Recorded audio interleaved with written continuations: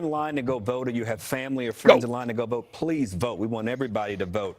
3, Georgia and North Carolina, what I'm going to be most focused on here over the next hour or two. We will get early numbers there. All of the demographics we're looking at, older, younger voters, the gender gap, male and female, how many black voters might be voting for Donald Trump versus for Kamala Harris.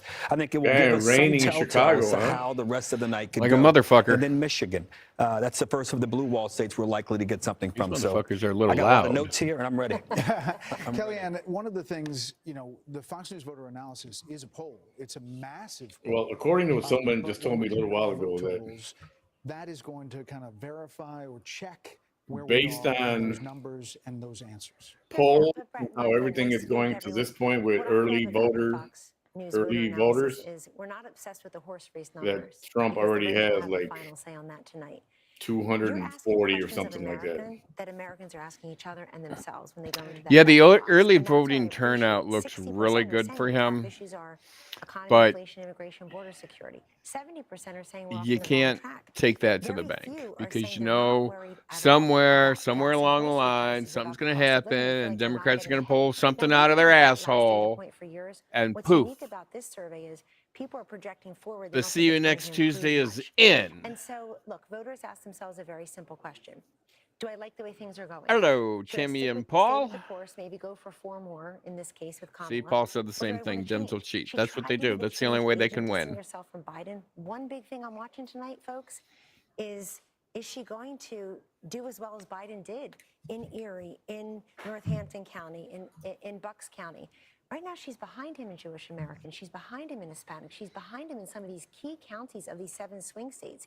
She has to at least put the send you something, Bam, to your text, to your phone. And Carl, when we were sitting here, or I guess What we you were sent there me. in 2020, Biden was ahead at this point, you know, just in terms of the polling, not in terms of raw data yet. Oh, sweet Jesus. Hey, welcome back, everybody. Hey, Paul, Tammy. Was that No More Cheat Skis that did that? No, not at all. First of all, a little whiteboard. I mean, are you competing with Hemmer? I mean, this is He's high tech. I'm low tech. Just remember. Good evening, everyone. Make yourselves comfortable. This one's going to be a few hours. That was awesome.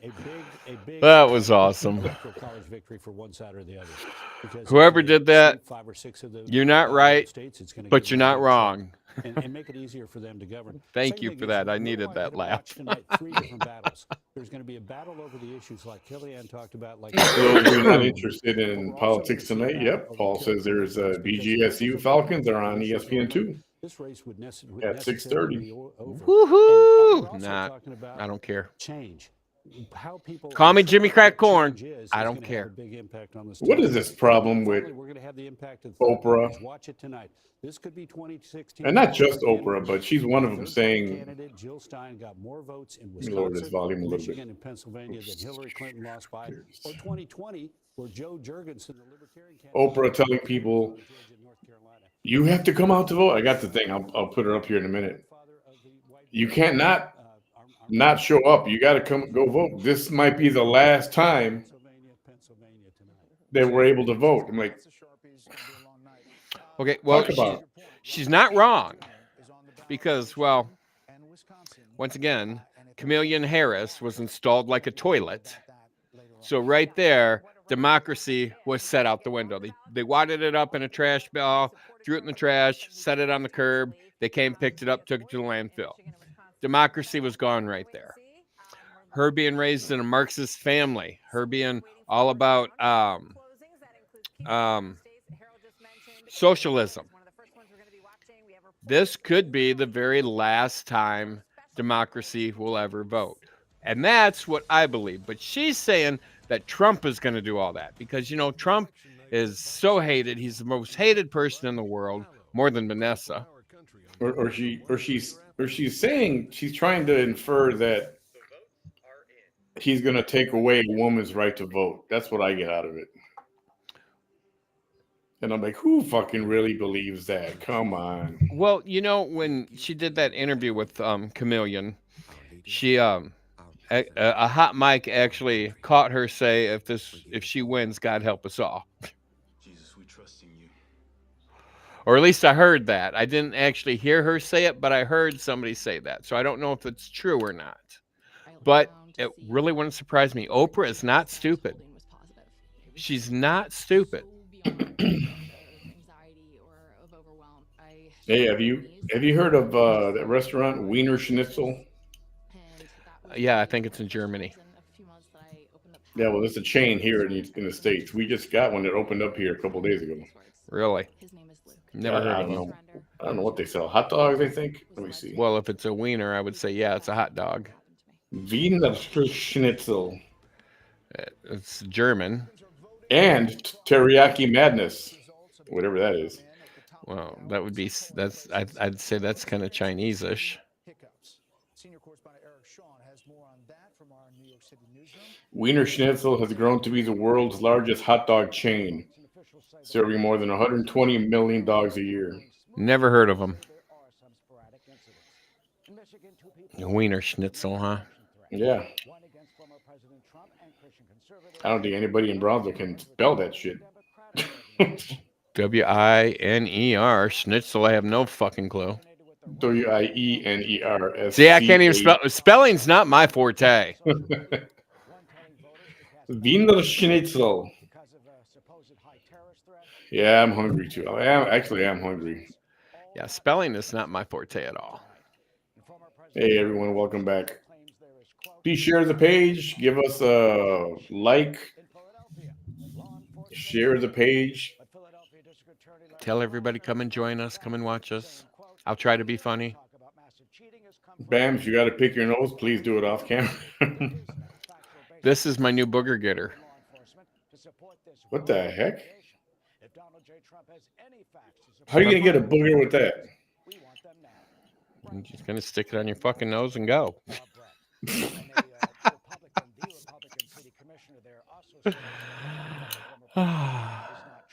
It's a booger getter. Hey, Tammy. Yeah, I voted the second day of early voting. I got it out of the way, and it was a long-ass line. I voted too. As my thing behind me says I did. I voted. I'm not going to tell you who I voted for, though. I can't do that. I think we can assume. Christopher spelled it. That's the way I'd spell it if I was to spell it. Okay, Eric, thank you. So meanwhile, the election has already ignited a flurry of legal challenges. Let's bring in Shannon Bream and Carrie. That Chris, he's a smart two of kid. the best to tell us how they are seeing all of this.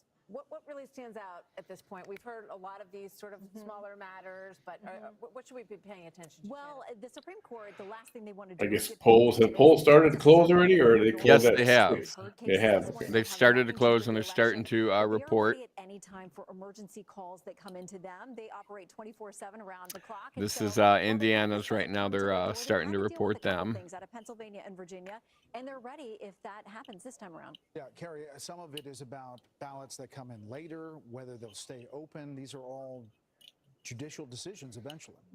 I would say the focus of the DNC has been on access to mail-in ballots and the amount of mail-in ballots that are available. The RNC is focused, to your point, on the rules governing those mail-in ballots. What up, Chris Baker? To make Chris. sure the administration and such is going. Chris, compared to Bam, you're a kid, all right? Oh, New Hampshire, 50-50 there. Than there was in 2020. I think the RNC and other groups have brought a lot of serious cases, serious challenges, because I think the country has gotten wiser to the fact that the administration of elections leading up to the election is very important. And we should point out, these states, the secretaries of state, they've done a really good job overall. I mean, we haven't seen a ton of incidents, to Eric's point earlier. Yeah, they had 4 years to figure out what didn't go right. In They can't be done 2020. counting all the votes in Indiana. They just closed the polling places. In 2020. So what they wanted to do, and If Kamala actually wins, the court process. Carrie and I have been going through these all day today. Many of them have been filed in. All I Chuck can says do it's going to be a landslide. I know. All I can do is go back to work tomorrow as normal, and nothing will change, even if Trump wins. Which helps everyone. Well, Go you know, back to work the next day, and nothing changes. I really hope Trump wins, because my new job, we are mandated to work 3 16-hour days and 2 8-hour days. So, I mean, that's a shit ton of overtime a week.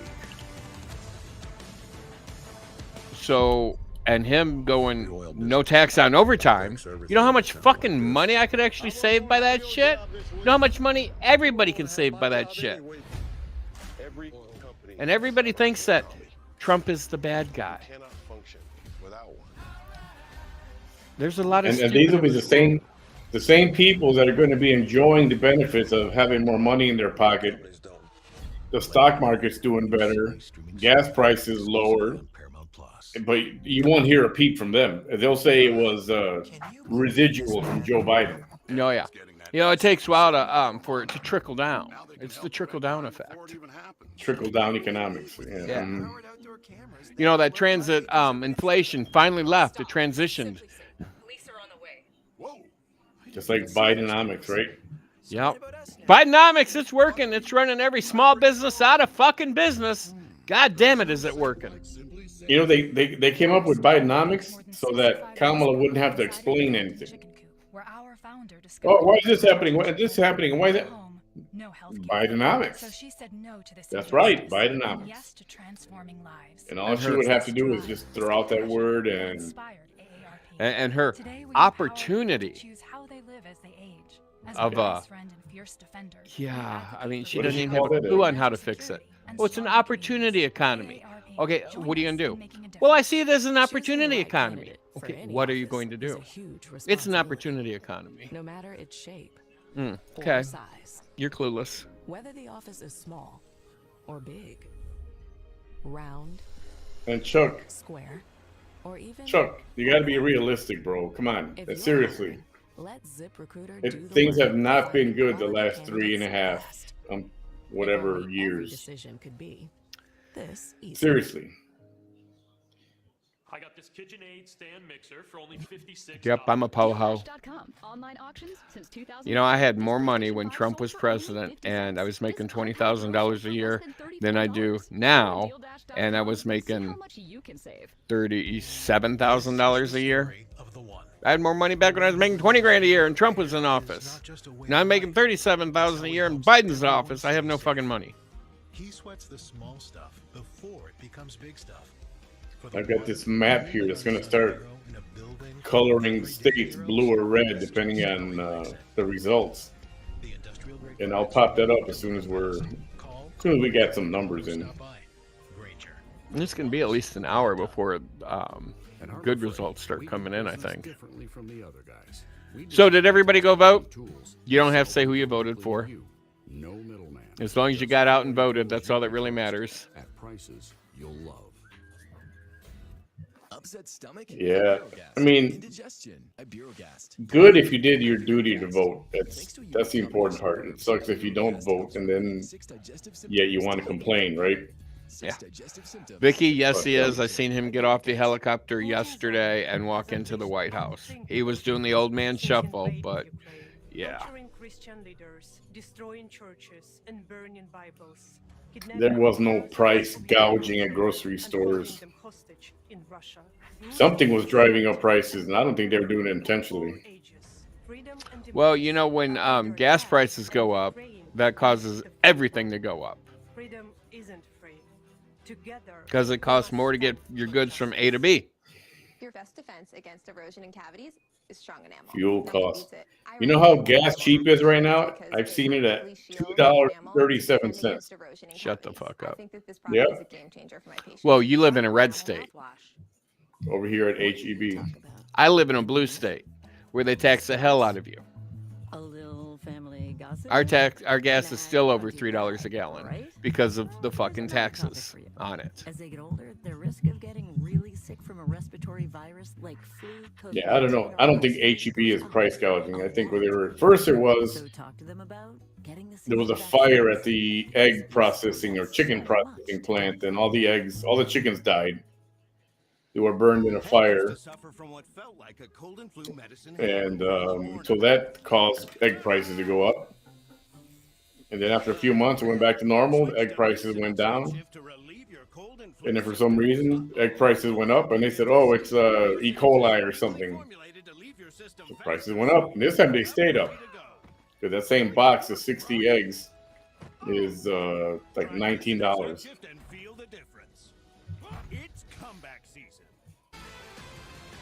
$2.33. Whoa, yeah, $2.37. I saw there was the one on Boca Chica.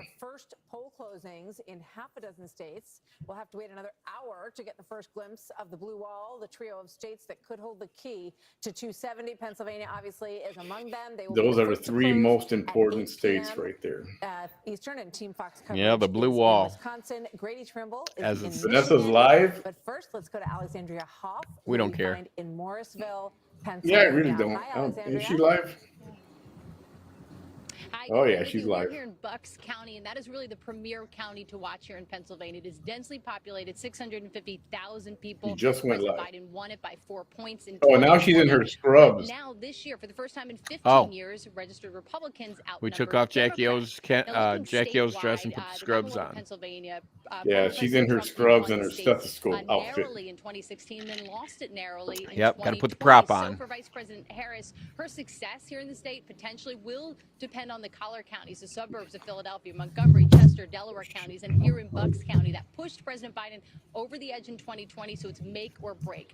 Now, polls close at 8 p.m., but that is not necessarily the case everywhere. In Luzerne County, there's one polling location in Laughlin that's getting extended till 9:30 p.m. after some issues this morning. Some issues this morning are also why Cambria County, that is extended to 10 p.m. Are these tonight. final numbers, do we Those know, in ballots Indiana? cast by after 8 p.m. will be provisional. No, it's like Again, 5%. It 2020, says the on count here was the slow. left over It here, took 4 5. days, Oh, but okay. there were 2.6 So only 5% million of the mail-in votes have been ballots to count. counted. 2020, so far 1.9 million have been accepted here this year. Guys, we'll send it back to you. Alexandra, thanks. Grady Trimble is in Michigan, just outside Detroit. Good evening, Grady. Good evening, Brett. Michigan's top elections official says turnout here on Election Day has been off the charts. Some of the top issues driving voters to the polls in Michigan include the big ones like the economy, the border, and abortion. But there are also two niche issues more specific to Michigan. Those are the electric vehicle mandate and the Middle East. The Trump campaign has been trying to win over auto workers who disagree with their union's endorsement of Vice President Harris. The campaign has also been courting Arab Americans, many of them unhappy with the Biden-Harris administration's handling of the wars in Gaza and Lebanon. Former President Trump became the first major party candidate to visit Dearborn, Michigan last week. That city is home to the largest Arab American population in the country. And we talked to voters, Arab American voters, who say that resonated with them. So as we look for results to come in tonight here in the Wolverine state, those two issues could be critical, not only in the race for the White House, but also as Republicans try to flip the Senate seat vacated by Senator Debbie Stabenow. Brett? All right, Grady, thank you. Mike Tobin is in Milwaukee, Wisconsin, with a look there. Hi, Mike. So I'm looking at this. You're somewhat right, but you know, I'm still digging that whole no tax on overtime thing. You know how much money that'll put in the pockets of the working class people?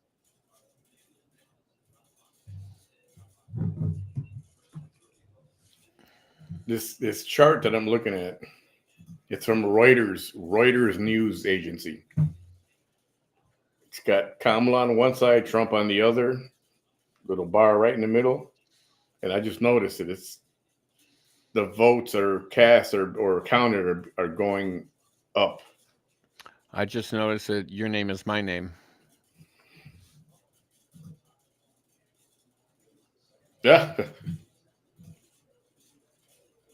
Yeah, I have no idea how to fix that. I think it's in your settings, my friend. There we go.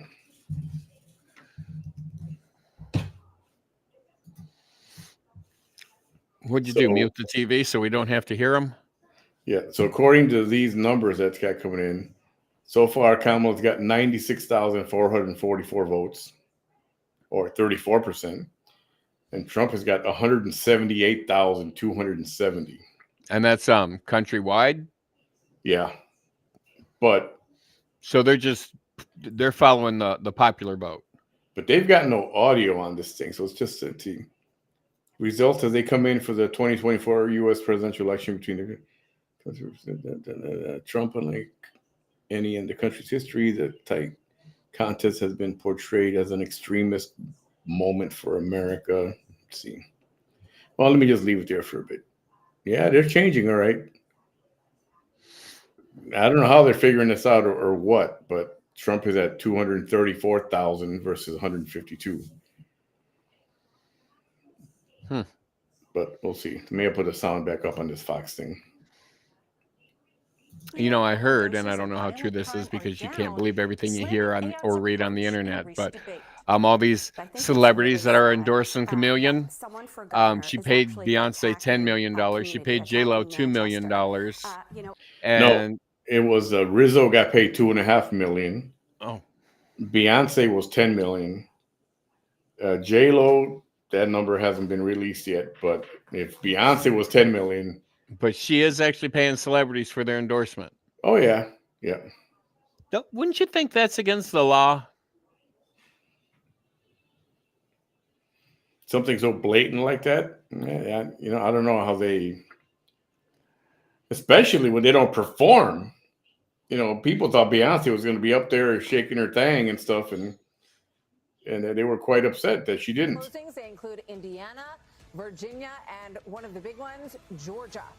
Yep, that's what them Democrats want to do, Chuck. Democracy 24. That's what they do in a socialist world. And they're really pushing this country to go socialist. I spend my life trying to find my calling. Mine found me at an early age. It was just a matter of how good I could get. I don't know that labor laws allow that. At RAM, our calling is to build Well, see, that's the one thing that people don't understand, that once you're in power, you can change the law to do whatever you want to do. If it's against the law, they can change it so it is legal. Don't miss Ram Power Days. Hurry in today. Chuck is still with the Project 2025. And if you're socialist... Come on, man. Okay, Trump did not do it. He's not part of the 2025. Some moron created that. Some socialist moron created that. And yeah. One of the creators of the Heritage Foundation that came up with Project 25, he voted for Kamala. He endorsed Kamala. Come on. We just want to have enough money for retirement. So it's probably her that's going to do it. Our grandchildren. I understand. That's why at Fisher Investments, we start by getting to know each other so I can learn about your family, lifestyle, goals and needs, allowing us to tailor your portfolio. What about commission-based products? We don't sell those. Well, and then you got the old Tay-Tay. Oh, God, I hate Tay-Tay with a passion. But, you know, every song she's ever written is about a bad choice she's made. Well, she, Taylor Swift. Yeah, she endorsed Biden last year. Got all her little Swifties out to vote for him, and now she's in vote. And look how that turned out. I mean, look at our economy. Now she's backing Chameleon. She's nothing but bad decision-making person. I would hate. I wouldn't feel good about, hey, I can get somebody's endorsement. I can pay her $1 million and she'll vote for me, or she'll tell people to vote for me. Yeah. Here's why you should switch. That's like shady. On any side, I wouldn't want that. I'm not a fan of that. But you don't see Trump paying any celebrities to endorse him. It blocks cookies and creepy ads that follow you around from Google. Yeah, I don't know if that's true or not. And even if he was, that was we make money from ads so long ago. Join the millions of people taking. And as we know, J.D. Vance saw the light and has made an about face on what he thought about a lot of things, including Trump. Stay ahead of your moderate to severe eczema. But Trump disavowed Project 2025 numerous times. And it's out there that he had nothing to do with it. So, yeah, I'm not buying that one. Next. Can be severe. Tell your doctor about new or worsening eye problems such as eye pain or Getting vision hungry. changes, including blurred vision, joint aches and pain, or a parasitic infection. Don't change or stop asthma medicines without talking to your doctor. Who's buying pizza? Ask Anybody? your eczema Anybody want to buy specialist pizza? about Dupixent. I mean, this is like pizza or wings kind of a night, right? I had hamburger helper. Hi, Grandma. I played baseball today. Oh, that's great. What position did you play? She's still alive? Yeah, she's still That's where alive. Grandpa used to play. I'm not switching to her because we covered enough of that today. Regular phone. It made a And feel she's boring. isolated. It became difficult to communicate. She with our she makes you friends. go night-night. Clear captions And was she's an still easy solution for us. fighting Clear with herself Captions in provides Ophelia. captions on a phone like captioning on your TV, so you can see what the caller is saying live as they say it. Making it easy to understand and respond immediately. There is no insurance or Medicare required. Damn, that Service sounds is provided at no cost good. to you through a What federally felt funded good? program. We deliver Tomato in basil store hamburger and is the train you best. on how to use your phone, all at no cost to you. Hamburger helper. Do they come like that? Tomato basil flavor? Yeah, I had lasagna helper tonight. Qualify to get Not bad. You know, I doctored up. I put in diced tomatoes, and I put in a little turmeric and a little oregano and a little garlic and salt and Looking pepper. for a way to stretch the dollar? With Insurify, you can cut your car insurance bill in half. You got to Scroll doctor through up the dozens of hamburger prices helper and tap to sometimes. switch online. That's it. No phone calls and no wasted time. Go to Insurify and save Ooh, today. that sounds good. Fajita tacos. Does your fiance know you're spending this much money? Is it bad? $284 a month on subscriptions. Where do So you Vanessa's reading court papers, Vicky Tammy says. Who's court papers? What is she reading? So she went to court today. What was that all about? I don't know. We're trying to figure it out. My Counting down to the first major poll. My inside contact says she was not on the docket today. Races, Senate races hanging in the balance No. tonight. Senior congressional correspondent Chad Pergram live on Capitol Hill to set us up for that. Hi, Chad. Martha, good evening. Nearly every source has described control of the House the same way to me, tight as a tick. Democrats need a net gain of 4 seats to win the House and award the Speaker's gavel to Hakeem Jeffries. Now, here are the bat signals which could indicate the direction of the House. 2 seats are in play in Virginia. If freshman Republican Jen Kiggins loses in Virginia 2, or if it's tight, that's a good sign for the Democrats. Another bellwether is Virginia 7. Democrat Eugene Vindman faces Republican Derek Anderson. That could tell us a lot about House control. Now, another canary in the coal mine, North Carolina 1. If GOP challenger Laurie Buckhout defeats Democrat Don Davis, that's a good sign for Republicans. Now, control of the Senate. The GOP needs a net gain of 2 seats. The first big indicator may Chocolate come chip in cookies. Ohio. I want some of them. Polls close at 7:30 Eastern Time. Democrat Sherrod Brown faces challenger Bernie Moreno. Moreno appears to be running behind former President Trump in the Buckeye State. Now, Fox is told that Mr. Trump must carry Ohio by about 10 points in order for Moreno to win. And Brown has only won in Democratic years, 2006, 2012, and 2018. The wild card is this year. Martha? Chad, thanks. One of the races that could swing control of the U.S. Senate playing out in Montana. Correspondent Dan Springer is in Bozeman tonight. Good evening, Dan. Yeah, good evening, Brett. And I don't want to go on the record as saying I'm jealous of all my colleagues and their nice, warm watch parties already. We're in Bozeman. It was snowing sideways. I don't think it's going to have a lot of impact on voter turnout today because most people in Montana voted prior to today. The polls close at 8 o'clock, and that's when we can go inside to the GOP watch party in the hotel behind me. It's expected to be a good night for Republicans here. President Trump is expected to win by a landslide. The big question, of course, is what happens in the Tim Sheehy-John Tester race. John Tester has been said to be the most vulnerable Democratic senator in the country this year. As he has in past years, he always seems to manage to slip away and win his elections. And he could do it again this time, but Republicans are confident that Tim Sheehy, a newcomer to politics, will end up winning this seat and taking the Senate for the Republicans. Brett?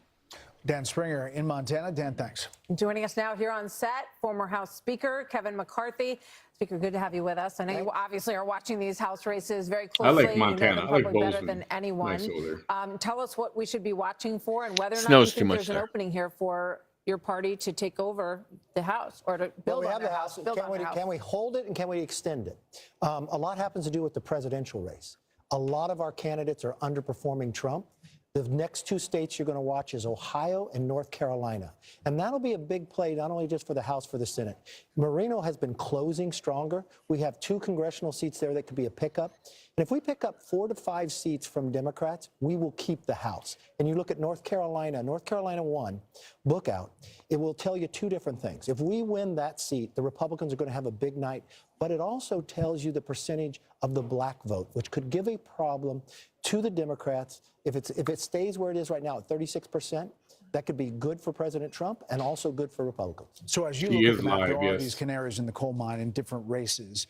But how much does the presidential race and the coattails there affect those races? I think it affects whether the House is able to keep Republican is going to be a lot on President Trump. If we keep the House, Trump has brought us over because before a lot of our candidates overperformed Trump. Oh, a fucking line in Chicago. I was just talking to one member in California that Trump had lost his district by 13. Trump was tied today in his district. Trump is performing in California better than he has before. Because you really got to look to California and New York is where we won our majorities. That's where a lot of money is being spent. We've always picked up seats in those states the last 2 cycles. We've got to pick up some more and hold them. So when you look at the presidential race, in light of all that, because so much will depend on it, it has been tossed up all across the board for, these polls have been tied for weeks. What's your take?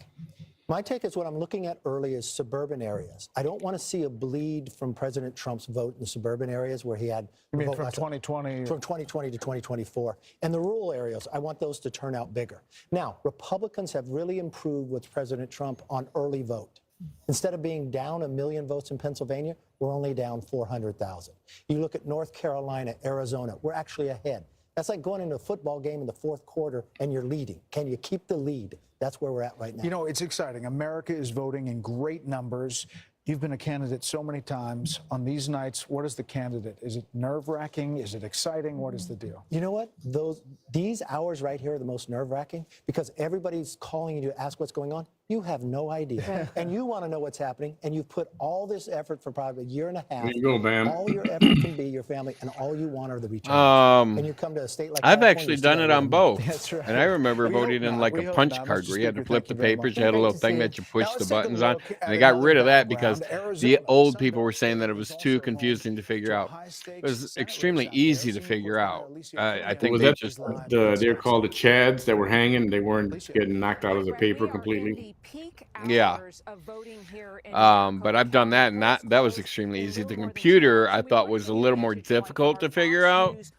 Where if you just have a piece of paper and they gave you like a black Sharpie or whatever, you just kind of color your little circle. And I mean, it can't get any more simple than that. It really can't.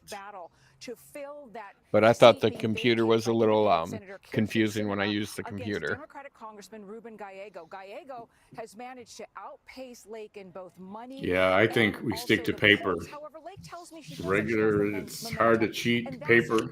It is a lot harder to cheat with paper, where you don't have to worry about somebody hacking into your piece of paper and your Sharpie unlike you do a computer. Harris and Trump have been targeting independents and I think a paper ballot is the actual way to go. Harris is hoping women really help pull her across the line. Now let's talk about the Maricopa County ballot. Yeah, I heard that y'all gonna get a shit ton of snow out there in Colorado. Where in Colorado are you? It is slowing down the lines, and it's expected to slow down the count. Brett. Alicia, thank you. First poll closings coming up right around the corner. That includes our first glimpse at the battleground state of Georgia. Laura Ingram, Jesse Waters, Sean Hannity as our election night coverage continues right here on Fox. Oh boy. Have you always had trouble with your weight? Let's see what else is going on in the internet land. In the internet land? Yeah, and on YouTube. So polls usually close about what, 7 o'clock at night? Some 8. Yep. So the next clothing is in 8 minutes, 7 minutes, 7 minutes. 7 minutes. It'll be 7 o'clock on the East Coast. Don't take if you or your family had MTC, MEN2, or if allergic to it. Tell your prescriber if you are breastfeeding, pregnant, or plan to be. Yeah, there was word that Kamala was doing 2 different ads about severe stomach pain or any of these allergic the war out there between Israel and Hamas. Well, and yeah, this is the news I usually watch, Fox News. They showed her in one state saying that she was for Israel, and then in completely another state she was for Palestine and Hamas. Yeah, kinda, Palestine. for peace. For She was supporting them both. So she's a big flip flopper. She doesn't even know what the fuck. She doesn't know if she's coming or going. I mean, she is really stupid. And you can't fix stupid. Check your coverage before talking to your prescriber about My personal opinion is she is really stupid. I mean, she can't keep her lies straight. She doesn't know what she stands for. Because in one state it's this, and in another state it's that, or in the same state, one group of people she's saying this, another group of people she's saying the complete opposite, and then, oh, all of a sudden I speak like I'm from the ghetto, or now I'm speaking like a Jamaican, and now I'm speaking like a Southern person. It's like, you know, when you do accents to people with accents, they look at you like you're fucking stupid, and you're making fun of them. Also from Advil targeted People are not stupid, Kamala. You are. Fighting ingredients that start working on contact and lasts up to 8 hours. So what are you thinking?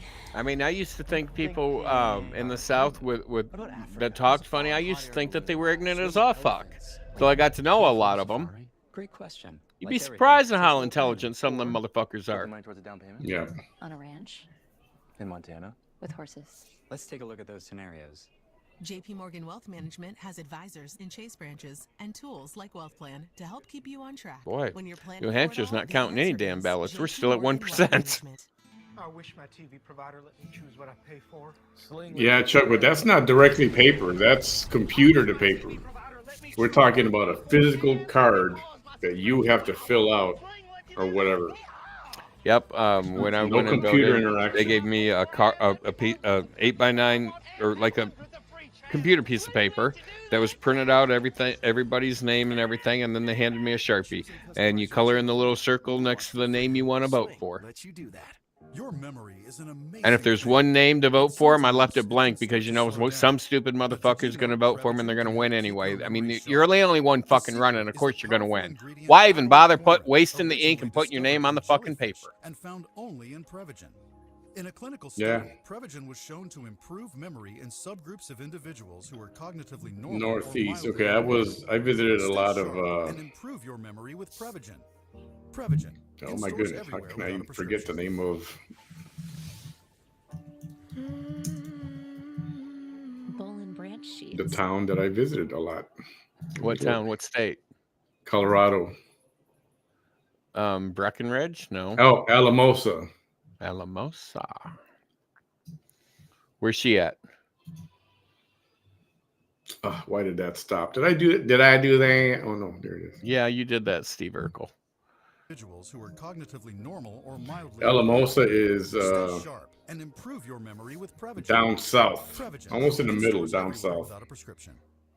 Yeah, I think the snow's supposed to hit like the Denver area in the mountains. Bowl and branch sheets are incredibly soft. They have a UFO observatory area, and I went there in the middle of the night. I went there in the middle of the night, and I was shitting in my pants. It was pretty scary. You broke it again, Manny. Stop breaking shit. I tain't doing it. I tain't.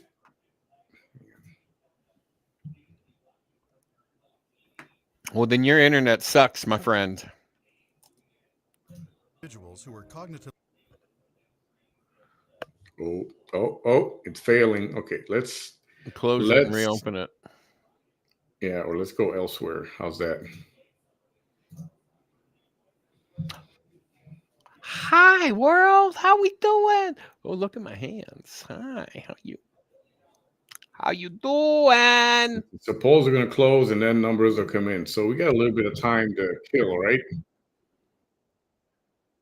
Alamosa didn't. By night, all day. But if you want to sort of see like a vision of the future, it's like basically the top 20 and or even the top 100 is like totally dominated by China. It's really? Yeah, there's like China and a little bit of Korea and Taiwan. So are you in the top 20 in the world? Or top 20? Wow, in Diablo. Yeah. Do you want to tell everybody your handle? No, don't tell him. Don't tell him. It's not I worth don't even know what that is. What is it, a game or they, something? they actually listed me with my actual name in the list. Oh, did they really? Yeah. Oh, interesting. But that dude's a genius. There's only 2 Americans in the top 20. The rest, almost everyone is from Asia. He's got a big butt. We were talking about something that I think is a really good, because people always think that He's got a video games big are butt. frivolous. But what you were saying, I think that's really important is Elon. it's so difficult that it requires you to only think about that, and it can Quit looking at relieve his stress. butt. Yeah, it can take out the gay, rest of it's the my world because job. it's so hard. Yeah. You can only think about that. Yeah, I mean, if I Chuck, I'm talking play a game about on extreme Alamosa, difficulty, then, Colorado. I have to concentrate fully on the game, and The city on the calming northern, effect. What's going on, Dean? It sort of chills down. Southern end of and, Colorado. I mean, you mentioned, I think, and many people, like, if you play martial arts or you play pool, like something that forces you, it's like, I think anything that forces you to concentrate fully, Hey, Kathy. actually has a calming effect. I find it just sort of like, kind of a restoring effect. Mentally. Yes. It's like, it's good. Jiu-jitsu's like that. Yeah. Archery's like that as well. Yeah. Hey, Like, Bam, when you're shooting Bam's a about to get bow, 4 to 8 you inches have to- tomorrow. There's so many Who is? moving Yeah. things, and you have to think only of you it, can keep and that. it cleans the mind. It cleans the mind, yeah. Is Exactly. that your I was husband watching- or I was you reading know? a study about just kidding, surgeons, Yeah. where they Calm down. found that surgeons who regularly play video games make less errors.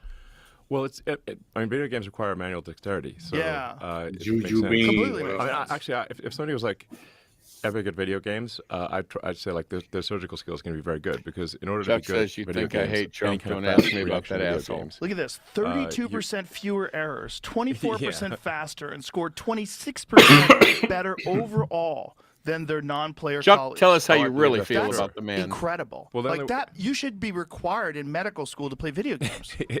Don't you if, think? If somebody's like a top-ranked video game player, You see- and they say they're a you see if I surgeon, can I'd be get like back to, plus 1, plus 2 type of thing. Oh, top rank for sure. Well, but because- this isn't even top rank. This is just people who play. Well, Okay, well, these guys are boring. Manual dexterity has to be extremely high. Yeah, So I'm you're looking at for a things on screen, different, You're reacting, and you know, sometimes you got like 10 milliseconds to react. Yes. Thingy.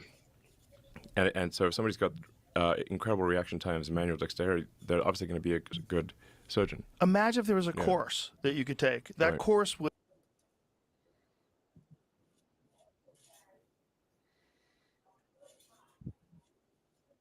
Nah, it's messing up, damn it. So, let me just find a YouTube feed besides Rogaine. Prince Rogan over here.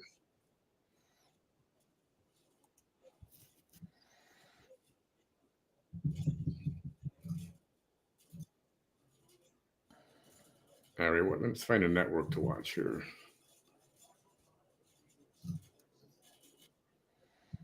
This is always good. That one.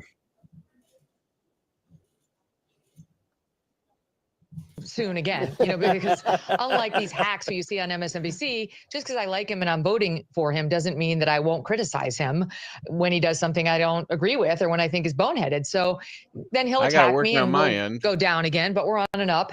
And there's no question in my mind that he's the better candidate here. I mean, there's not even any competition. And I've really been kind of irritated that there's such a gender gap here, because I think my fellow women are being manipulated.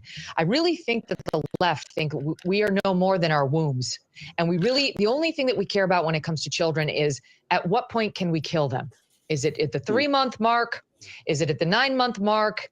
And that after they're born, we really don't care. It's not what we vote on. And as a mother of 3 children, I can tell you, we care about a lot more than that. And no one's talking about it. Like, the Republicans are so afraid of abortion. They're terrified to talk about abortion, that they don't take on this issue by making, first of all, substantive legal arguments, which I believe are very much available to them and should be made, which is this is not a federal issue. Why do This you will not hate be upheld Elon as a Musk? power that the Congress can exercise in trying to govern abortion Enlighten on a us, nationwide please. level. And so there's never going to be a federal abortion law. There's not going to be one. And even if they tried and they can't get one passed, it would be struck down by the U.S. Supreme Court. So the Republicans shouldn't be as afraid of this as they are. But anyway, the second thing is that women really are safer under Trump than they would be under Kamala and than they have been under Biden. Look at the number of women who've been killed. So everybody's mad. Gang members Elon and other groups Musk. from Honduras, from El All he did Salvador, was from Venezuela. That's number one. Every other day you get a make the report mass of a production child of who's been electric raped, cars and the sexually technology molested, behind it. Killed by somebody from Venezuela. And we're supposed almost to attainable for everybody. you know, We're still it's getting like there. Bill Maher said to me when I was on the other week. Send "Oh, rockets so up to Americans kill freaking people too?" space. What? We Oh, have and to have take them the come back Americans. on their We own. have to take Venezuelan gang members. So I that's number mean, one. And then the trans insanity that rhetoric alone, I think is people number are pissed two. off because he And bought just the Twitter absolute and he demoralization of our boys, which I've talked to all of upheld you guys free on your speech podcast and and let everybody mine say what they about, want to say is instead another of reason. A lot of us are restricting. mothers to And boys. being A lot of us censored. are Oh, Yeah. wives censorship. to men, The Democrats daughters to love to do dads, that. sisters to brothers. And the dejection and demoralization of men under this leftist thinking has to stop, both for the sake of the men and for the sake of the women who want to partner with them and reproduce and create more families. You know, Megan, this is one of the things that's so astonishing about the Democratic approach to this entire issue. I mean, the Democrats, whenever they talk about women, it's as though they're a foreign species. Like, women hate men; they like despise them. Like, women who are Nothing married bad to is men happening in apparently Boca Chica hate them so Beach. much that they can't even have an There's open conversation about the explosions. politics. Okay, There's a well, mess. People pick it up and clean it Shapiro's up. kind of Wink at boring one another as they tonight. quietly vote for Kamala Yeah, that's Harris because the and numbers aren't The out yet. Let me Handmaid's find a Tale. different And then feed. because they believe that women and men are exactly the same, men then go and do the same thing. Actually, men then go to the ballot box and then they wink and nod at each other as they vote. All right, Matt. Bam, do a little tap dance for us if you would, while I find a different channel. What is this? Congressman Jim Banks will win his first Fox Senate News. race. In Virginia, it is too early to call the race between incumbent Democratic Senator Tim Kaine and his Republican challenger, Hung Cao. We're going to be looking into Virginia.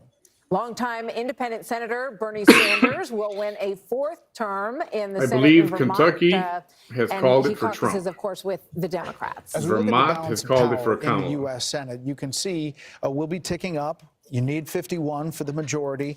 The Republicans need to pick up 2 to take the majority, and they're looking at states like West Virginia and Montana, but there could be others on this board. Right now, as you see, 39 Republicans to 29 Democrats. A lot of toss-ups in that group as well. In the He's Senate not races across the censoring country. anybody. Let's go to Bill Hemmer and get an update from Elon Musk. the board. Chuck's butthurt about We're just seeing Elon a little Musk. of this vote come in from Florida, so why don't we go ahead and start there? And I'm just going to punch around and see a little bit of what we're getting here.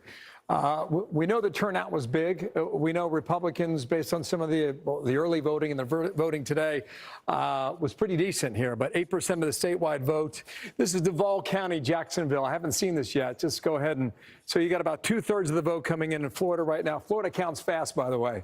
The early votes, they rack it up. And so right here in Duval County, you got Kamala Harris leading by a point. I tell you what we do. Why don't we do this? It's very interesting because for one of the first times in a long time, in anybody's memory, I guess going back to FDR, the late 1800s, we've got a candidate on the ballot where you can compare the number from 4 years ago and compare the number from 8 years ago. So we're going to do this a lot throughout the night. We'll get a measure about how Trump is performing versus Hillary Clinton and versus Joe Biden. So let's go back 8 years now. Just watch his number here with 2/3 of the vote reporting in Florida. This is one county in Jacksonville. So all right, here we go. Trump was just shy of 50 against Hillary Clinton in that county. And then 4 years ago, he was a little less than that, about 2.5 shy of the midway mark in overall Duval. So he's doing right about the same number he did with Joe Biden 4 years ago. So let's look at Volusia County. Okay, you got a little more of the vote in here. Trump easily at nearly 60% of the vote. 77% reporting. Flagler, 86% reporting as well. So we expect him to do quite well in Florida. Let me move away from this because what I wanted to show you in a moment here is we're just getting a flavor right now of perhaps what the suburban vote is doing for Trump versus Harris, and then what the rural vote's doing. And what I did was I want to pick out 2 places here because there's a county just north of Indianapolis. This is Hamilton County. Population about 350, 360,000. About 2/3 of the vote coming in right now. What I want to show you here is Trump's at 48.8 now. There's more vote out there. Indiana counts the mail-in ballots first. So let's do the same exercise, okay? This time, watch the slide come out here. And now it gives us a direct comparison for 8 years ago against Hillary Clinton. This is the weakness in the Trump campaign, right? 8 years ago, he was just shy of 57% in the same county. And then 4 years ago, got slightly weaker, okay? Down about 2 points. And then current day today, okay, so there's more vote out there, so we'll see how it goes. But right now, a little weaker there in that suburb just north of Indianapolis. Conversely, right, Trump's been working the rurals, right? Well, this is Kentucky. You got a lot of the votes still out there, even though we called the race, okay? This is Taylor County. It is rural. It is small. There's about 10 to 12,000 votes there. Kentucky already, Trump's and it's percentage not of even the done vote is counting. Right, big at exactly. That's what I was going to say. 77%. So Just let's do the because same Fox News exercise called again. it doesn't mean Go it's back to official yet. 2016, the percentage of the vote, okay, it was lower. 4 years ago in 2020, same county now, right around 75%. And as of tonight, okay, by the way, raw vote, 93.76. Hold on to that number, okay? It's important because he's doing better on a percentage basis, but the raw vote doesn't help him a ton. That may suggest, as we pop around the map throughout the night, that the turnout for this vote could be lower than 2020. That's a COVID year, a pandemic year. A lot of people vote by mail, et cetera, and we'll see whether or not we're able to top that number from 2020, but it's questionable and debatable at the moment. If I've got time, I'll just show you Florida. Just one more time here, 30% Hey guys, in. can you guys see this? Miami is missing. Fox News thing? Is it on the screen for waiting everybody? for the Hispanic vote down there in Miami, the Cuban vote as well. I'm just asking Broward because I got County, this 70% link in. on top that Heavily says show Democratic on there, but about stream. 60% of the vote right now. I going for assumed it Kamala was Harris. visible to The everybody. Trump team is saying that they're getting on the radio right now. Can they see it? They're cautiously optimistic. That's what I'm asking. They're doing radio in Pennsylvania, Wisconsin, and Michigan, all the way at the top. That means the former president telling Heather people says there's yes. still time and finish No, strong. no, that That's was- the that was message already from there. Mar-a-Lago, right around down here in Palm Beach. Back to you, Brett and Martha. You have time, Bill. We're going to have a lot of time. Roger that. Okay, yeah. We have a lot of waiting. Can somebody just give us Georgia is a really confirmation that you can as see we look the at this video raw that vote we're total. looking And at they're here? also getting a Which is lot a, that we expect to come feed in from the very Fox fast. News Madison channel. Allworth is actually in Norcross, Georgia. Chuck says with, Indiana's view been from the called for ground. Hey, Trump Madison. as well. Hey, Brett. Hey, Martha. So, yeah, polls have closed at a majority of locations here in Georgia, including the location that I'm at. I can actually see from my Chrissy vantage says point yes. that Heather at says least yes. one person has tried to come in past 7 p.m. and Thank you. they are turning them away because Just wanna make this sure it poll was there. location, like most, closed at 7. But there are a few, because of issues, that will be open past 7 p.m. So 5 locations in Fulton County, 1 here in Gwinnett County. Those 6 had issues with unsubstantiated threats. So they were closed for a certain amount of time during the day. They've been allowed to be open for that amount of time past 7.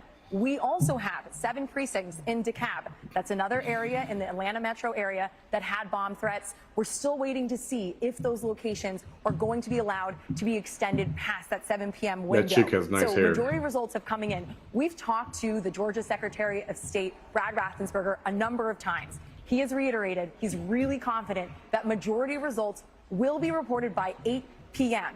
And now when it comes to how close it is here, recounts are not necessary. But if it's within 0.5%, a candidate can request it. We're going to start to get those results really any minute now. Guys, I'll send it back to you. Okay, Madison, thank you. All right, let's go to Sandra Smith, who is looking at these Fox News voter analysis surveys and picking up some information about different voter groups out there. What are you learning, Sandra? Which could be telling a Hey, big story Bam. right now. And this Go. is the first time you'll see this. And the first When you get a time chance, since the polls once have now once Sandra closed, Smith is done here, begun to close there, that we can find break this a down by CNN candidate. feed Okay. just so we can First be up, fair timing to of your the vote. people. We know so many went out for early You know what I voting. mean? Let's see how those votes are breaking down. The communist in news- Georgia. I mean, Those who the, cast their vote early. Look at this. They did not prefer a candidate if they early voted. It is split 49 for Harris, 49 for Trump. All right, let's look at some of these other key data points. We know race was huge. The black vote was huge for Biden when he won by just a bit in Georgia there in 2020. So let's look at how they are turning out in this election. All right, this is the first time we can break this down among black voters and their God damn it, support for Jim. Kamala Harris. While strong, she is below where Biden was in 2020, 4 years ago. This number for Biden was more like 91. So she's running about 8 points behind where Biden was with the black vote in Georgia in 2020. All right, I have another data point where I'm going to combine this with gender, okay? So now you look at the black male voter in That's right, Georgia. Michael. I've got We know both Trump at candidates have 19, spent a lot of time courting Kamala them at there. 3. Democrats have been trying to night convince them is that young. it could be better for the economy. Trump has been trying to woo those voters. Remember, inflation's more than 20% in that state. With black men, Harris is at 73%, Trump at 25%. Let me give you perspective and context on that. Joe Biden in 2020 had this number at about 87%. Okay, so right now she's running about 13 points with black men behind where Joe Biden was in 2020. All right, another data point there, Brett, because I know you asked. Black women as well in Georgia. We have been watching this.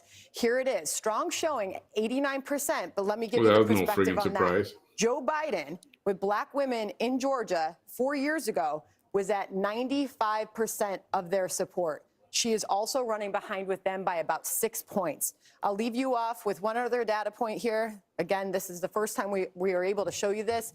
Education and race. Whites with no college degree in Georgia. Donald Trump, a strong showing there. He's at 77, getting 77% of their support. So we have a lot more data coming in, and we will continue to bring that to you. Brett, Martha? Those are really interesting numbers. They Absolutely. tell a story. They start to. Yeah, so let's bring in our panel and see what they think about these numbers. Britt Hume, Dana Perino, Harold Ford Jr., How do I Carl get rid of Rove, this? Laura Ingraham, and Robert Wolf. Laura, welcome. Great to have you here. That little TV icon down there with the arrow inside of it pointing up. Or whatever. Yeah. Hang on. All right, we're gonna try to spread the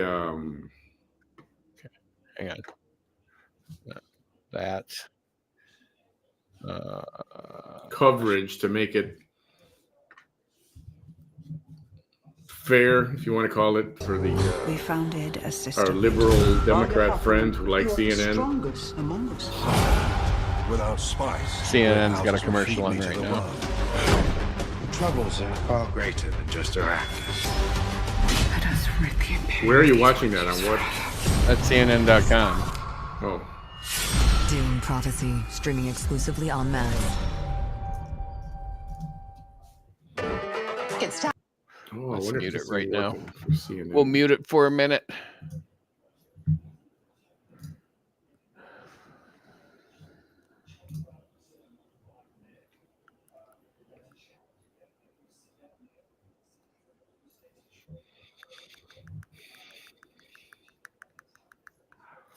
Oy vey. All right, so who do you think's going to win?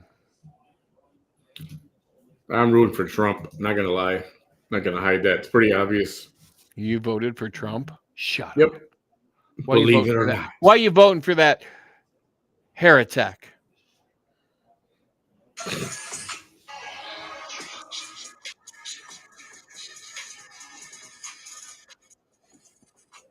I mean, that's like voting for P. Diddy. And the only reason I said that is because he's on the screen right now. There, Bam, I got something else to send you.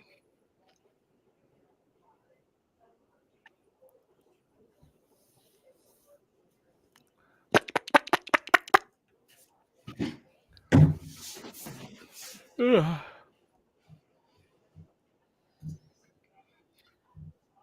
God, CNN has a lot of commercials. Yeah, I'm watching the feed from that cable TV app. Yeah. And so far it hasn't failed yet. Just go widescreen with it. Make sure you fill the screen. I don't know how to do that. Bottom right, the When little leaving just square. isn't an option. Put your but mouth Bottom on the right. Fox here screen. to help. A little square. Don't hate your I'll house. put your mouth on the Premiere screen. Wednesday, November 13th at 9 on HGTV. Chasing Life with Dr. Sanjay Gupta. Listen wherever you get your podcasts. Put your mouse on the actual inside the screen. You'll see a little I come back on here the right every year. bottom. I'm addicted to it. Well, all that does is me. It doesn't do it with anything else. Yeah, you're missing it. Hover over the screen. Yeah. Like where all this stuff is to CNN. Hover your mouse over it. Okay. Nothing comes up. Let's see, move it. Oh, it doesn't get. Oh, yeah, it's not doing it for you. Here, let's try this. Hang on. Let me go on this one. Turn that. Close that one.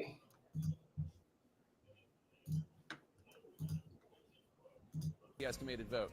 In the Commonwealth of Virginia, Donald Trump in the lead there with 58.5% of the vote. Kamala Harris with 40.5% of the vote. Donald Trump with a 2,871 vote lead. Still a lot of votes to come in from the Commonwealth of Virginia. We're coming up on another critical round of poll closings in the presidential race at 7:30 p.m. Eastern. That's just minutes from now. 37 of the 270 electoral votes needed to win the White House are at stake.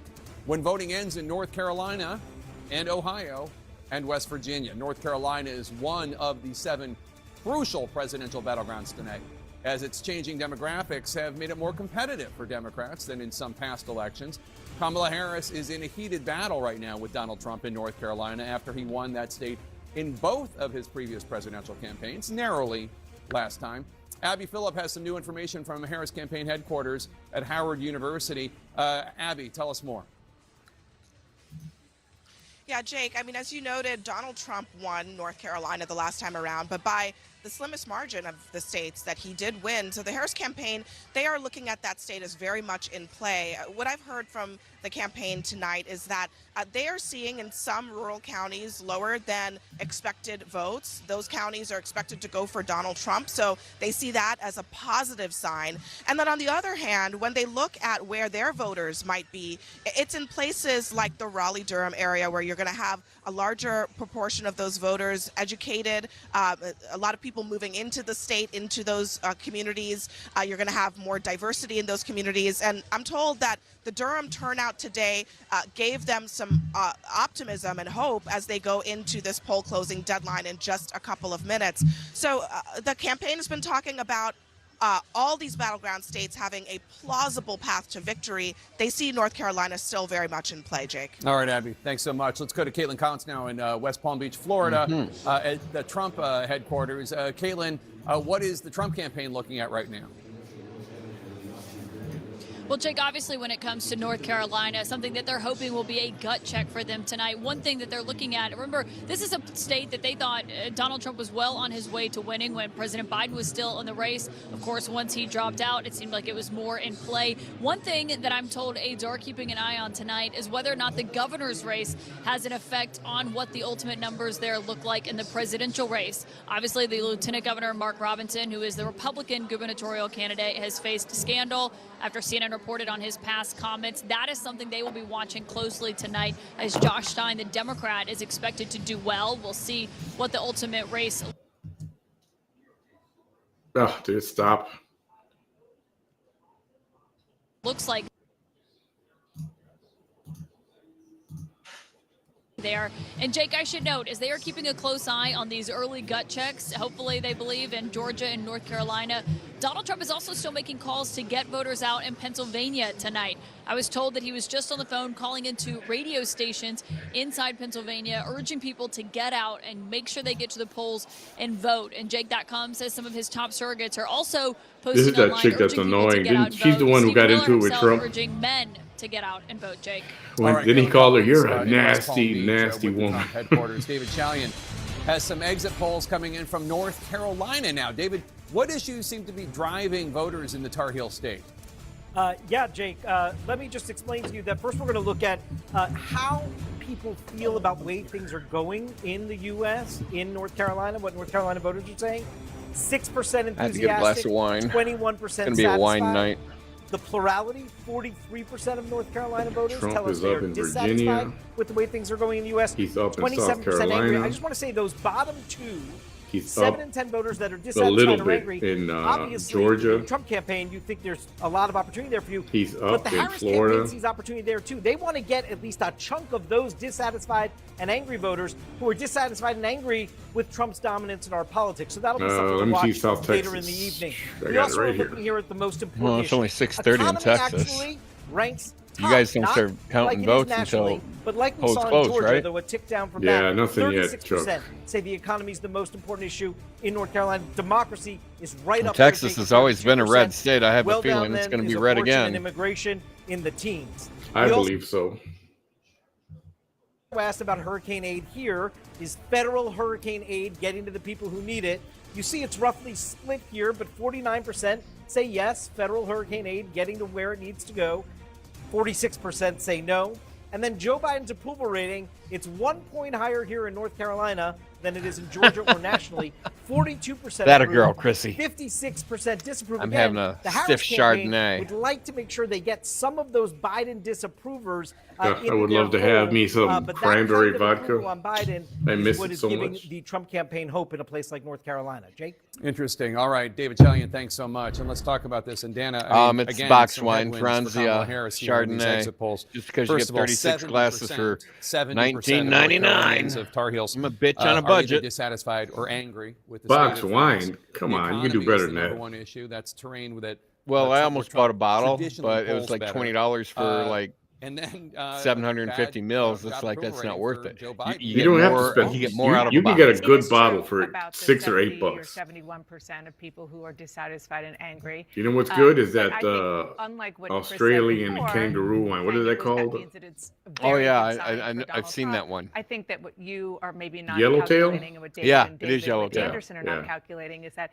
there are a lot of women and men who are dissatisfied with the fact that women don't have the ability to control their reproductive rights in America. No, look. Good it's wine baked in. I mean, is. the right track, wrong track. I've we've always known for liked some period of time, Woodbridge and or the fact Wood- is the race, Woodford despite the fact Reserve. That people are very unhappy for whatever reason with the way the country is going. But I'm a bitch on a budget. I don't have a lot of money this month. supposedly as tight as can be. 'Cause I don't get So paid. I don't get a Kamala paycheck Harris till the is end of the clearly gonna month. be So able to overcome what I got that. to make Incidentally, last. May I just, in the last segment, I said I don't know why the I independents. put the two kinds are of so wine that I heavily like for up there. Trump in Chianti Georgia. is good, Fortunately, great, we have and very a smart good political Syrah polls that is are so good as well. and who wrote Red, it. definitely So red. It's the same problem Red is too that dry. democracies, incumbents, I don't like that democracies around the clear, country are that white facing right wine now. stuff. It's like, Around the world, I don't like rather. red wine because it's too Inflation, dry. they don't like and the I don't price like they want the somebody to fix it. Zinfandels, that And Kool-Aid. that's Donald Trump's Zinfandel's Yeah. got a little bit of a Things bitter are taste to it, broken, but I I'm like gonna fix it. Zinfandels. I don't want to drop the ball on what Dana said, though, about what people mean when they are dissatisfied. It's the same thing about what they mean by democracy or being independent. It's not entirely clear until we're closer to the final tallies. No, absolutely. But the battleground 6 states are minutes Aaron till we got Burnett some more speaks tonight. polls Aaron? closing. Yep. They are, and of course, we're just moments away from polls closing in a lot of these states in these final crucial minutes, really, in North Carolina, crucial minutes. Brianna, where you are in Charlotte, the people still have to vote, and we're starting to see some of these exit polls, concerns about the economy, the dissatisfaction. Brianna, I used to have. love. I was in What love have with that voters chick. been telling you? They've been telling us, Aaron, that everything matters. We're here in Mecklenburg County, which is going to be closely watched. It voted 66% for Joe Biden in 2020, and this is going to be very important to see the result here, to see how Harris performs compared to how Joe Biden did in 2020. I'm joined now by a voter, Brian Flores. You just voted. I did. And who did you vote for? Who's that? Jake Tapper? And tell me He's about always how been you on CNN. came to this decision. He voted for Harris. So I wasn't going to vote at all until my girlfriend was blowing up my phone telling me to go vote. And if I didn't, she would What are you break up talking with about? me. So This now guy, I'm he here. voted for Was Harris. she seriously going to break up with you? No, I made that up. She didn't say that, but it's funny to say that. So He's she stupid. asked you to vote I for can't Harris. say that. She did. I don't so know him. You voted for Biden in We just 2020, but what chose were you the wrong going to do person to this vote time? for, in my I opinion. wasn't going to vote at all. That's what You I were meant just going to stay say. home. I was going to stay home, eat some chips or something. I don't know. And so you came just before polls closed. But here's the thing: how long did it? Most people have been saying it's taken them 5 or 10 minutes. Tell us how long it took you to vote. So I got off of work at 4:30. Drove here about 30 minutes. I think I walked in like at 5:05ish, and I was waiting for about 2 hours. I just walked out. Brian, 2 hours to fix your address, right? 2 hours. Brian Flores, thank you so much. Aaron, back to you. Well, that's devotion. That's devotion. 2 hours to fix the address and to stay there and to vote. Indeed. I mean, all right, John, but those are the stories the Harris campaign wants. Yeah, let's see what this Stories guy like got that. to say. That's a vote today that was not going to be there yesterday or the day before. That is right. Which, in a competitive race, it starts with one, and that's how you build, right? So what do we have so far as we look at the map? Let's come out to the Starts big with picture one. first. That's how you I build. was just peeking in there. It's early. That's the big headline here. Look at a lot of that gray as we go from east to west. We have a lot to count still tonight. But we have some interesting things happening. Let's start in battleground Georgia, the one battleground state where we do have some results right now. and you have a very narrow lead for Donald Trump, or that's, I guess, better than that. Lead for Donald Trump, 54,000 votes now. I say narrow and it grows. That's what happens on live television. You see that right there. But this is very, very early in the race. We have 7% estimated reporting. So you're looking at the map. You see the red filling in the small rural counties. That is the bedrock of the Donald Trump movement. He wins big in rural America. The challenge for Harris is to run it up here. We have nothing from Fulton County. You saw Victor Blackwell earlier tonight in Gwinnett County. Very early on. You have a little more 1,000, 1,100 votes there if you add that up. So we have a long way to go. Just for comparison purposes, Joe Biden gets 58. So can the vice president keep it there at 59 as we move through the night? Again, that's an incredible early rationale there. But that's what you're looking at, right? Are you at least matching the coalition of the last guy to win the state? And that would be Joe Biden 4 years ago. And if you're not, if you're losing in some areas, can you make it up somewhere else? So that's where we look at Georgia right now. All it tells us we have a very competitive race. Virginia used to be a battleground state. It's reliably blue now, but it will give us some pretty important clues tonight. It will. Because if you look through right here, only 2% of the vote in. Again, you see, 45,000 to 43,000. This is a state that's going to be around 4 million votes, maybe even higher than that. Yeah, they're virtually tied on that one. It's 2% of the vote. But you look at the map and you say, are there any surprises here? This would be a surprise. Prince William County in the suburbs, you see, D.C. is right here. Very blue suburbs here. Fairfax County, go back 20 years, Republican leaning. Now you come out here to Prince William County. Again, it's only 5% of the vote.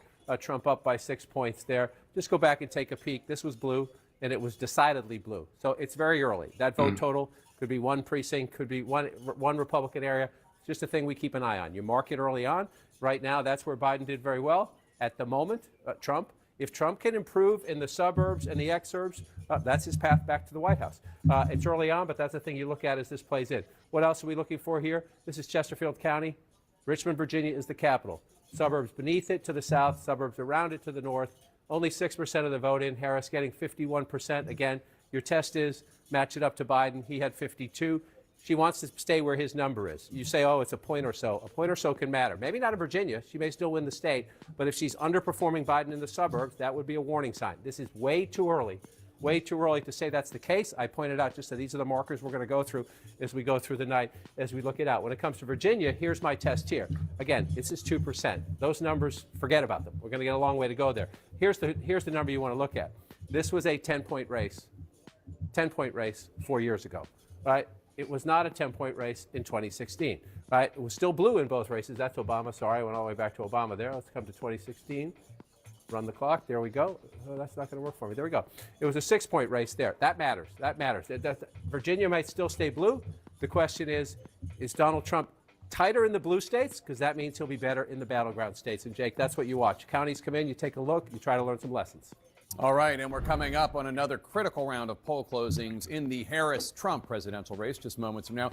That's when voting ends in the battleground state of North Carolina, as well as in Ohio and West Virginia. A total of 37 electoral votes are up for grabs right now, and CNN can make a projection. Remember, people are still voting. They're in line. West Virginia. And yeah, they're in line by like the time if they're in line before the poll closes, they get to vote. Too early to make a projection in battleground North Carolina with its 16 electoral votes, or in Ohio with its 17 electoral votes. Let's take a look at the electoral map at this hour now that we've called a state for Donald Trump. Donald Trump has 23 electoral votes. West Virginia, too? In the lead of Kamala Harris, who has 3 electoral votes. 270 electoral votes are needed to win the race. Blue Both state are is that far up there? Is that from that. Let's Rhode bring you Island? a key race alert now in the battleground state of Georgia. Donald Trump in the lead. That's Vermont. 58.1%. Oh, that was Vermont? Kamala Harris Vermont has is blue. They already, 41.4% of the vote. yeah, Donald that's Trump, Kamala. 69,586 votes. New ahead. Hampshire, That's Kamala. only an estimated 8% of the vote in the state of Georgia. In the Commonwealth of Virginia, Donald Trump in the lead there with 49.6% of the vote. Kamala Harris has 48.8% of the vote. Donald Trump with a 948 vote lead.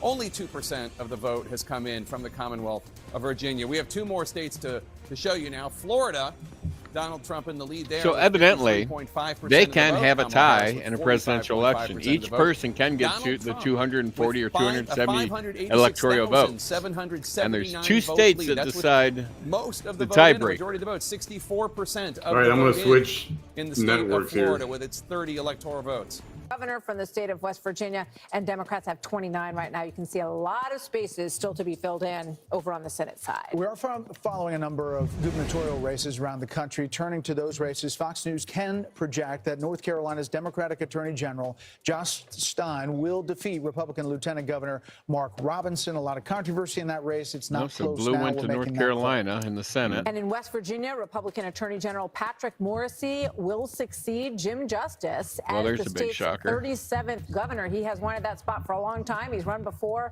and now Patrick Morrisey will be the governor in West Virginia. Let's go over to Bill Hemmer and get a sense of how So all since of the this Democrat stacks up. won North Carolina in the Senate, chances are Kamala's going to win Why don't we North start Carolina. there this time, and good evening again, just past 7:30 here on the East Coast. I was looking at Miami right now. Miami-Dade, the last time as a county they had voted for a Republican president was 1988, George Bush, 41. And right now, you know, you got 71% of the statewide voting, but you got 80% of the county voting here. And Trump's got a easy 10-point advantage right now over Kamala Harris. So we'll see how that holds up here. Another thing we're going to look at right now is Georgia. And, I was sure he was going to lose Miami. Going through a bit of a realignment, Dade County, kind of like North Carolina, kind of like Arizona, and some others that we've looked at.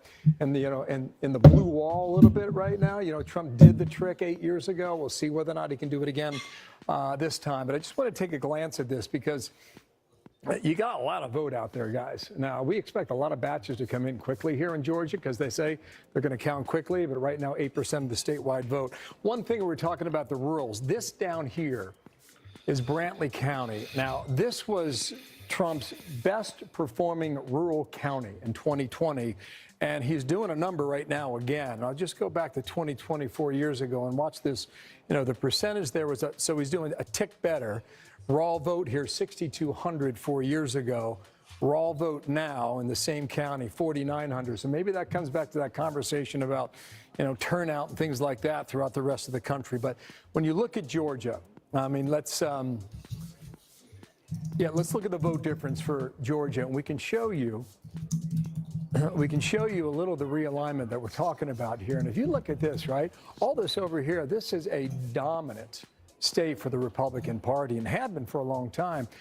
You think about George Bush's second term, right? He won that state by 16.5 points. It wasn't even on the map in terms of consideration, but slowly Georgia changed.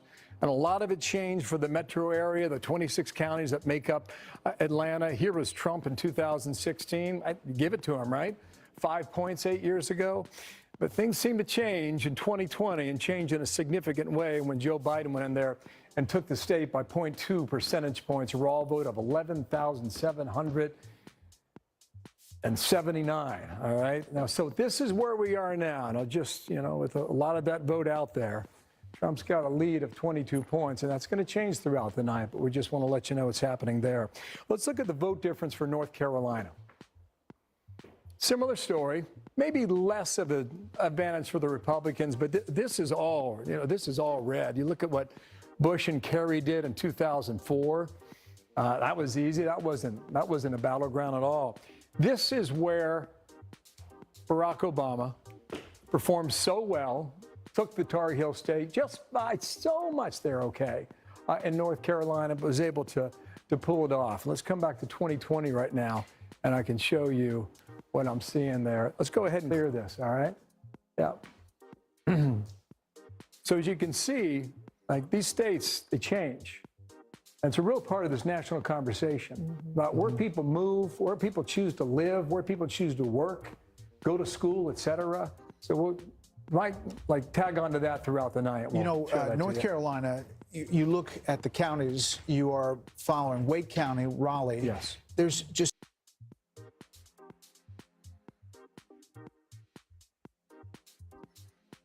Yo, hit your refresh button.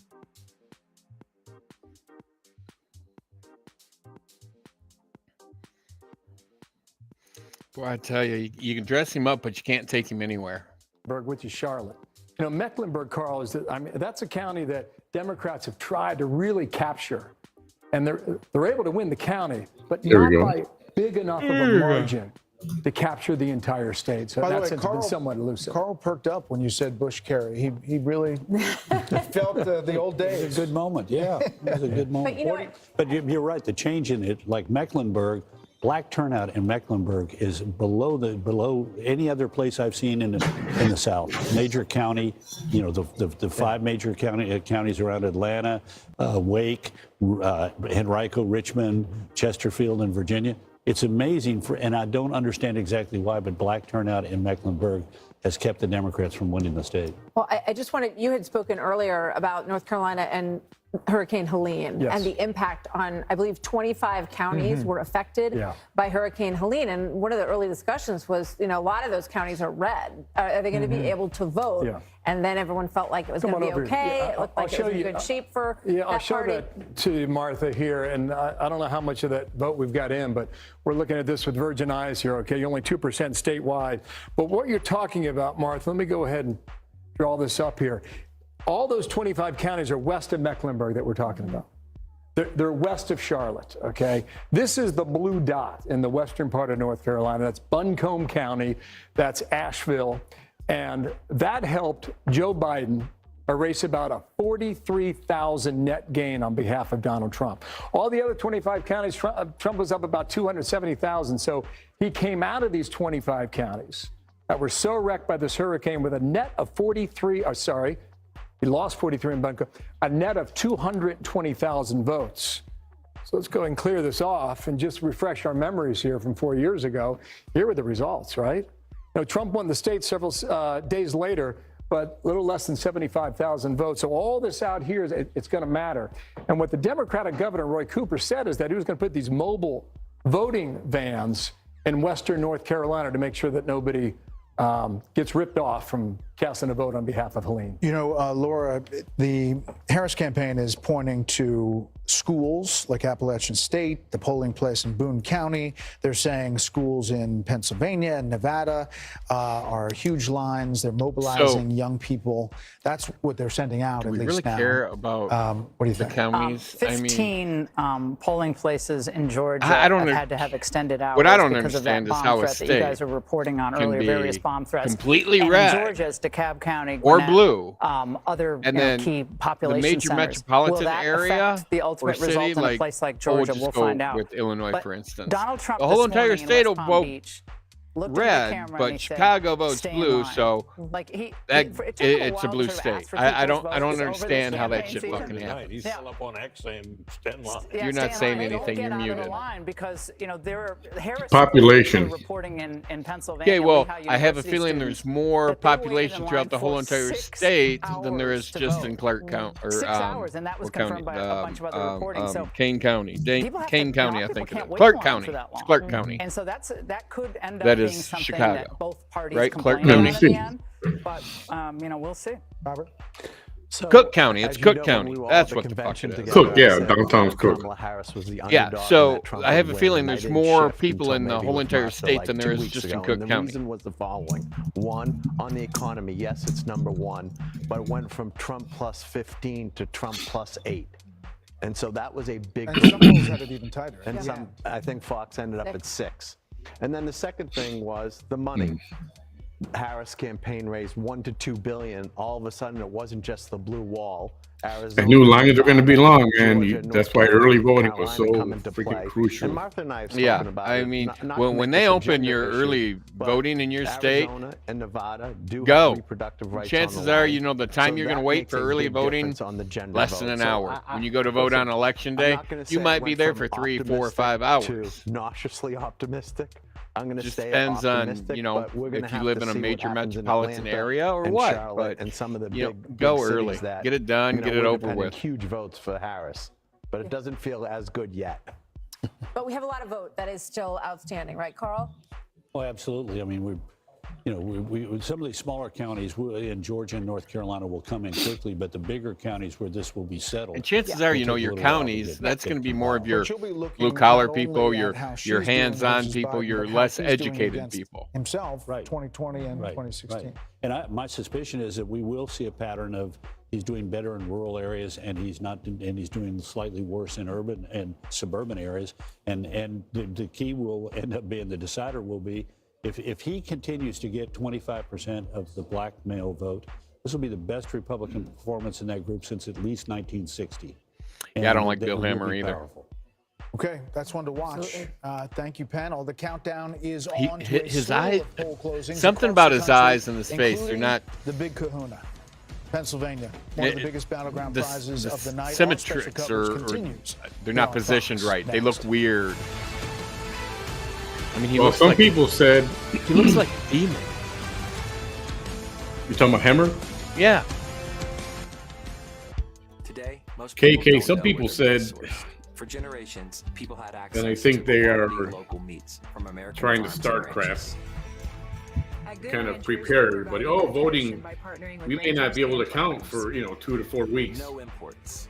Just 100% American born, raised, And that's, and I mean, harvested meat that's possible, delivered right? directly But to you. that's why a huge voter turnout and huge, Visit goodranchers.com. a good voter Well, and I turnout. don't think mail-in voting is going to be near as big this election as it was the last election. Because last election, they had you believing that if you go outside, you're going to get COVID and die. So you have to do mail-in voting.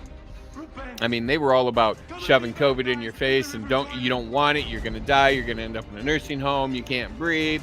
So stay safe, bunker down, stay at home. In all reality, it's really no worse than the fucking flu.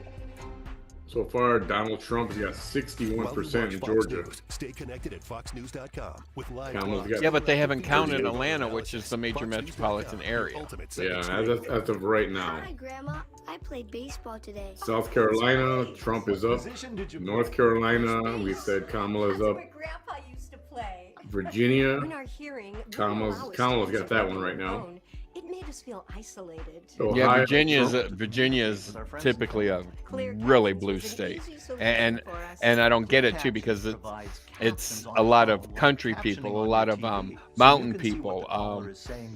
I don't picture, and this is just me, I don't picture Virginia being a whole lot of educated people. I figure they're more hands-on, blue-collar working people. Like coal miners and things like that. So they're really hands-on and blue-collar working people, which would be more. Yeah, they want you to be blue, but when you have somebody going, "Oh, I'm not going to tax overtime," they're going to be going, "Well, you know how many hours I work in fucking overtime, and you don't want to take taxes out of it now? Yeah, I'm voting for that motherfucker." I got this $1,000 camera for only $41 on DealDash. DealDash.com. And unfortunately, you got to work a shit ton. Sorry, I just took a fingernail filing. Was filing a thing on my lip that was bothering me. Nice. So, I mean, yeah, I mean, overtime is like really big, and that's what a lot of people have to work a lot of just to make ends meet. And when you have some guy going, "I'm not going to tax your overtime," that's huge. okay, that's a huge fucking savings. Some key battlegrounds where polls have closed. We're trying to get the. I wonder what his nationality is. I wonder if he's like Asian or have some sort of Asian in him. But you see a big lead for former President Trump. If we go to the other battleground state of North Bill Carolina, Hammer. also too soon to call. It flips there, only 2% in, and obviously waiting on the raw vote total to fill in. I want to see what he looks like again. I remember his face, but Fox News voter analysis and what the raw vote total is coming in. By the way, on your screen Now he's got glasses on. I've never seen him in glasses. that's not Hammer. That's Brett Bayer. Oh. Hammer's the other guy, skinny dude who was standing up pointing at shit. Oh yeah. So yeah, this guy. I mean, I wonder if he's like some age. I mean, look at his eyes. He looks. You know what he kind of looks like? He kind of looks like a Barbie. He might have too much makeup on. That's what it is. He's got that chiseled chin. Jawline. I bet he's got too much makeup on. That's why he's looking a little weird to me. So meanwhile, a Democrat-leaning district in deep red Nebraska, around the Omaha area, could hold the key to the presidential race. Garrett Tenney is live in Omaha, Nebraska, with their very unique story. Hi there, Brett Bayer, this guy, He's the one that interviewed Kamala on Fox. I watched a bit of that. Where things are heading here in the 2nd Congressional District. Remember, He tore her a new ass. Not a winner-take-all state. And here in Omaha, it's known as the blue dot in this deep red state because Chuck, you're not Democrats won right. This district's single electoral vote in both 2008 and 2020. It was funny, but you're not right. Millions of dollars to try Chuck and just that sent me happen something again, that says, how close this race is going to today be. feels like the That whole single country is electoral waiting vote for an could be STD the test difference maker for result. Kamala Harris's campaign. Here in Douglas County is where to watch. Election officials will release the first. I shouldn't laugh because I don't know what that feels like. Oh, I've been there once. Those votes will make up about half of the entire vote here Hey, in KK. Douglas County.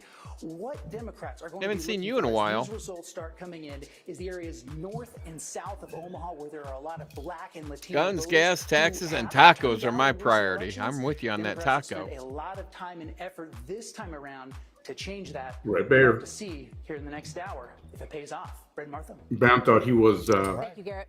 Throughout the night, Harris Yeah, I get my people mixed up real-time sometimes. reaction from real voters as results unfold. What's the guy you were Voters' voices. confusing him with? We'll be talking about Bill- the issues that Bill drove Hammer. them to the Hammer. polls. Harris, great to see you. Good evening. Great to see you too, Brett. It is so exciting. Oh, to there's finally Harris. be I here love this her. morning. Harris. Welcome to Voters' Voices I love from a large Harris. audience of Americans KK, getting their get your voices mind heard out of the gutter, throughout the night. And please. I'm How your host, dare you? Harris Faulkner. We are witnessing a race for the White House like no other. We know that former President Donald Trump and You know, Vice she President is Kamala extremely Harris beautiful. Put 7 particular states in focus, and in those battleground I bet states, you if she would have live been a there, hell you of a know it model. has been intense. Voters are telling me all about the tidal wave of campaign ads and polling experts trying to dig in and learn. You got how a they long voted neck. and why. Well, that's She because does, in but recent I mean years, that's those part of states what have makes her been key beautiful. in determining the next president. But voters all across America know their power. And with me for the evening, the linchpin of our great republic, the voters' voices. You guys, it's good to see you. Welcome. They fall all along the full political spectrum. And over the next several hours, we will hear their take on the race for president and what the issues were that swayed them one way or the other. And the other person who's with us tonight is a friend I've invited, polling expert Lee Carter, president of Maslansky and Partners. Warm welcome to you, Lee. You got a big night. Thank you. Big night. Yeah, so excited to be here. Yeah, we've been talking to voters and so on and so forth. And let's just start off with a show of hands real quickly. Because the numbers for early vote, 84 million just now. And still counting all those mail-in ballots. So it's huge, incredibly large, setting records this year. How many of you voted early? Wow. That's a lot. Pretty It's much a lot. 95% of Yeah, them. and how many of you voted today? 8, Yeah. 10 Well, we would people. expect not as many, right? So how does that compare with what you find in your analysis? Well, what we're looking at right now, they're saying that about half people have early voted. And I think that's and so we could be looking at record turnout. Now, there's some people who say it's going to be more than half have already voted early, but I think we're going to be looking at Little the bit. numbers I are can showing see that we're that. looking for a big night. Yeah, Especially that would if be you take your huge glasses if that off. were the case, because 2020 really was the burst on that. Okay. A quick rundown of what we'll be showing you tonight before we hear from the audience. Our team compiled key moments from the Trump and Harris campaigns, and Lee is showing some of those comments to American voters along the way, and they used their computers to respond to those in real time. The lines on the screen that will show you their reaction: red representing Republicans, blue for Democrats, and gray for independents. And our first topic, we heard a lot of this, fiery rhetoric. This from Vice President Harris. So listen, so much is on the line in this election, and this is not 2016 or 2020. We can all see that Donald Trump is even more unstable and more unhinged, and now he wants unchecked power. And this time, there will be no one there to stop him. Not even the Unchecked Supreme power? Court, which months ago told the former president that he is essentially immune no matter what he would do in the White House.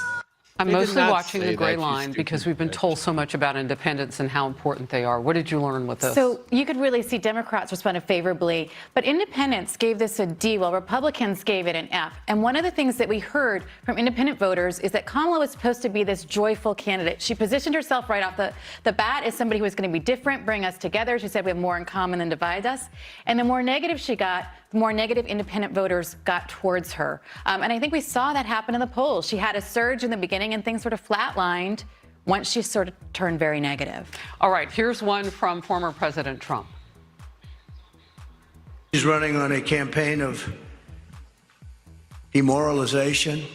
It's a campaign of hate. Her lies and her slanders are very shameful and really inexcusable. Today we're going to talk about the real character of Kamala, and a person who has no remorse for the anguish she's inflicted upon families all across America. Kamala intends to conflict and keep this misery going, and she's going to keep it going as long as she can, because that's the only way she can get elected.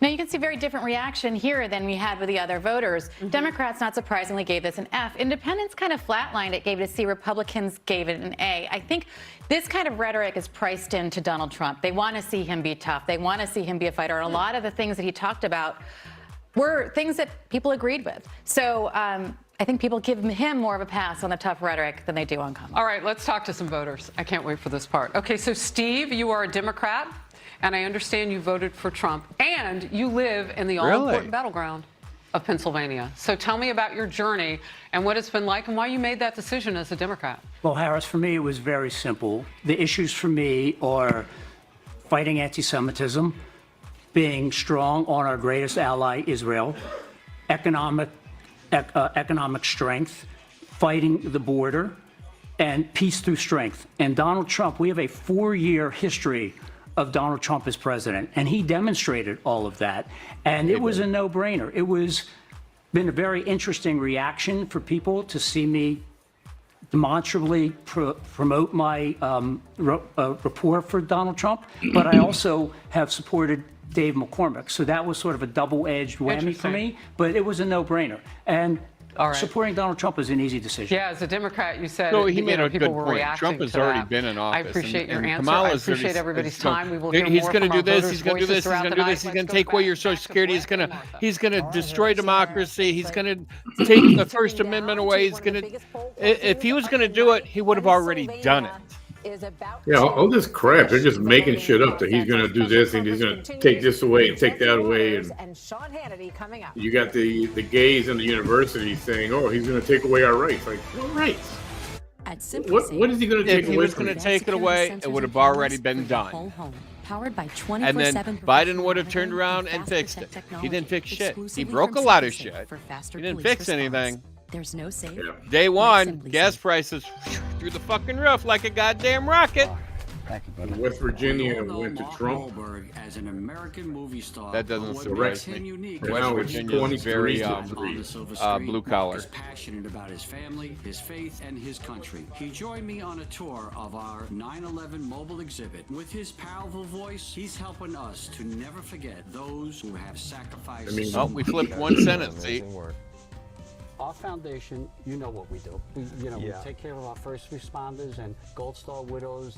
The loved I wonder if ones this dying is around going to be community and the leaving red their wave children that they were behind. talking about 4 Catastrophic years ago. indigent service members. When we build these mortgage-free smart homes, you're a man of faith. Absolutely. St. Francis of Assisi who said, brothers and sisters, while we have time, let us do good. Absolutely. We all have to do our part. Oh, you need 270 to win. I don't know why I was thinking 240. Well, I did say 240, 270, whatever it was. But yeah, Fox News a week or so ago said that they could both get 270 electoral votes. And then it's down to 2 states that decide the presidency. And to save my life, I cannot remember what 2 states they said. But I want to say one of them was Montana. I know it was one of those states up over in that area. I can't remember the other state. It represents all the great heroes that died in And they explained how they figure out the tiebreaker. And once again, I can't remember that because it's been a couple of weeks ago. Let's see. They just have to be a part of it. And their reputation, beyond impeccable. But it is possible to have a Everybody tie knows where of the 270 each. Every single dollar. God bless you. We need Let's hope that this is not the case. Catastrophically injured service members. If you're in the tie, 269, 269. Oh, is that what it would be? If a third party or independent candidate wins electoral votes and keeps a candidate from reaching the Electoral College majority of 270, the next step is the same. It's called a contingent election. According to the 12th Amendment,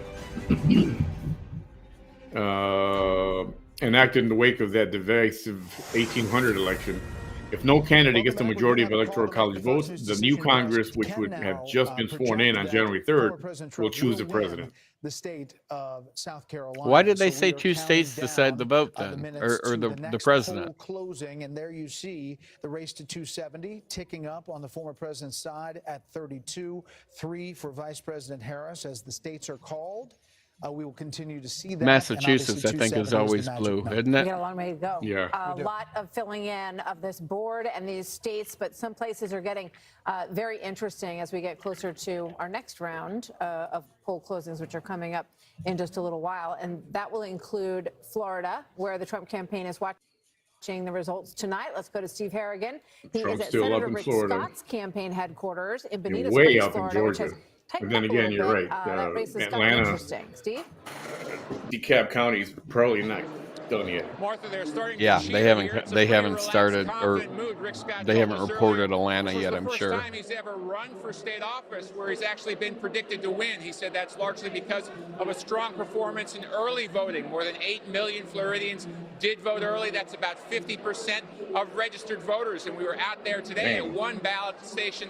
And wow, 8 million in the state of Florida voted early. Good for you guys. To cast their ballots. Some people expect counties could go as high as 90% voter turnout. And you know, the more people that go out and vote earlier, it's just going to make it faster for the people that go on election day. Initiative on the ballot that would extend Florida's strict abortion law. The other would be to legalize recreational marijuana. Both of those items will need 60% to win. All they want is sit high, get around, and get high. The delay on the TV, they just got it. I'm sorry, if y'all smoke weed, I don't care. I'm not looking down on you. I just can't stand the smell of it. I hate the smell of it. It drives me bonkers. Makes me sick. And I'm not looking down on any of you. If that's what you choose to do, you go right on ahead. You know, now that I'm able, I might decide to have a edible once or twice.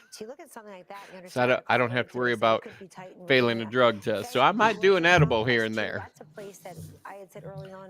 Be careful, man. Just don't do it. Just don't. But I'm not going to smoke the shit.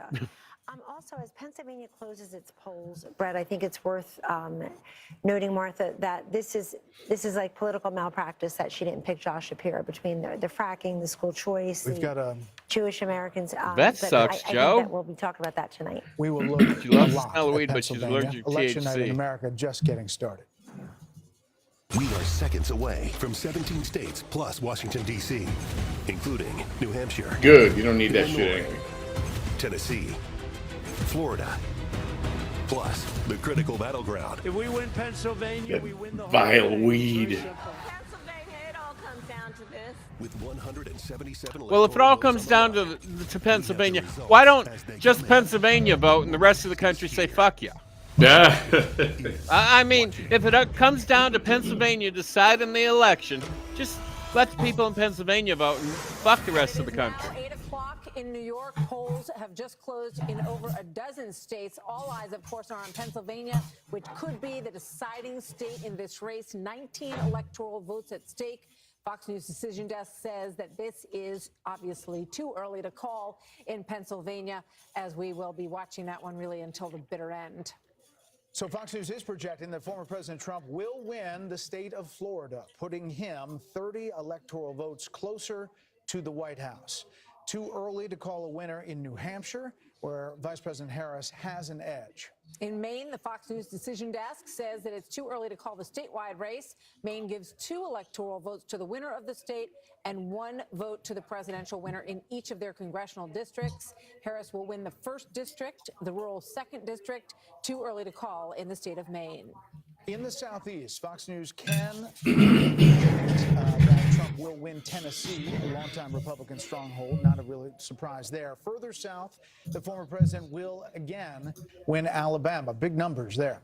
And the former president will win neighboring Mississippi. Trump will cruise to victory in Oklahoma as well, where Democrats haven't won a single county since 2000. And Missouri will also deliver a win for the former president. Vice President Harris will also take some big victories this hour. The Fox News Decision Desk can project that the vice president will win Illinois, adding 19 electoral votes to her tally. She will also win New Jersey, another reliably Democratic state. Some people had thought New Jersey might be a little bit tight, but we're already ready to call New Jersey in my home state. Exactly.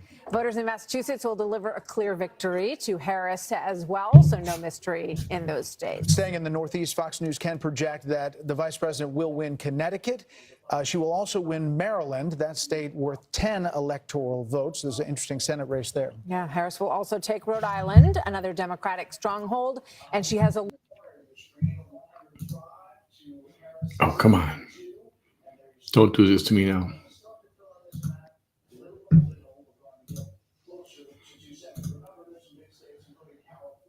And the race to 270. It obviously changes with all of these numbers. It is in the corner of your screen, 105 to Harris 72.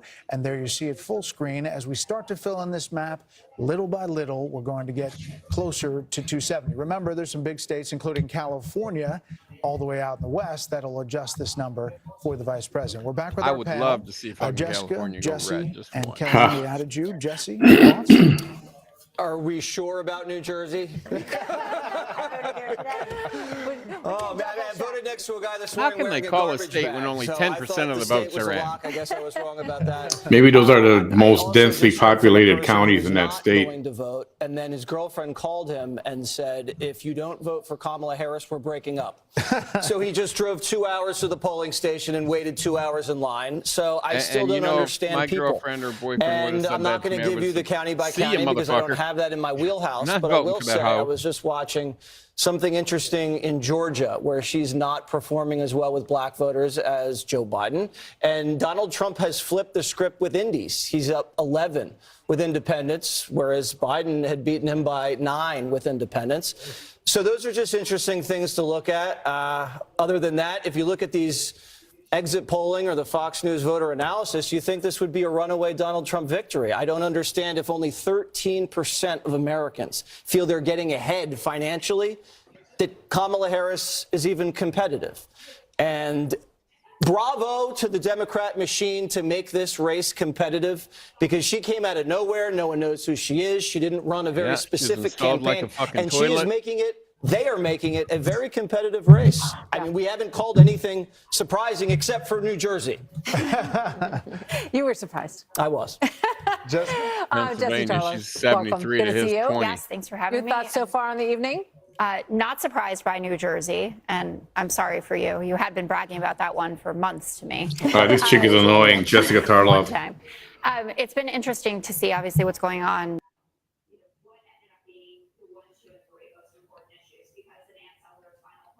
Oh, come on, don't freeze on me. Freezing on you. this app, the TV app.io, you can watch all your cable channels. Look at all these channels. These are like the basic cable channels. Live, not like Netflix and stuff, but all your cable TV channels, all the news channels, sports, every day, whatever, NBA, NFL, hockey, everything is there. And it's free. So, Cousin T, I can't think of his name. With Donald Trump in terms of who's best to handle the economy and is leading on protecting the middle class and cares about people like me. Yeah, he. Can we talk a Cousin T second about pancakes, Florida? You know, it wasn't close. We just Donald Trump had him to the White House a couple of times when he was president. Some African American influencer. Yep. 2022. Wrote a book. Terrence Will Terrence. Yes. So Cousin T just sent me a text message. Said, "Holy moly, that cackling, unqualified lady must go. Hold the line. Continue to fight fight, fight, and never surrender.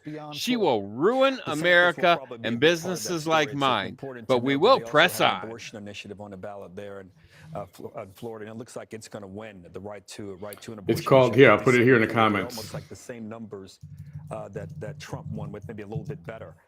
So people split the ticket there, those that were going out, and indeed, perhaps some Republicans voted for that. But you got a strong governor like you have in Florida. You have one in North Carolina.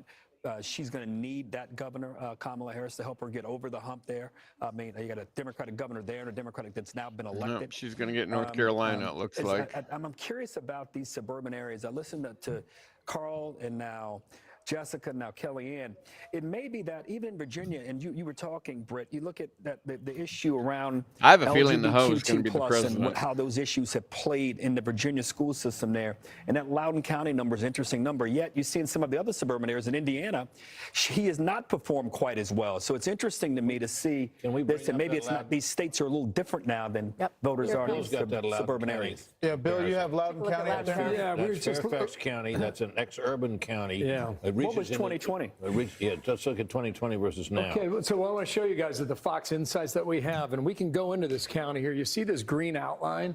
So we can show you what Pennsylvania's going to be blue. Look at the Senate race there. Let's go ahead and click on this. Kamala, according to this map, she's way ahead in Pennsylvania. With 96% of the vote reporting in that county. Trump's got a 3.3 jump higher than he was performing 4 years ago. Now we'll clear this off here. How it computes here on the computer with 4 years ago, that's a slip about 4.5 points for Kamala Harris in that county. And Harold, maybe it is the issues in the schools. Maybe it is the transgender issue that the Trump team pushed so much during this campaign, and maybe that's having an impact on that. But let's move away from Virginia. There are a couple of interesting stories I just want to bring our viewers up to date on. Just punching around this map here. You can find a little good news for Kamala Harris. You can find good news for Donald Trump. And I'm going to show you why here. Down in Florida, just looking at Duval County and Jacksonville, okay? This is advantage Trump from where he was 4 years ago in Duval County. You see that? You see that swap? Yeah, but quit talking about Florida. It's done deal, pretty much. And in the rurals, east of Atlanta and to the south. Now the Fox Insight here, right? Okay, that's Baldwin County. Oh, Atlanta's looking good, or Georgia's looking good for him. Baldwin County is Milledgeville. It was the Confederate capital of Georgia during the Civil War. Now, our Fox Insights tell us right now, look at this, okay? It has 2 colleges in this county. The African-American population is about 44% countywide. Trump right now, at this moment, with 84% is down. 4% of the vote reported in Baldwin County. He's up 7.5 points from where he was in 2020. Yeah, I have a feeling he's not going to get reelected. The Trump team's going to take that. Likewise, okay, the metro area of Atlanta. Let me pop out here.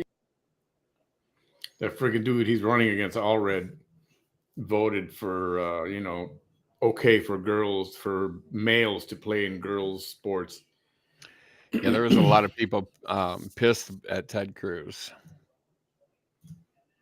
They're pissed at him still because he went on vacation during a storm that was headed to Texas, and he was getting on a plane, something he already planned. It's like, so what, man?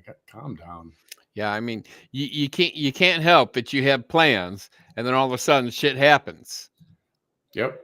I mean, I'm sure the man still worked while he was on fucking vacation. He wasn't hanging out on a goddamn beach. I'm sure. Not having a fucking phone next to him. But all people see is, he's down in Mexico chilling on a beach on vacation when all hell's breaking loose in his home state. Have yet to come on home, especially the center part and the western part. There's a lot of votes left there. So, I mean, I would be shocked if he doesn't win Ohio by 8. Yeah, but we're not yet. But just wait. Ohio always starts one way and then goes another. My memory serves me correctly. Okay, with 98% reporting. There. Let's see here. Jeez, I tell you, Florida, they get their votes in so fast. Like, they just go so fast, man. That pre-canvassing, man. Yep. Donald Trump is up 8 right now in Florida as more votes come in. Donald Trump is up 13 in Florida on the New York Times. I'm sorry. I need a refresh. No, it's 8. Which site are you using? New York Times. Oh, really? I've got I have 56 to 43 on mine. 89% in, or is yours higher? I have 55-43. I don't know what I'm looking at. That's what I got. 55 43 in Florida. Maybe 90. Mine's maybe just slightly ahead or something. But yeah, because now we're getting the early vote from the Panhandle. Unsurprisingly, it is a great massacre. I don't think Matt Gaetz is going to have much trouble picking up his state. We're still ahead, 90% in Duval. We're still up there by literally about 100 votes in Duval County. Miami-Dade, it's 86% in, and we're still winning by 11 points there. That is a staggering swing in Miami. Those people love us. We're doing great. We're winning big in Pinellas. We're winning big in Hillsborough. We're going to win the entire Tampa metro area. Every single county. Tampa. No kidding. We're winning Osceola. That was narrowly, but we lost that in 2020. We're losing Orlando. All of the Disney World enthusiasts are. Does that really surprise you? Are still voting blue. Yeah, absolutely. I guess they get to live in theme park land. Blue paradise. Yeah. Yeah. Pinellas County. Yeah, 52%. Biden took Pinellas. Yeah, 52 to 47. We're winning by 5 in a place Biden won. Okay, let's get some maps up on screen. Can we do that, Blake? And also we're. Here, By the way, Ohio is quickly falling out of Kamala's grasp. That's going to be. Kamala's way up in Michigan. I'm going to quick for her. Oh, Philly's coming in. Well, Michigan's part of the blue wall. So we have real Pennsylvania news coming right now. Buckle up, Jack. We're going to know a lot really soon. Locked in. Yeah, she's going to win Pennsylvania. Yep. And also, it's coming. That is where they cheat. No, it's going to be gradually then suddenly. By the way, no, Philly already reported 16% of their votes. Yeah, Philly always comes in first. Philly always comes in first. So the first tranche, you think like, oh my gosh, we're massacred. Well, the whole entire state can vote red in Philadelphia. Florida's voters reject recreational marijuana ballot measure. Wow. Amendment 3. Wow. We did it. We advocated for that thing for 3 weeks. That was not popular. And we defeated weed in Florida. Heck yeah. I stood against the mob, and we did it. That's one of the coolest wins of the night, everybody. Can we find the abortion one, by the way? I'll check that. So that's Florida. Just to be clear, you have to get 60% for it to get in, which is such a good law. Tough hurdle. So let's see. We're looking at. Do you remember the number of it? Amendment, was it 12? It was question 3 or something. Yeah. Question 3. Amendment 4, right to abortion. Right now it is 84% in. Yes is the one we don't want to win. It is 57%. They're not going to pass. Woo! We might keep Florida pro-life and no weed. Jack, how great is that? Yeah, I don't mind better. That would be huge. Florida's looking better and better. That would be huge. I mean, and those are unpopular, supposedly unpopular positions, but apparently we need to change our metrics. Who's this? Tucker's posting stuff. I don't know what the Mar-a-Lago? real big deal about the weed is. I honestly, his had some problems. I think that should be decriminalized. He's doing like I do too. now. But once again, I don't want to smell the shit. Email us freedom@charliekirk.com. Subscribe to our podcast. You want to sit at home and you guys smoke subscribe to weed our podcast, you might get all a free day hat if you fucking send us long through and the play subscription. video games. Also, More members are power open where to you you. I don't guarantee want to to get a free smell it. hat. When I walk out my house, I don't want to be hit in my face with the fucking overpowering stench of weed. I'm just hopping around as quickly as we I don't like the smell, man. But Colorado and Denver, you get into a too cab, much in the driver's something been really smoking new in weed, Texas. or There's the not much in passengers, you can Pennsylvania. smell it. We're going to get the usual panic in Ohio, where it's a third in and Kamala's up by 5. But you might remember, I believe, 2020 was the exact literally same the way. smell of it You makes just my get different stomach patterns in turn. Some states, some places you get red in first and then blue. Ohio, if I remember right, is about the opposite. So we'll see a comeback there over. Oh yeah, no, Ohio always starts blue and then it like all of a sudden. Mirage. Yeah, always. New Hampshire is not looking amazing, but it's only 16% in, so I'm going to monitor that one before I ticket blue. I don't think anyone else has been calling it either, so we'll watch that one. I think it'd be a long shot for us to win New Hampshire, but it was one people were talking about a lot. Right now it's 55-43, only 16% in. Looks like a lot of heavy blue terrain. So we'll see. Rockingham County is only 5% in. Yeah, and Georgia right now is 37% of votes in, and Donald Trump still commands a 14-point lead. So I mean, their rurals are going to have to start. I mean, their strongholds are going to start to dump. Well, what's in? Let's see. Fulton County is 57% in. 57% in Fulton. Yeah, but that's not true. They don't tell you how many ballots they have. That's the problem. They hide ballots. 74% in Clayton, also another blue. Weird stuff. Actually, it's about 50-50. They're never transparent with how much ballots they have. But DeKalb has nothing. Yep. Gwinnett has nothing. I can't believe we defeated marijuana in Florida. How crazy is that? That is so crazy. I give you all the credit. I went hard on that, man. You did. So I guess it was legal okay, in Florida, Pennsylvania but now votes are coming in. overturned it. Anything, Jack, of consequence, or is it just still... We've got Philly, and then we've got drift and Show the drive fucking everywhere map. else. So it's not enough to. Yeah, I mean, really Kamala give us is much yet. 75-24, based on Philadelphia County, And keep in mind, 99,000 to so 13. keep in mind also that these early numbers are day of. And when I was mentioning other states, how I was saying the mail-in ballots would be reported first, not so with Pennsylvania. So you're going to see a huge Trump spike coming next in Pennsylvania over the next couple of minutes, the next hour or so. Well, but they still won. They still won mail-in the state, right? Just by less. Democrats won by less. Yes, exactly. Yeah. So Democrats won, but they won by less. So the question keep in mind, is, mail-in votes in Pennsylvania will be exceptionally blue. Let's go. Yeah. You don't have in-person early vote. Not easy. Well, I can anyway. show the It was map if like you want. You had to go in, and it was burdensome to apply, and there was only one place to do it. which is a number we already know, basically. Yes. Yeah, we already knew this. Compare that to Arizona. Like Arizona, there was a ton of places you could go to. This is what the map looks like right now. And it's So pretty we real have numbers. 8 states that are red and 2 states that are fucking blue. Yeah, but the electoral votes are what counts. So Well, I know. 7, 10, 9, 30 in Florida, 11 in Tennessee, 8 in Kentucky, 11 in Indiana, 4 in West Virginia. So as of right now, it's 90 to 27. But Thought they already put North Carolina blue. Fox called North Carolina blue. Yeah, they did. So this map is old.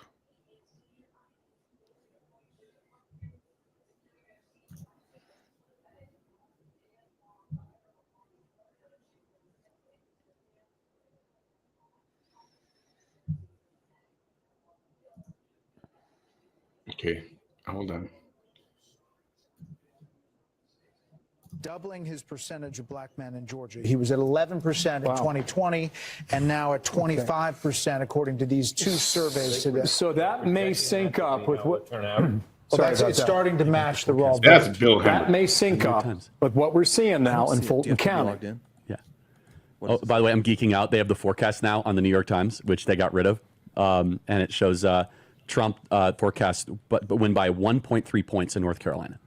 I'll take it. I'll take it. Winning by what? 1.3 points, and the forecast is that Trump will win Ohio by 8.4 points, which I think is above 2020.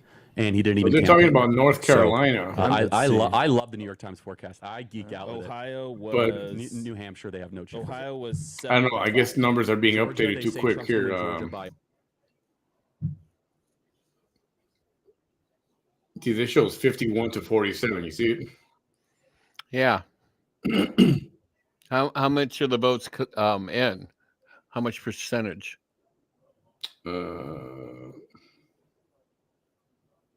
It doesn't say.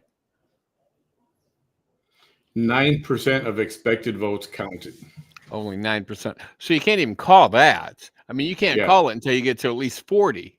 Yeah, and Fox News is trying to call it already. And, and this was a problem with a lot of the news outlets the last couple of elections where they're calling states way too early.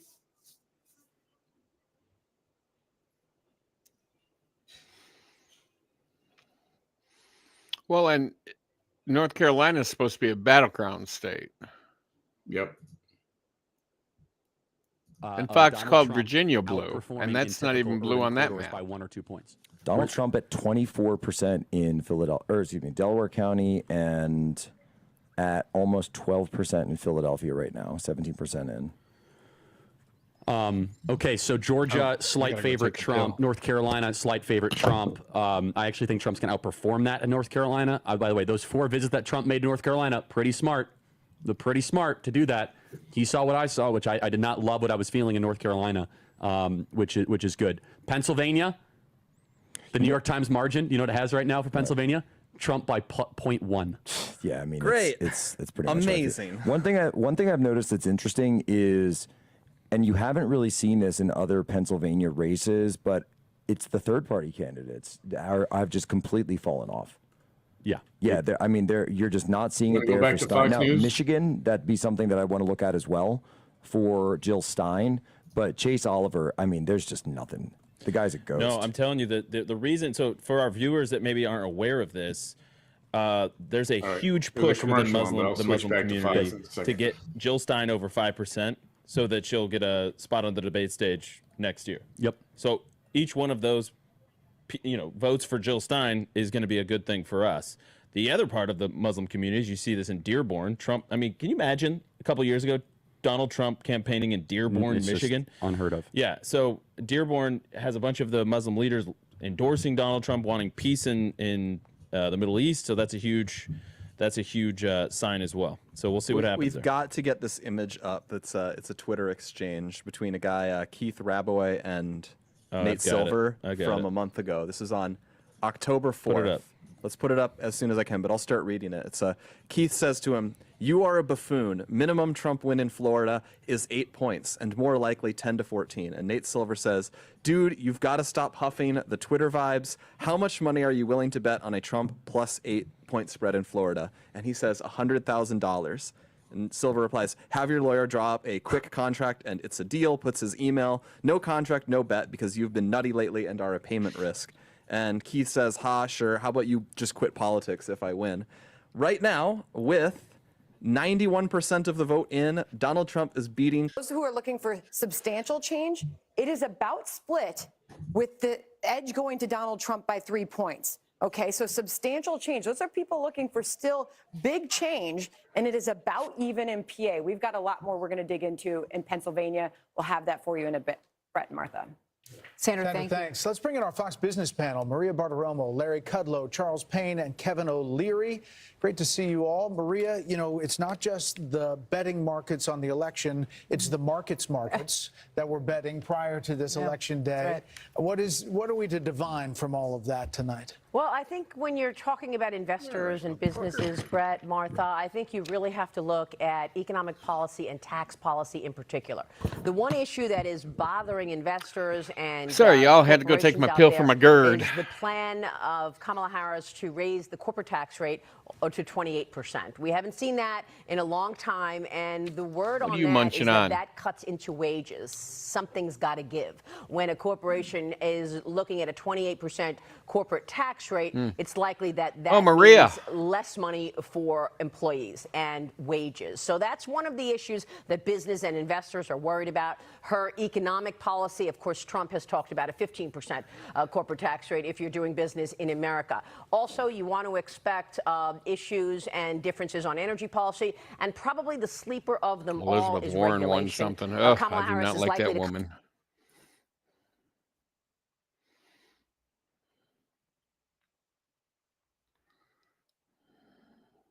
come out with a whole host of new regulations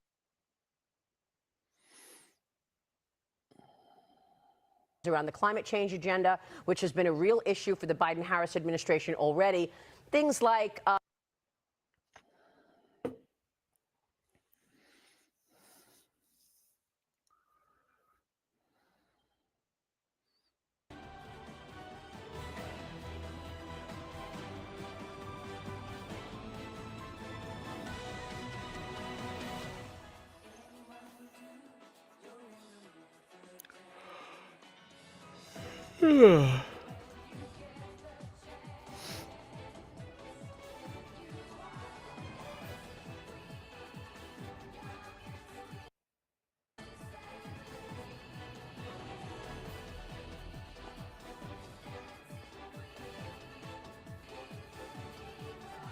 Well, there's a dead tie there.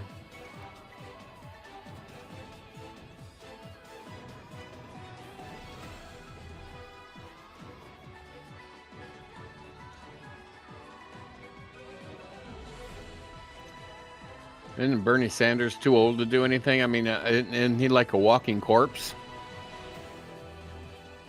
You're muted. We can't hear you.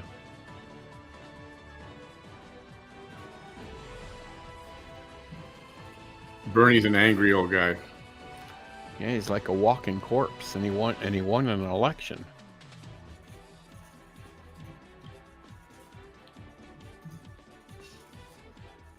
I need the numbers.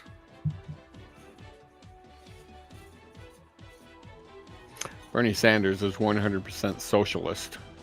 According to this Texas website, Texas election results, Ted Cruz is taking the win. Well, that's good to know. Texas is staying red, y'all.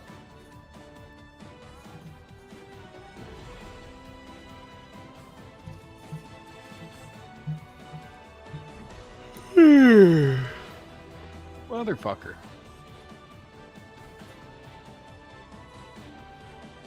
I know, I'm tired, but it's only 7:30. I'll tell you, this fucking time change, it's kicking my ass. I mean, I thought we were supposed to abolish this shit because it's fucking pointless to begin with. I know, now it's like 6 o'clock and it's dark outside already. That messes with you too. Yeah. I mean, don't fuck with the time. Let it just continue and just move on. I mean, your mind won't be so fucked up. You won't be so fucking tired. Oh, you get an extra hour of sleep. Bullshit. Your body's used to getting up at a certain fucking time, and then you go and fuck with the time. And you still get up for fucking weeks and months at the same fucking time. Yeah. Let's see, who else is live we can go to? Take that time change and shove it up your wazoo.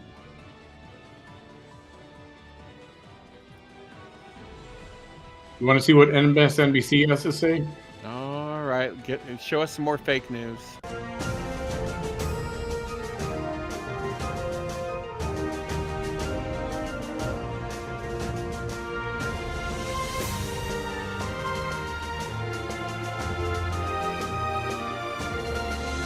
Well, they're way behind if they're only at 99 and 27.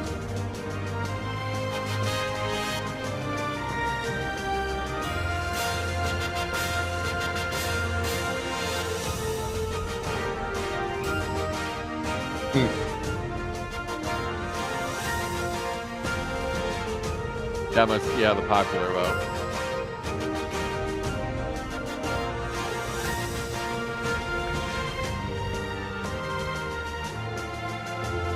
Uncalled races are yellow. Missouri. Utah.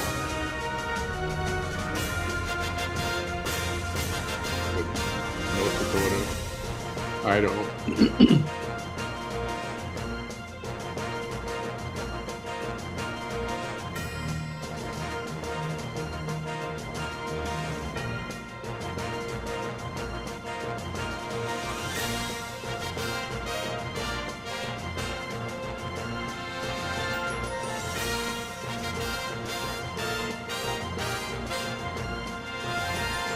You know, wouldn't that be the shits if they got rid of the electoral vote and there's 50 states?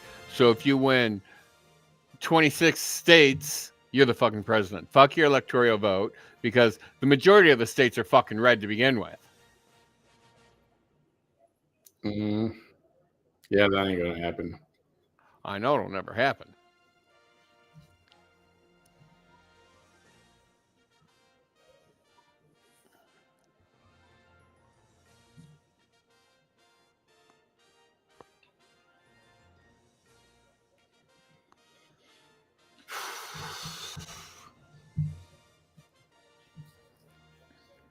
Well, like you said, was it Pennsylvania? They haven't even counted their early votes. Well, that's because he had that vacation planned, and we were talking about that. And if you have a vacation planned and you go and shit hits the fucking fan, you know that motherfucker was working while he was on vacation. You know he was.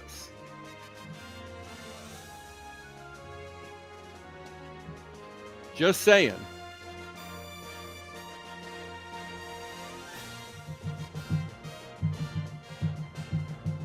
You're right, Chris. I think the Electoral College is a bunch of bullshit to begin with. So pretty much only 530 people choose the fucking president, and the other 30 million people that vote are just wasting their time. Oriana, I don't get this. You know what? If the dude was already going to go, and I don't know, man. I think people are too butthurt that he left the state during a storm. Anything he was going to do from Texas, he did from another state. He was on the phone and on the computer.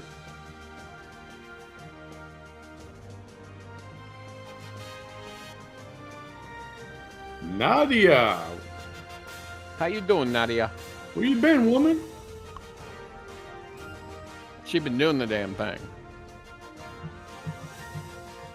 Drinking water now.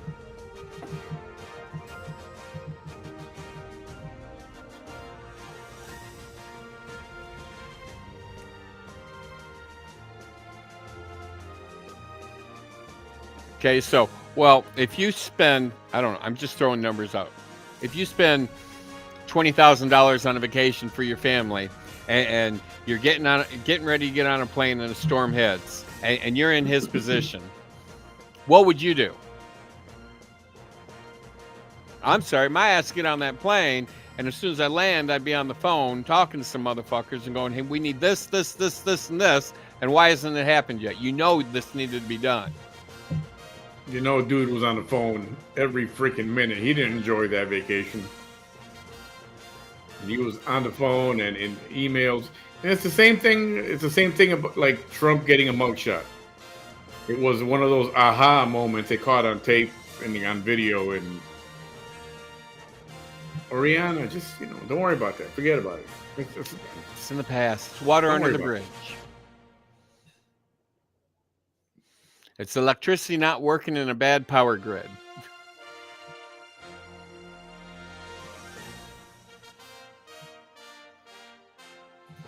Hey, Jessica. Been on strike with Meta. What the fuck's a Meta? Facebook. Oh.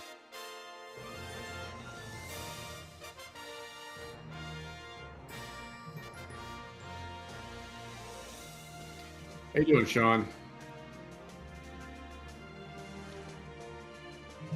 Well, that's a whole other story. $8 credit for that. That's ridiculous. It really is.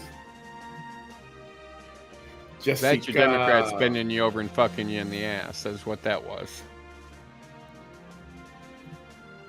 I'm telling you right now, man. If Kamala wins, everybody can just drop your drawers, bend over, because you grab your ankles. You're gonna get fucked and hard. It's not gonna be good. Yeah, there's no kissing, there's no lube, there's no dinner, there's nothing. She's just going to fuck you in the ass as hard as she can. And every other Democrat right along with you, they're going to line up and train your ass. Yeah, and it's not going to be hard. It'll be slow and steady.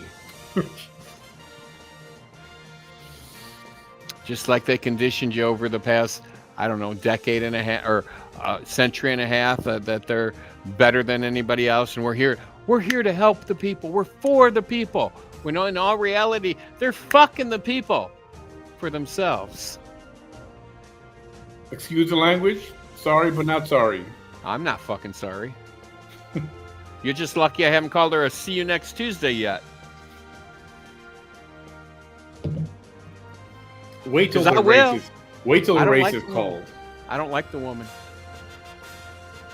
Hang her up Ben, by her toenails. How are you doing, Ben? How's it going? How are you, man? Hey, Ben. Yeah, but not because of Cruz.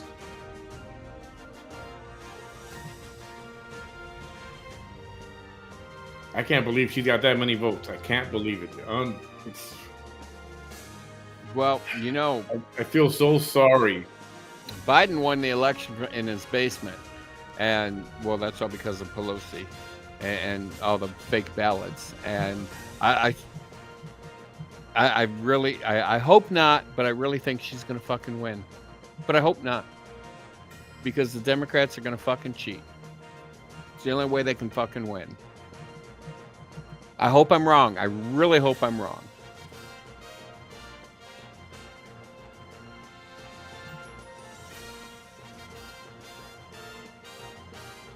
You're not wrong, Sean. You're not wrong.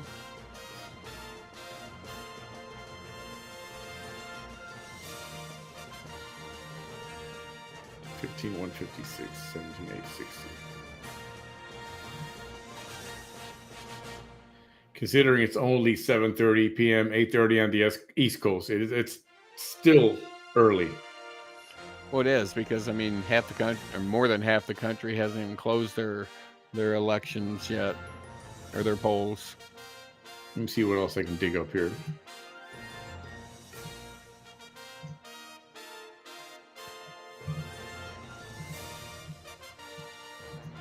A bunch of the channels are doing this. You know, they're just playing slides and kind of updating the whole thing with music in the background. A lot of them are doing that right now. So I'm not going to change channels yet. I mean, look at all the fucking red. That should tell you something. But no, because your major metropolitan areas are blue, that turns the fucking state blue, which is bullshit.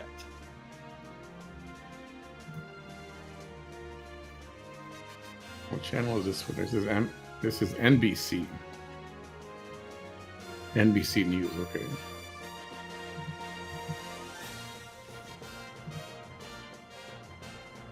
Here, let's see what these people got to say. Hang on.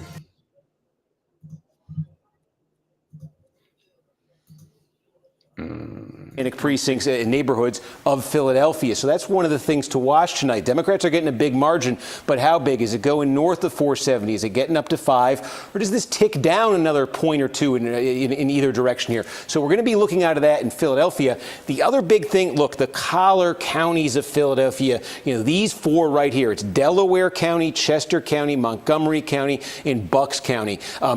Take them in almost two sections here. Take these three together. Delaware County, where we do have a little bit of vote, can show you right now. Core Democratic County, this is a little bit more racially diverse. You see Biden won this by 26 points. It's just about running up the number for Democrats in Delaware County, as is the case in Chester County. Now, Chester County, again, this fits that profile we talk about. High concentration of college degrees, you know, higher income. There's no county in Pennsylvania in the Trump era that has become more Democratic to the degree that Chester County has. So as you start to look at the results come in here tonight, it'll be a while. See what Biden got here, 58%. Maybe set a benchmark in your head of 60%. Can Harris break 60% in Chester? Because what's happening in Pennsylvania, and this is going to be a theme in the two other northern tier battleground states, what's happening in Pennsylvania is the Democratic base is geographically contracting. Trump came along in 2016 and he started to run up massive margins in rural areas of the state, rural blue-collar areas of the state. And what's happened is the Democratic base has become more geographically concentrated into cities and metro areas. Again, suburbs, places, as I say, keep saying it, but it's what the stats show, high concentrations of college degrees. So what the Democrats increasingly need to do is just focus on running up margins in those places that can offset the Trump gains elsewhere in the state. So that's what these three counties are all about. Bucks is a big one, about 450,000 people here. It's a little bit different. This is a true swing county here. How this one goes tonight could tell us a lot about how the state is going. It's just, it's more blue collar than these other collar counties. So we're going to be watching there. South Central, you know, Pennsylvania, sort of this region in here, Harrisburg, Lancaster, York. This is actually an area. There are some Republican counties in here, but this is an area where Trump had some slippage. Cumberland County, this is an area where Trump had some slippage in 2020, a potential area of growth here for Democrats. We're going to keep an eye on this region. Western Pennsylvania, you see a lot of blue here again because it's vote by mail. These are almost all going to be red tonight. And this is, when I say Trump has been running up the score, these are the counties where he gets 65, 70, 75% of the vote, all in this part of the state. And I think where the game may be won or lost in Pennsylvania is going to be northeast Pennsylvania. I think we showed you at the start of the night, but I'll go back to it again. Going to be paying a lot of attention to Lackawanna County, and we've got about a quarter of the vote in here. Again, this is the vote by mail, but here's the story in Lackawanna County where the city of Scranton is. This was pre-Trump a big Democratic bastion. Trump, look at that. He almost won this in 2016. What a shift. Democrats actually jumped up to close to a 10-point win here in 2020. Was that because Joe Biden and his Scranton ties? Was that because of, something else, changing attitudes towards Trump, perhaps? Big question here. And there's a lot of counties like this in Pennsylvania and Michigan and Wisconsin. Big question here is, can Trump get this back to 2016 levels, or really, can he win this county? That's Pennsylvania, the state that almost killed him. A lot of counties in this sort of stretch of the state right here. You've got a lot of counties with substantial Hispanic populations. And that's the other thing that the Trump campaign has been talking about. Berks is where the city of Reading is. Reading is about 2/3 Hispanic, largest concentration of Hispanic voters anywhere in the state.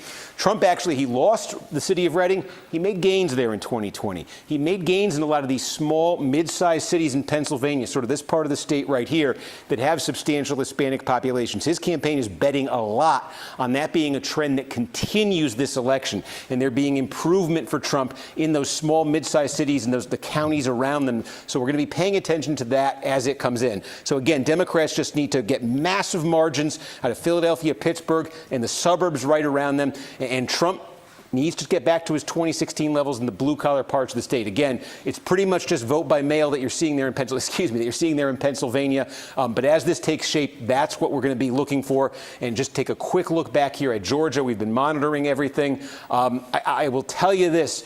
One thing I've been looking at, and this is the clearest thing yet in terms of completed counties, you're always looking to see when you have all the vote in a county and you compare it to the last election and you say, is there a trend? So one of the things, there's like 3 or 4 of these categories we're looking at, but one of them we've said is the rural counties in Georgia, the heavily Republican rural counties, and it's very consistent. We now have 15, maybe 20 of them that are basically complete right now. Very small, but in just about all of them, Trump is running a point to 3 points better than he did in 2020. And that was one of our questions in Georgia. Is Trump going to slip a couple of potentially critical points in his core parts of the state? So we are not seeing that there. But there's a lot more, obviously, we're going to be looking for as Georgia continues to come in.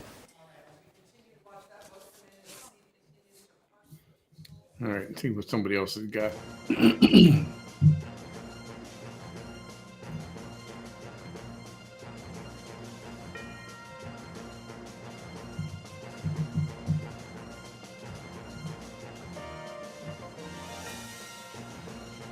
See what this guy's saying.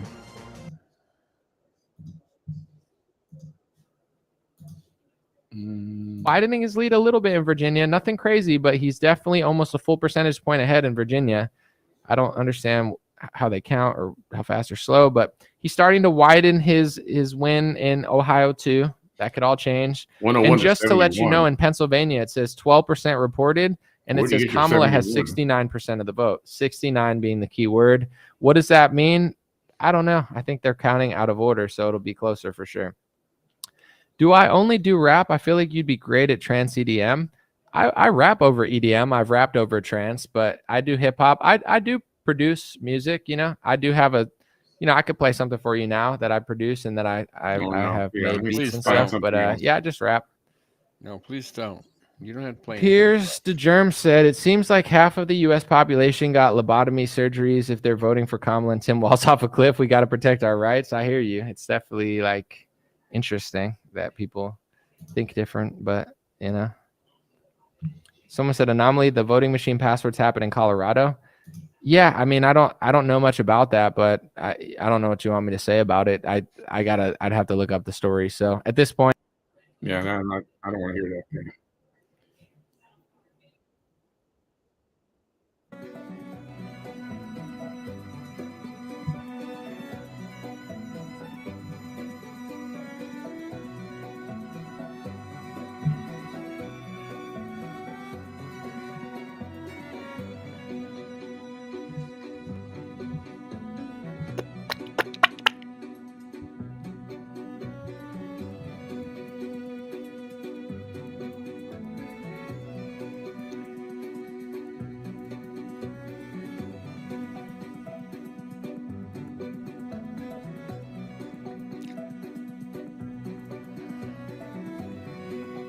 So New Jersey and Maryland gave her the big boost. Well, Trump won 10 states to her 7.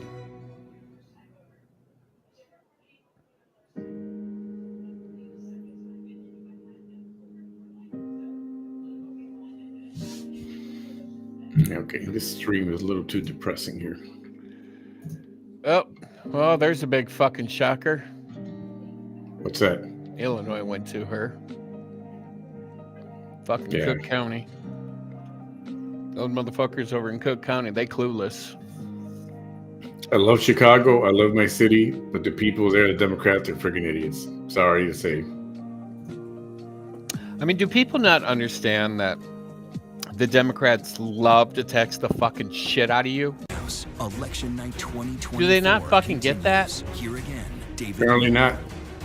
Welcome back. Let's go right to the path to 270, where things stand at this hour. Donald Trump picking up 10 states on the race to 270. Kamala Harris picking up 3 states and now stands at 27 electoral votes to 105 electoral votes.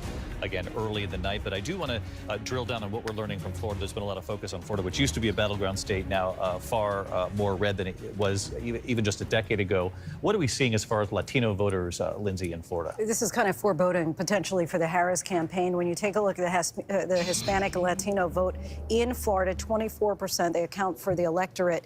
Look at this. Donald Trump leading by 16 points over Kamala Harris. He's getting 57% of the vote. He's actually doing 11 points better with Latinos than he did in 2020. And Republicans actually haven't won the Latino vote since 2004. Now, some people might say, well, you know, there are a lot of Cuban voters in particular in Florida, but still, she's actually underperforming. And Cuban voters tend to go with Republicans, so that's not so unusual. But she's also underperforming with the Latino vote when it comes to battleground states of Georgia and also Pennsylvania. So let's bring in Maria Elena Salinas, who knows this obviously very well. She's with us here for our coverage tonight. Maria, what are you seeing as far as how Kamala Harris is doing among Latino voters really across these battlegrounds? Well, across the battleground states, and just let's remember that there are hundreds of thousands of Latino voters in all of the battleground states.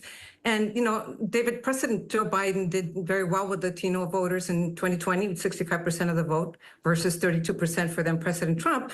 And Vice President Harris' support among Hispanics is a bit lower. The latest ABC poll had Vice President Harris at 54% versus 39% for former President Trump. But it's not all bad news for Vice President Harris, because when she entered the race just over 100 days ago, the numbers were much lower. And she's been able to increase her numbers as Latino voters got to know her, especially women and young Latinas.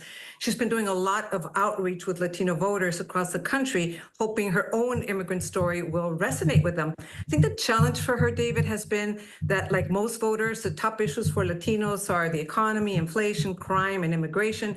And we know that former President Trump does better on those issues. All right, I don't like this there one. is It's boring. anecdotal indications I'm gonna and change some it. polling on Spanish language media that shows that the so-called joke at Madison Square Garden, only calling Puerto Rico 11% of the floating votes island have of been garbage, has moved some counted. Puerto Rican voters her way in Pennsylvania. And they're already throwing it at over 400,000 Puerto Rican voters, Camellia. as well as Yeah. North Carolina and Georgia with hundreds of thousands. And here in Florida, where Puerto Ricans are the second largest Latino voting bloc, I know previous said that they were leaning towards Trump, but, you know, we have to wait till we see those results. There's also indications Says that the estimating insult remaining Puerto ballots Rico to count is have over influence, 5 million, other and you're Latino already showing voters who have Camellia expressed win in outrage at the Illinois. incident in Unfucking solidarity. believable. Yeah, Ricans that'll say go an insult to one that'll of just our- Democrat. an insult to all. Maria Elena Salinas, I really appreciate that. Governor Christie, I wanted to bring this over to you because Florida really has changed over the course of several years here. And Let's see what obviously this a is. goal Hang of on, the Trump what is campaign this? was to try to The luckiest man alive to marry this lady here.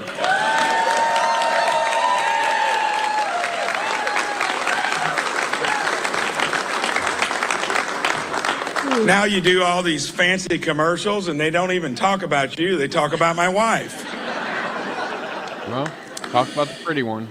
We were lucky, I think, going way back when we made the decision, unlike most did then, to move back to our hometown. And when we did that, Man, I don't want that to see this set dude. the stage he's for boring. everything else that followed. Most people didn't think that made sense Oh, well, either. would you look at that? Harvard But had we University not supports done that, I'm almost Camellia. certain we wouldn't be here this evening. Numbers show it. Rick Scott has never been a big winner in Florida. He's been a barely winner, 1.5 point, 13/100ths of a point. Now, all of a sudden, Rick Scott's winning by 12 tonight. What you're seeing is that electorate has changed because of COVID significantly in Florida. And that's why tonight you see the abortion referendum is losing. The marijuana legalization referendum is losing.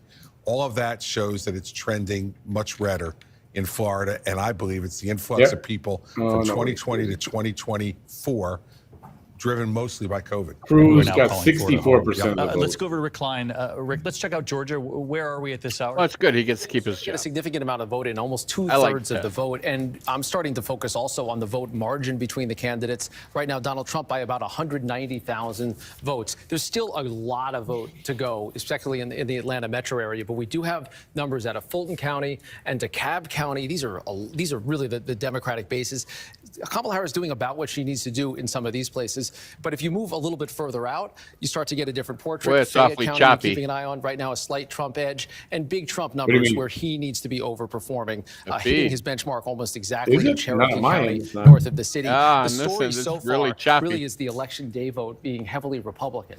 That's a problem for Kamala Harris because of the imbalance that we talked about in the early vote. The we audio didn't have was as much fine, of a but the video Democratic just imbalance sucked. this time. So Democrats need to have a bigger election day. Weird, 'cause here on We're this still seeing side, signs of that yet. There's still directly a lot out, and again, on about our a third of the vote overall, but app here, you start to it's see smooth. stubborn margins come in, especially when good chunks of the vote are coming in Kathy, already. you're right. From the largest Illinois counties is a in the bunch state. of fucking And idiots. where's the benchmark for Fulton County? Where does she need to be performing well? She's just below it. She's about a point below that. And just to put in perspective, Fulton County is 178,000 advantage for Kamala Harris, and she's down by 200,000. To think about how far she'd be behind without the reporting we see from these two counties right next to each other, that's an enormous amount of vote, and it's vote that's already banked. Now, we'll see what comes in. There's going to be a lot of election day vote in counties like that and throughout the Atlanta metro area. And these gray spots on the map are just places we don't have enough data to tell you, is it going to tip to one direction or the other? So there's still some blank spots to be filled in. But again,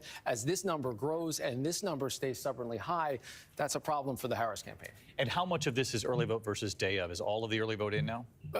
We're getting almost all of about 80% of the expected early vote in so far, and it is a large number. And here's where Trump is leading. That, again, a little bit of a change from previous cycles, maybe a reversion to people's historic norms of how they voted, but Trump winning in that early vote that is a large portion of the vote in Georgia overall. All right, Rick Klein showing us the dynamic of the early vote this time around. Donald Trump embracing the early vote with his supporters. They did turn out in force, and we have to wait and see how in some of these other battleground states how that's going to play out. Donald Trump leading in Georgia at this hour. When we're closing into the 9 o'clock hour here, polls close in about 15 states, including the key battleground of Arizona, Michigan, and Wisconsin as well. Your local news is standing by, and our live election night coverage continues in All right, find a just different moment, feed right because here. this is just driving me nuts. So, Okay, let me move on here live.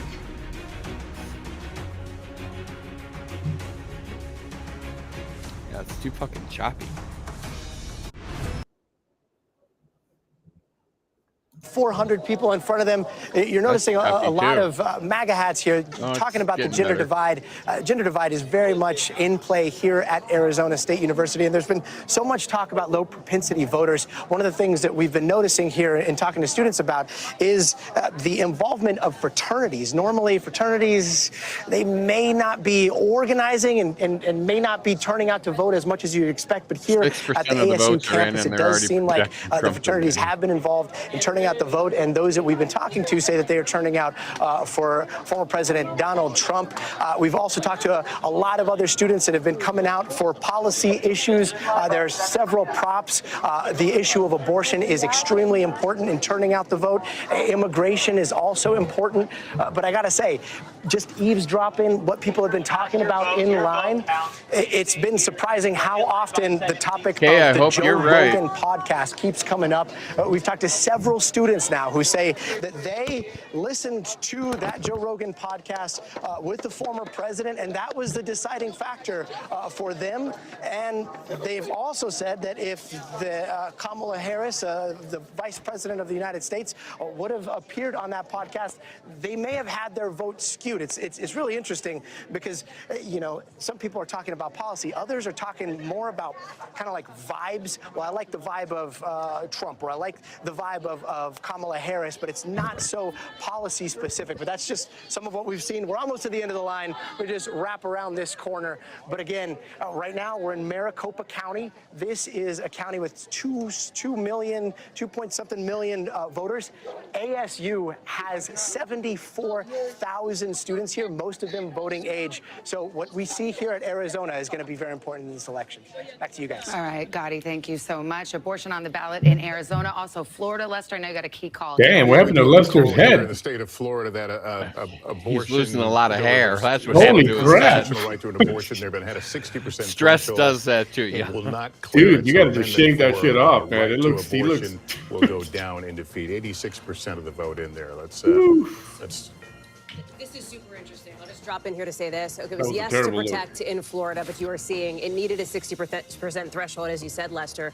This would be the first ballot initiative that we've seen anywhere in the country since the overturning of Roe versus Wade that has failed. However, But it had a higher bar. Exactly. The other ballot initiatives were not this high of a threshold here. And I see you want to jump in. No, it's just the same number, right? It was 57, 58 in Ohio, 57, right. 58 in Kansas. I mean, I think we know what the number is. Ironically, I've talked to some Florida Republicans who secretly had hoped this would pass, because now Florida elected officials in 2026, which is their big election year, they will have to face the It's a live voters on a wire. 6-week Well, ban. And then suddenly that will sort of upend just the state's politics. Yeah. But Ron there's clearly, DeSantis actively He really campaigned did. against this amendment which is And he used the interesting. government power. It's going to create an interesting, there's going to be a fascinating, if the Democratic Party ever wants to have a chance in Florida again, they're going to get an opportunity, Well, ironically, because this thing went and down tonight. Think about how complicated this was for former President Trump. I asked him about this. He said it went too far. And then he was asked about it repeatedly throughout the course of this campaign. Well, how are you going to vote on this? And he was shifting his positions in the weeks leading up to this very vote. So it sort of underscores the point that Chuck's making. This is a very complicated This issue has Republicans in knots, and Donald Trump in knots, and now it lives to see another day in Florida. And this is why the vice president and her team have been pushing on this issue. It is on the ballot as well in Arizona and Nevada. Trump orbit folks that I'm talking to think that there is a likelihood of perhaps ticket splitters in those states, people who will back these abortion ballot initiatives, but who will also back former President Trump. But you have seen the vice president hammer this in the state of Georgia. She went to the state of Texas, which nobody really thinks is going to flip blue on the presidential race, but she wanted to use it as a stage to highlight that state's controversial restrictive abortion law. She did it in Georgia with Amber Thurman, and in Florida, she talks about it as a place that she is concerned about. We don't have a ton of time because we're coming up on a poll closing, but in Iowa, whose polls But are I heard closed, about the there was fake. a She went to late somebody's election door, like she was poll. going Iowa door to just door. had a very Yeah, I seen that. restrictive abortion ban pass. And this shock poll on the eve of the election had Kamala Harris carrying a red state. So it's just a very potent issue. Not to overread into it, but it is an indicator perhaps, and the pollster there, Gold Standard pollster, thought perhaps the abortion issue was motivating these older white women, right? A demographic we've been watching tonight. And Chuck, well, let's go to the election and we'll move right here as we get some more poll closings here. We can give a few more characterizations. In just 3 seconds, all of these states will see their polls Dang, closed. all of those closed. And we'll begin counting the votes. So the next Here is, hour is going to be very. State of Texas. We were just talking about Donald Trump will win in the state of Texas when all the votes are counted. NBC News projects that Donald Trump will also win in North Dakota tonight. South Dakota, same story. That will also go into That's the a Donald shocker. Trump South column this Dakota's a evening. red state. We move to the state of Wyoming. In 3 electoral votes at stake, Donald Trump, the projected winner in Wyoming. Here's the map. The road to 270 now getting interesting. 154 for Donald Trump, 30 for Kamala Harris. I thought she had 71. All right, let's go total. to the uncalled races just from those 9 o'clock poll closings, including New York, Colorado, Minnesota. So we still await results there. But let's go to Michigan. That's the biggie at this hour. Polls closing in Michigan, and it is Wait for it. Too early to call. We will be waiting for it perhaps into the wee hours tonight. Arizona also too early to call. 7 o'clock in the Mountain West, 9 o'clock on the East Coast. Polls just closed there. Let's go to Wisconsin, the other of the blue wall states, along with Michigan and Pennsylvania, too early to call. And speaking of Pennsylvania, too early to call. Starting to see more vote come in, but we could be waiting a bit for that. And same with North Carolina. They're counting more quickly, but it's still too early for us to make a projection. And in Georgia, it's not too early. It's just too close. We are starting to see the vote come in. We've got 66% counted right now. And yet, despite the margin that you see there, we project not only what the margin is right now, but where we expect the vote to come in, whether it's coming from a Republican stronghold or a Democratic stronghold. So when you see that disparity and then you see us say it's too close to call, there's a method to that madness, Tom, and you've got Georgia up there. And I'm going to explain the method to the madness, right? The difference right now, 220,000 votes. Trump on top with 66% of the vote in. But Republicans, it can't even get close to celebrating just yet. These sort of UFO objects we have circling Georgia right now, this is the remaining vote. And the bigger that bubble, that means the more vote that is out. And the more vote that is out right now is in the Atlanta metro region. Remember, I told you guys earlier that about 50% of the vote is going to come from this area right here. The election is essentially won or lost in the Atlanta metro region because the margins are so close. Every vote matters, but because the margins are so close, Trump runs up that rural vote. The Democrats run up the urban vote. They run up the suburban counties around Atlanta as well. Let's take a look. Let's see how Atlanta and the surrounding counties are looking, the ring counties. Cobb County, 77% of the vote is in. Harris slightly overperforming where Biden was in 2020. Let's go over to Fulton County. This is where Atlanta is, a huge county for Democrats here. She's about where Biden was, 72% of the vote in. She can catch up and bring that up. Gwinnett County, again, these are the counties that Clinton flipped in 2016, and they just got bluer and bluer. And you can see what's happening here. 16% of the vote is in, but she's at 60. Biden was at 58. Let's keep going around here. Douglas County, 84% in. Here we go. Harris overperforming in that county. We'll come a little further out. Rockdale County will kind of move a little out the suburbs, the exurbs, if you will. 69%. Look at where Harris is tonight. 74%. She's running up that vote in the Atlanta metro region. No, that's going to be your next president right there, the hoe. She could possibly take the state of Georgia. But again, we got to wait and see. I want to see how Trump is doing in some of his rural counties. 78%, 95% of the vote is in. So 78% in 2020. He's at 78 right now. Let me go to neighboring Towns County right here, 81-80, and then in Union, 81-80. He seems to be hitting his marks, too. I want to hit some sort of swing counties, if you will. Dooley is one of these. Trump won it in 2016, but if we go back, Obama had it in 2012. Tonight, Trump is up. He's building on his margins from 2020. That's a good sign for him. Let me see if Peach County is in. Peach County is another one that no vote is in. This is one of those swing counties, not a whole lot of voters, but it usually sort of picks the winner. We like to watch it as we go around. Muskogee, this is 72%. This is one of the ones we're watching to see if Trump could make inroads with black voters here.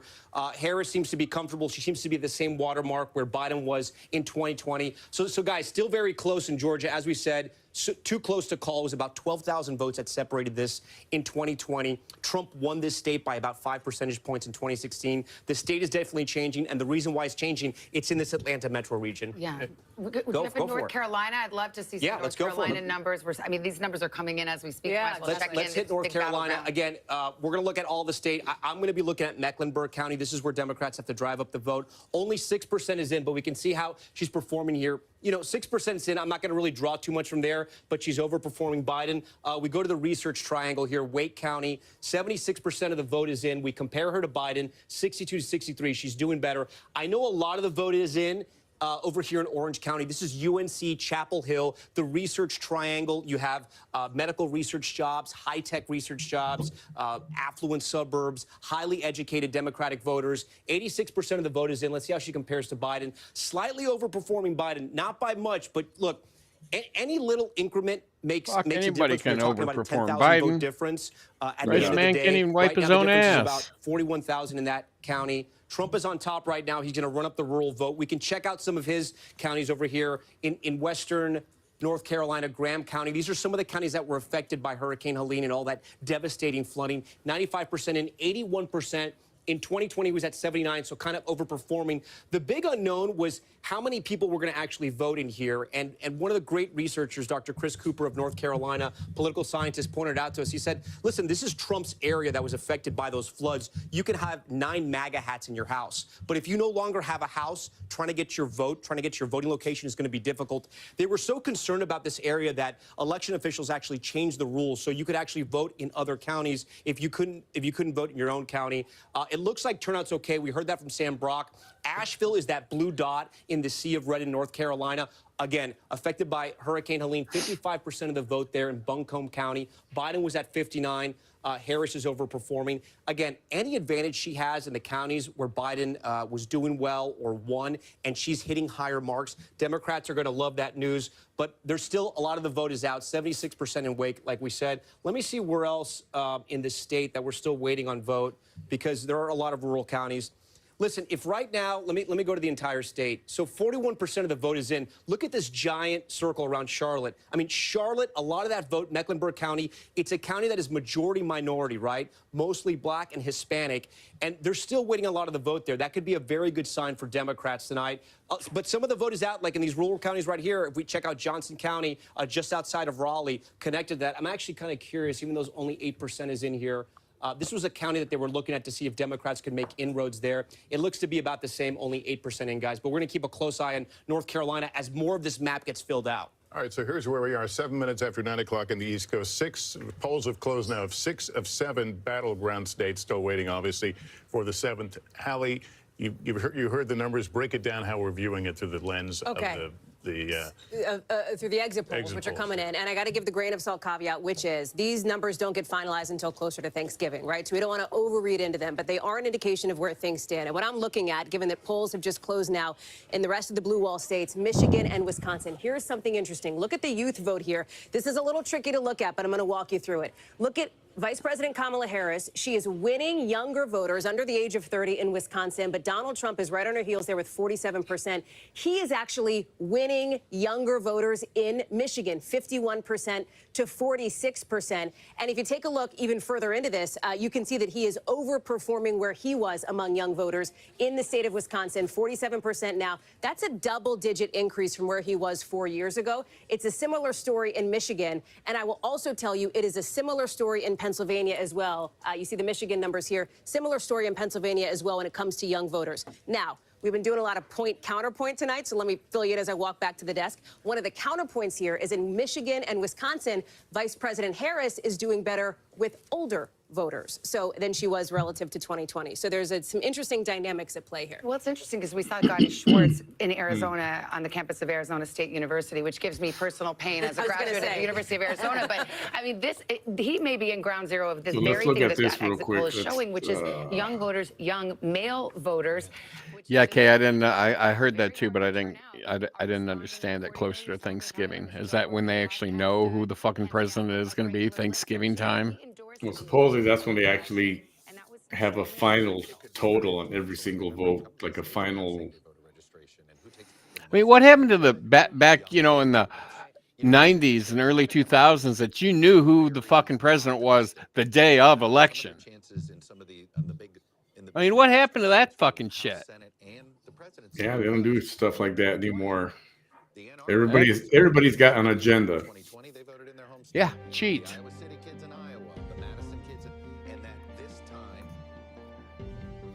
So that's the map right now. And this is just projected. They don't know for sure. Well, there's enough of the vote in, enough of the count that these are being pretty much called.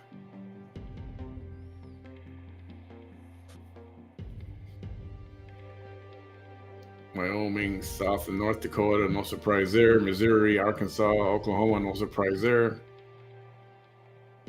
Alabama, I think they said earlier, somebody said he's going to take Mississippi as well. And it looks like Louisiana as well, although they're not calling it yet. That's another, 14.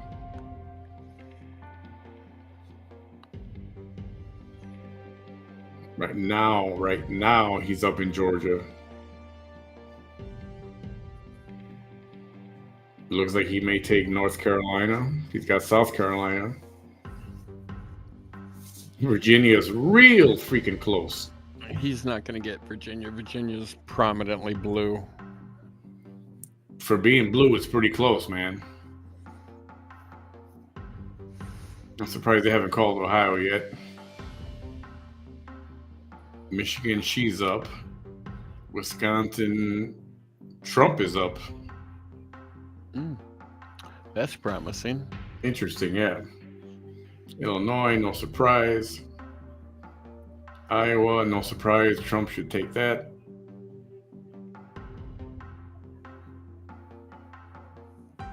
There was talk that Trump could possibly flip New York, but I never thought that was going to happen. Those people in New York are crazy. Right, Michael? Yeah, they are.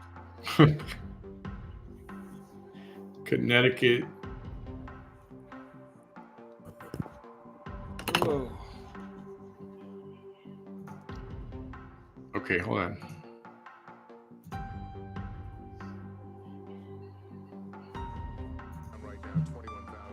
Vote difference, 10% in, but again, Donald Trump, the projected winner in Mississippi. Here's the map. Here's where it leaves us in the road to 270. Donald Trump, well out in front with 160. Kamala Harris now with 30. Let's expand the conversation. Simone Sanders Townsend, former spokesperson to Kamala Harris. I wonder what you're seeing in these numbers. I assume you have good sources inside the campaign. What are you hearing? Greetings, everyone. It's good to see you. So what I am hearing is that Democrats writ large in all of the battleground states, and I've been talking to party chairs, folks within the campaigns, but also the organizers on the ground, they're feeling encouraged by what they're seeing from college campuses specifically. In Wisconsin, for example, in the 3rd Congressional District, there are 2 large college campuses in that state. And as one individual in Wisconsin told me, that they could flip a House district seat. In Philadelphia, the turnout in Philly specifically has surprised some Democrats. From in Baltimore, D.C., New York, there were buses that left early this morning of strategists, organizers, even some donors, and they all went down and knocked doors in Pennsylvania, in the Philadelphia area and Philadelphia suburbs. Well, the numbers coming out of places like Temple University, where the lines were so long, people were standing in lines for 3 hours, college campus, they had to add more voting machines. They were not expecting that, Democrats particularly in Pennsylvania, so they're encouraged, what I'm told, by the raw data, emphasis on the raw data they're seeing. So they don't want to speak out of turn, but they feel all right. Yeah, Simone, what is worrying the Harris camp right now, looking at it from the other end of the glass? Well, the lines are very long, and they want people to stay in line, Lester. I'm told that actually in Pennsylvania specifically, celebrities are FaceTiming in to the people who are in line, encouraging them to stay in line. So the organizers are out there with the phones saying, hey, so-and-so is on the line. There are concerts actually happening. They are looking at Pennsylvania very closely. And as the time that the vice president spent in the state, in the Commonwealth of Pennsylvania, I think is also indicative of where they see some gaps. Also, obviously, DeKalb County, in Georgia, the lines, the polling locations were staying open longer because of the bomb threats that were happening there and the evacuations that had to happen, encouraging people to know that it is safe to vote, stay in line, make your voice count. I think they want to ensure, they feel like that they can eke it out if people turned out to vote and stay in line. All right. Simone, thanks very much. We want to turn now to Garrett Hake. He's at Trump headquarters in West Palm right Beach, now, Florida. I see Donald and Trump we just got the leading in inside scoop Iowa, from the Harris campaign. 53 So to what are you hearing 45. from the Trump campaign about what they're seeing in these battleground states in the early going? Savannah, the Trump campaign is very buoyed by what they've seen out of Wisconsin, specifically among black voters. They're pointing to our exit poll, which shows Donald Trump more than doubling his support among African Americans in Wisconsin. I cannot emphasize enough how much this has been an emphasis for the Trump campaign to try to improve their margins. They got blown out with African American voters in 2020. If they were able to move the percentage that they got from 8% to 10, 12, 15, in this case, based on these early exit polls, getting 20% in Wisconsin, that's the kind of thing that could make a huge difference in a race that might be decided by 15 or 20,000 votes in those states. They spent heavily on television, they spent heavily on African-American media, trying to find celebrity validators for Donald Trump, and particularly to reach out to young men. If Trump pulls this off tonight or in the days that come, those small changes at the margins among African-American men, I think, will be a huge part of this story. All right, Garrett, thank you. I want to go over to Peter Alexander at Harris headquarters, Washington, D.C. And how's the feeling there? What's the vibe? Well, there's still a celebratory feel here right now. They're waiting for any particular data South points Texas, that they can Myra know if it's a Flores good is indication or not. winning The Harris right now. campaign, She got, individuals still watching Good for behind her. closed doors. The vice president watching alongside She's family got and friends tonight. A lot of the 72% donors versus and other 27. big supporters of the vice president's Good at job. a hotel here in Washington, D.C. watching as well before they arrive here a little bit later this evening. I'll tell you some of the data points that they are pointing to right now as potentially some good indicators. One comes out of Pennsylvania, Philadelphia, specifically as it relates to those 3 wards with the largest densities of Puerto Rican voters right now, that they say in those particular wards that they saw as of 5 o'clock, 3 hours before the polls closed, they had already reached the same number in terms of turnout as they had 4 years ago, which is to say that they believe that they are exceeding the numbers in the past. They think that's a good indication there. I'll punctuate a thought that Simone Sanders was just sharing a short time ago. I am hearing again about those college campuses right now, everywhere from Nevada, UNLV, all the way to a series of separate campuses in Philadelphia itself, Temple, one of them that they named Lehigh, Lafayette, elsewhere in the state as well. And she was talking about what is really key to the campaign right now in these sort of late evening hours, even after the polls have closed. They don't close if you were already in line. It's a message that they're sharing right now, FaceTiming in Jennifer Gardner and to me, more among others, to keep those folks in line. All right, Peter. If your Harris voters are closed, don't even bother. Turn around and leave. You can keep them in line, and Jennifer Garner's on the other line talking to your mom or Paul Rudd, and that's the strategy there. They finally called Louisiana. Louisiana, no big surprise, but if you're filling out your map at home, you can add Louisiana there. Just 22% of the vote counted, but again, the margin expected to be rather large. So here's the map for those watching at home. The South, of course, reliably red for Donald Trump, and at this early hour, he is far out in front, but we await those key battleground states. And I think we've got Tom over there talking the great state of Ohio, a former battleground. Semi-battleground, right? We got exit poll data out of Ohio as well. 17 electoral votes, about 55% of the vote is in. Trump is on top by about 266,000 votes. I want you to remember that number. Write it down if you can. I know it's kind of a big number, 266,000. The reason why I want to highlight that difference, because when we punch up Ohio whatever here, the channel is, so that's the it's spread, really choppy. It just changed. That's how much Really? how fast voting data is coming in. I mean, all Again, it does I is love going to this. The remaining vote that's there. Again, here's the issue. It's Hey really guys, bad. is it, anybody watching, is it choppy for you guys as well, or is it just banned? Cuyahoga, Cleveland. Look at the numbers It's here. clear on Cuyahoga, my end. Look how many votes are still out. If anybody says choppy, 377,000. She's on top we'll by switch 71%. it. Let's see how she did compared to Biden 4 years ago. 66%. So she's overperforming in Cuyahoga, and there's still a lot of that vote that's out. Let's go down to Franklin County. It holds the capital of Ohio, Columbus. 68%. Overperforming there with about 60% of the vote that's in. And then again, it's choppy. Says it's 66,000 remaining. So just those 2 counties, we're talking about more than half a million votes. And that's way bigger than the spread for the entire state. Hey, Tom. Yeah, go for it. I mean, when you talk about some of her overperforming in those areas, the reason we expect Ohio likely goes red, but let's talk about the Senate race. Okay, how's this feed? They're not saying anything. Oh no, there's no sound. There's no audio. There's nothing.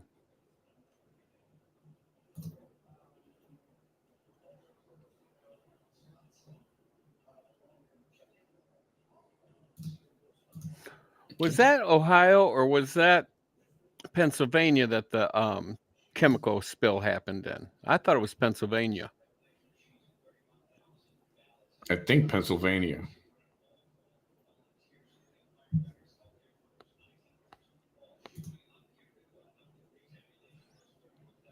Let's see, looking for another feed, something with sound.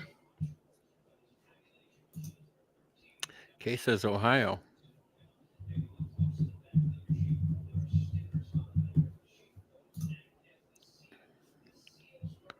Let's see what Donnie's got to say. For a change, and I'm like, Donnie. this is the way. And I gotta say, I feel personally vindicated because Yeah, I don't like him. I've told you this Get many rid of times, him. but I remember 5 years You don't ago, like Donnie Jr.? Don I don't Trump's like so him. stupid. I was like, no, actually, Don's the smartest guy in the orbit, and actually, Who the fuck is that, Conan? understands Tucker Carlson on a gut level way better than anybody else in the whole. Yeah, you had a bad news cycle for that. I remember. I was like, wow, that was pretty cool. Like, well, Tucker it's said true. that, and, like, It's true. And they went after you pretty hard. But I said that because it's true, and I think now it's very obvious that it's true. So congratulations. I think you've been vindicated, and I mean that. Anyway, thank you. Now we just got to win. Now we just good luck, win. man. He's married to voters narrowly going for Trump. 18 to 29. Gavin Newsom's ex-wife. That is crazy. Young people for Trump. You know, it's man, I see so much stuff. Like if you break it down per capita, like I actually in the last like 2-3 months, like I've taken per capita more selfies with like black men than Right. any other group. Exactly. You know, there is a shift. Like no one's buying the nonsense anymore. You know, it doesn't mean it doesn't mean this is it, but it feels so good because of that. It's like it's not, you know, the old white guy in a MAGA hat anymore. It's a big deal. Baldwin County flipped it for us, huh? Trump flipped Baldwin County. It's 41% black. He's the first Republican to win in 20 years. Amazing. Yeah. Amazing. Listen, Right. we just need this stuff to translate through. We need that to translate through in the, you know, in the blue wall and pick off one of those. And I feel like we have a pretty good night. 93 more electoral votes necessary. So Yeah, I mean, we haven't gotten to the know. West It's not Coast yet, gonna so be obviously, easy. you know, she's going to make up some gains in Washington, Oregon, California, all that. But I'm like, thinking he's going to do pretty well in Montana, Idaho, Utah, Arizona, and Nevada, maybe yeah. Nevada. Yeah. I mean, yeah, Nevada. I mean, it was interesting. Nevada on the ground. You know, obviously the Democrats, they've owned that for a long time. That's the Harry Reid machine and everything like that. There But we are. I Look was at that. there a lot, and it felt pretty good. The betting markets have him at 71%. With 291 million in play. That's a lot of money. Yeah. A lot of It's money. going to be a little harder to steal it at this point, but we'll see. Yeah. Well, you know, it's not, people are watching. You know, I never gave, you know, the RNC much credit prior to this, but you know, Michael Watley, the whole team, like these guys, you know, you know, they got real people on the ground. They got real poll watchers. They got lawyers. So when something started happening, Yeah, I'm going to it change doesn't mean it they're going to to catch everything. But different like network. before, we were just like, feel pretty confident about with some of these early race calls. So, you know, that's really important. But, you know, how Republican then? You know, if Sherrod Brown's able to hold on, then, you know, then that probably hurts the control there. But, you know, this is really interesting, this cycle, the split ticket voting. You know, we talked about that before. We're starting to see this in play, especially working class voters, working class men. And that's a really big dynamic this cycle. Yeah, and just to set the stage here, Tom Loyanko with 24 is going to be with us throughout the hour, kind of popping in, reacting in real time to some of these results. Though we do have some live events going on right now. I want to go out to North Carolina. Josh Stein there, the Democratic Attorney General, just won the governor's race over Lieutenant Governor Republican Mark Robinson. He's at his election night victory party here. Let's listen. When we go together, not as Democrats, not as Republicans, not as independents, but as North Carolinians.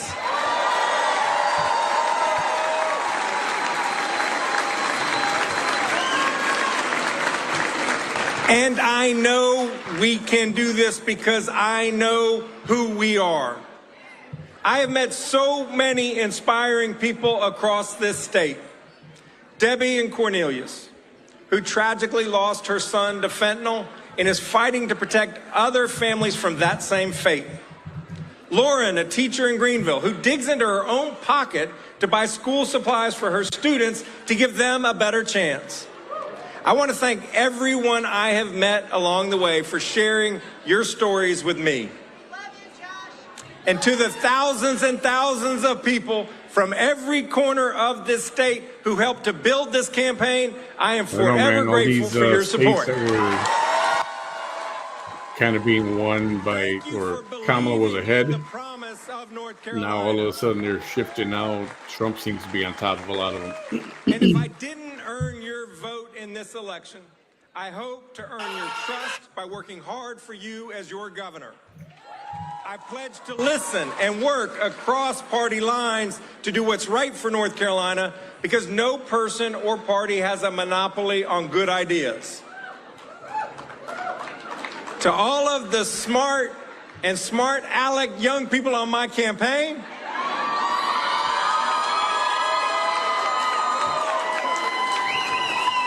thank you for the long days and late nights. Thank you for the hard and high quality work, and thank you for the Democrat laughter won? along the way. Why is this podium thing saying no Democrats? And the Democrat won? They, by the way, are incredible. Yep. I also want to thank Governor Cooper. Let's give that man the hand that he deserves.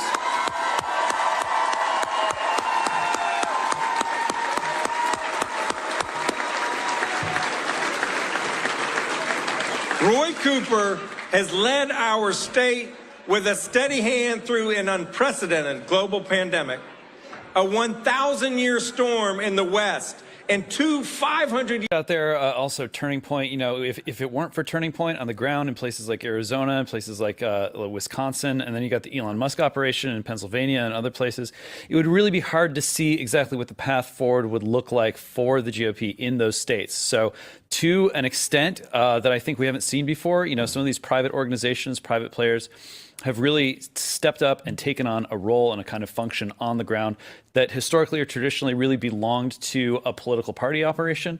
We've got more than that taking place now. Yeah. Delano, what sticks out to you as you're watching all of these results come in? Well, a couple of things. I think, particularly with Trump's gains among young people and Hispanic voters, I think what we're seeing is that Americans are becoming more and more manipulation proof. The shame that Ali Bastucky and I think that the other panel was talking about that, and Steve was talking about that, the shame and the accusations of bigotry and transphobia and racism and sexism, homophobia, and all this other stuff. At a certain point, you overplay your hand. And it's just like, any parent who has young children. If every time they get sick, the doctor prescribes amoxicillin, at a certain point, they're going to build up a resistance to it, and then they have to prescribe something different. And I think what you're seeing is American voters beginning to get a certain tolerance for being, and it's not just what people will tend to think, white Christian male voters, because that is definitely happening. In 2020, one of my best friends who works in New York City in public transit, he sent us a picture in our group chat with him with a MAGA hat on in the bus depot. I was texting with him the other day. He said a lot of the guys that work for MTA are voting for Trump. That doesn't mean they're all out in public. Sure. But these are the types of men that are much harder to shame. And I say this to my friends all the time. I see it every day.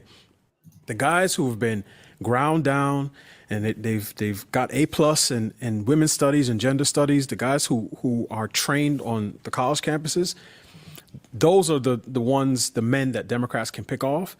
The guys in the barbershop, the tradesmen, the plumbers, the carpenters. These are men, I think, I'm not saying that they're all going to vote for Trump. What I'm saying is they're not as easily to pick off by playing you need to be a good feminist ally card. A lot of these guys are just like, no, I'm not doing that. Sounds like we have... Goodbye. Okay, sorry. Decision Desk HQ projecting Trump wins North Carolina. And wow, Mark, I mean, that's huge. She was just there. She did not, we had a report she pulled $2 million in advertising, but then she kept going back there. So it's clear she was not seeding it. She personally felt it was her best of the Sun Belt states. She felt an affinity for, the university communities, the fact that it's a pro-choice state in some ways. It was confusing to a lot of Republicans. My best Republican source in North Carolina told me he wasn't even going to poll the state because he didn't feel it was possible for her to win it. So it shows you that for all the change that occurred in the Democratic Party and in the race when Harris replaced Biden, that a state like North Carolina, which Biden wasn't going to win, perhaps was always out of reach for Harris. And that, again, the view of a lot of Republicans. But they had to try to create an alternative to simply win the inside straight of one path to exactly 270. And if North Carolina was her best bet, it turns out maybe wasn't a very good one. And so, Dan, how will this be spun by the Kamala Harris team? You mean North Carolina specifically? Yeah. I think they'll say their best path was always through the blue wall, that it was a lot closer than it would have been if it were Biden at the top of the ticket. And they have pointed in the last few days to Georgia as the state where they thought, they had a real chance. There was talk over the weekend that late vote was improving day by day in Georgia. They felt like the turnout today was looking pretty good in the morning. But, Governor Kemp has been, and Mark can speak more to this, has been saying that he felt pretty confident that it was going to go for Team Trump. And based on the vote that's coming in Georgia, Trump is overperforming in the rural areas, and in several suburban parts, Harris is underperforming Biden. It's just hard to see when Biden won the state by such a small margin, where she's going to make up the difference right now. Has got They the are, presidential forecast. The New York Times needle is now officially changing the chance of winning to leaning Trump, with a 66% chance of winning. I mean, all the data on the New York Times basically all night long, Sean, has been moving toward Trump, leaning Trump.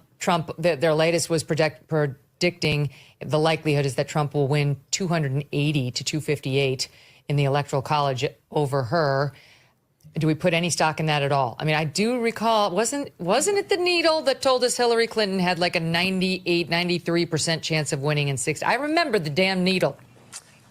I was there. I recall that very much. It's a very different feeling now. I was telling someone earlier today, Megan, in 2016, we felt good, but we were told by everyone that we couldn't win. So it was this weird juxtaposition. This year, it's the opposite, where all the data looked really good, but we were told that it's going to be super close. You brought up the Iowa poll a moment ago that came out over the weekend. I will tell you that if Trump does win, I have this pegged at 306 electoral votes for Trump on my road to 270 map. If this is that kind of a night for Donald Trump, 306, 312, somewhere in there. And the Iowa result is somewhere in the 8 to 10 Trump margin. The media is going to have even more egg on their face. I mean, the idea that they ran with some of these narratives really shows that they didn't take the time to understand the electorate.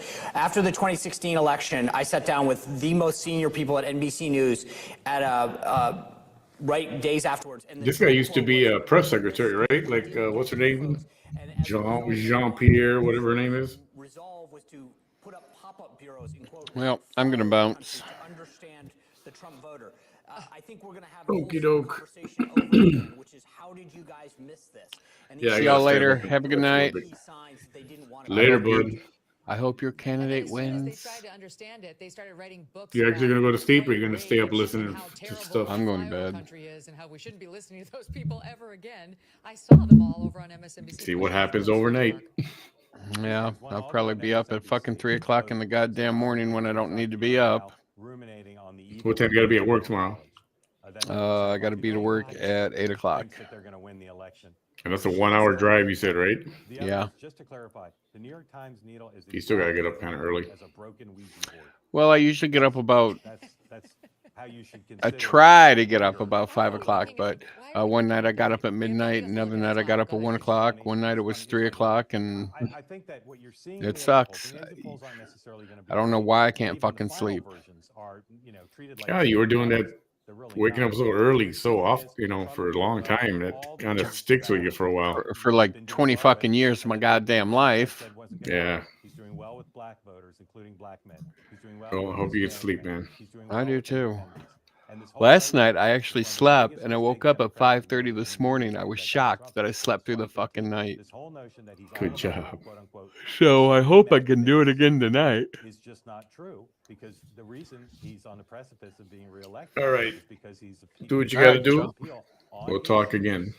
not on personality, not on Hasta luego. but on Later, buddy. issues to a lot of people who are not normally thought of as the extreme MAGA base. Yeah, and Megan, these they were signs not have buying been it. apparent. These signs started appearing in the BBC beginning of World this News calendar and see. year. I mean, they were present during Biden's run and when Harris got the nomination, which is the groups that Mark just mentioned aren't just dissatisfied with the Democratic Party.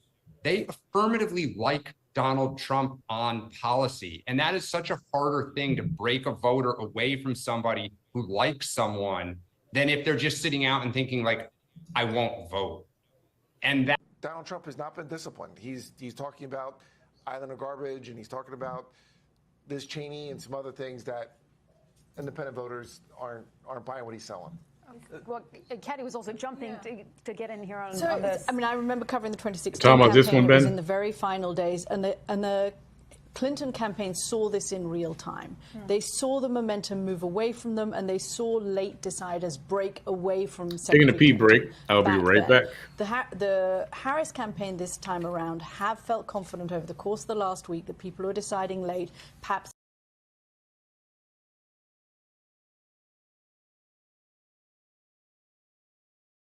after the Madison Square Garden rally up in New York, are now deciding for Kamala Harris. I'm hearing from sources, senior sources in the Harris campaign, that they are still totally confident about tonight, even though there's been a little bit of nervousness over the last couple of hours.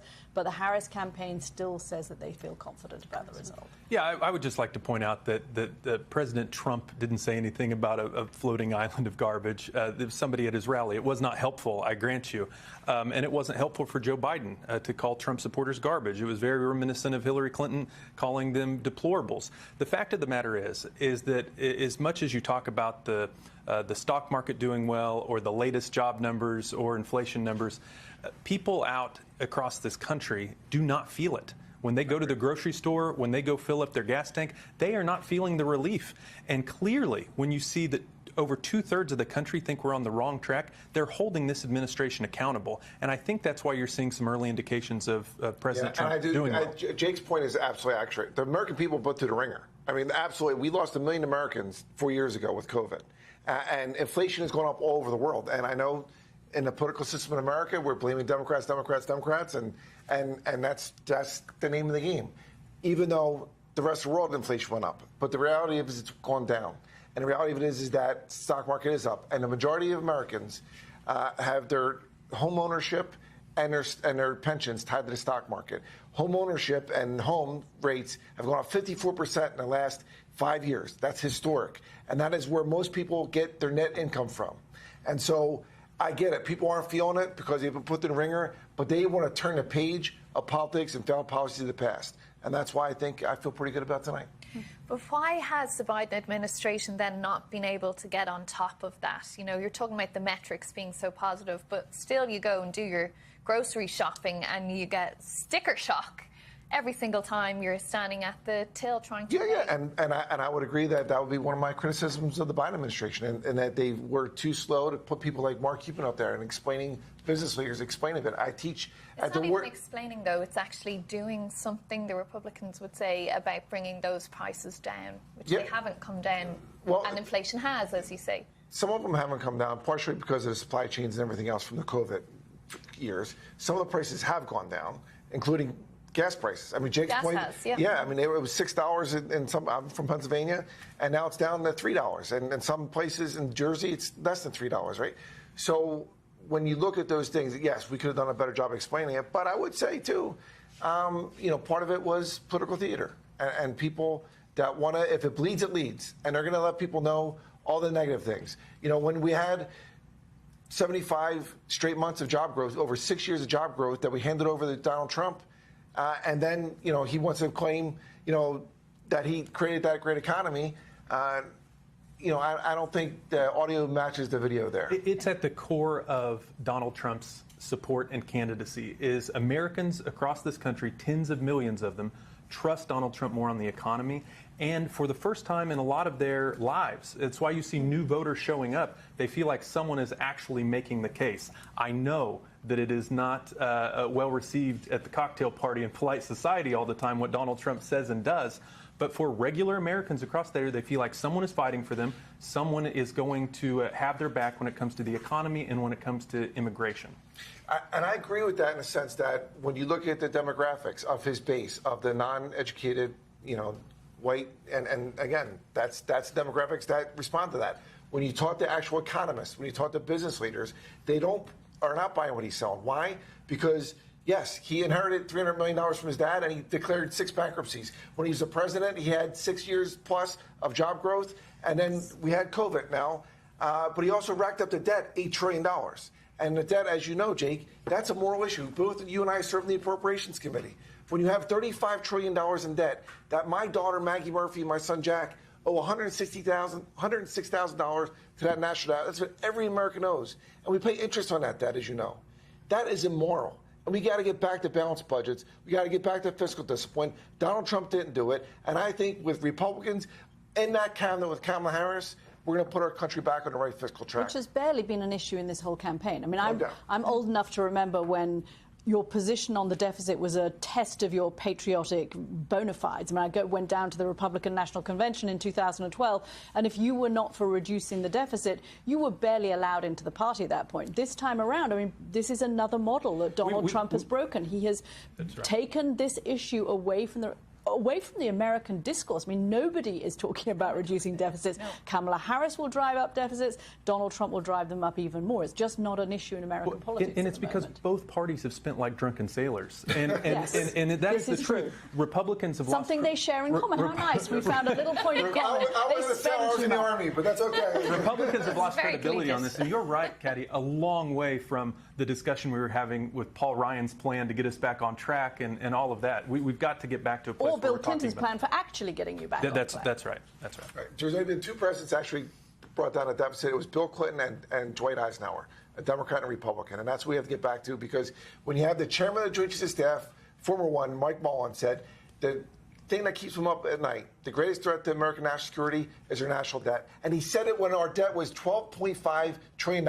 It's now $35 trillion. It's stunning the degree to which it's disappeared from the conversation. Why is that, do you think?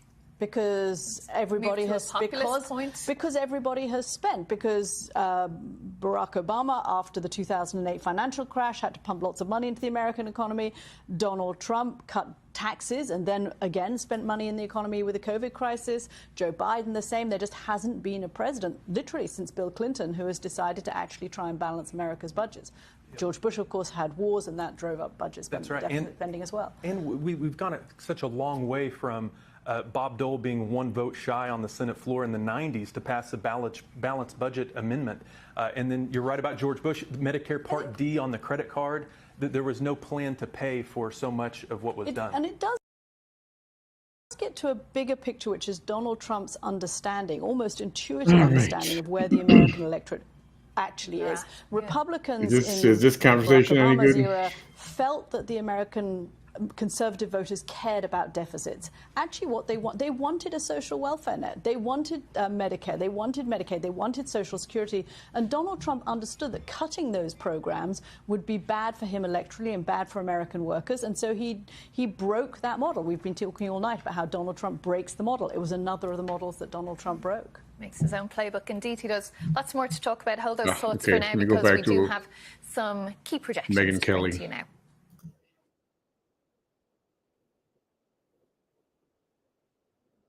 It goes to just the extraordinary quality he has to say, like any of these last things that have been controversial the last week and a half, probably would have sunk most people just in a week and a half, right? And then you go 10 years of that, and he's stronger than he's ever been and on the cusp of the presidency. News, Illinois, Midwestern state, is going to Kamala. That's no Donald Trump. surprise. They forgive all of these things because they feel they know his heart, his character, and they're just quick to overlook all of that in the same way that, I liken it to sort of, my relationship with my husband. I always have the most generous lens on him. I don't jump to, oh, he did that evilly or because he wanted to hurt me. I always jump to, he loves me and we're good. And I think they have the same lens on him. Stand by, guys. Joining me now, former 2024 presidential candidate Vivek Ramaswamy. He's live from Mar-a-Lago, where the president is right now, the former president. Vivek's also the host of his own podcast called The Truth Podcast.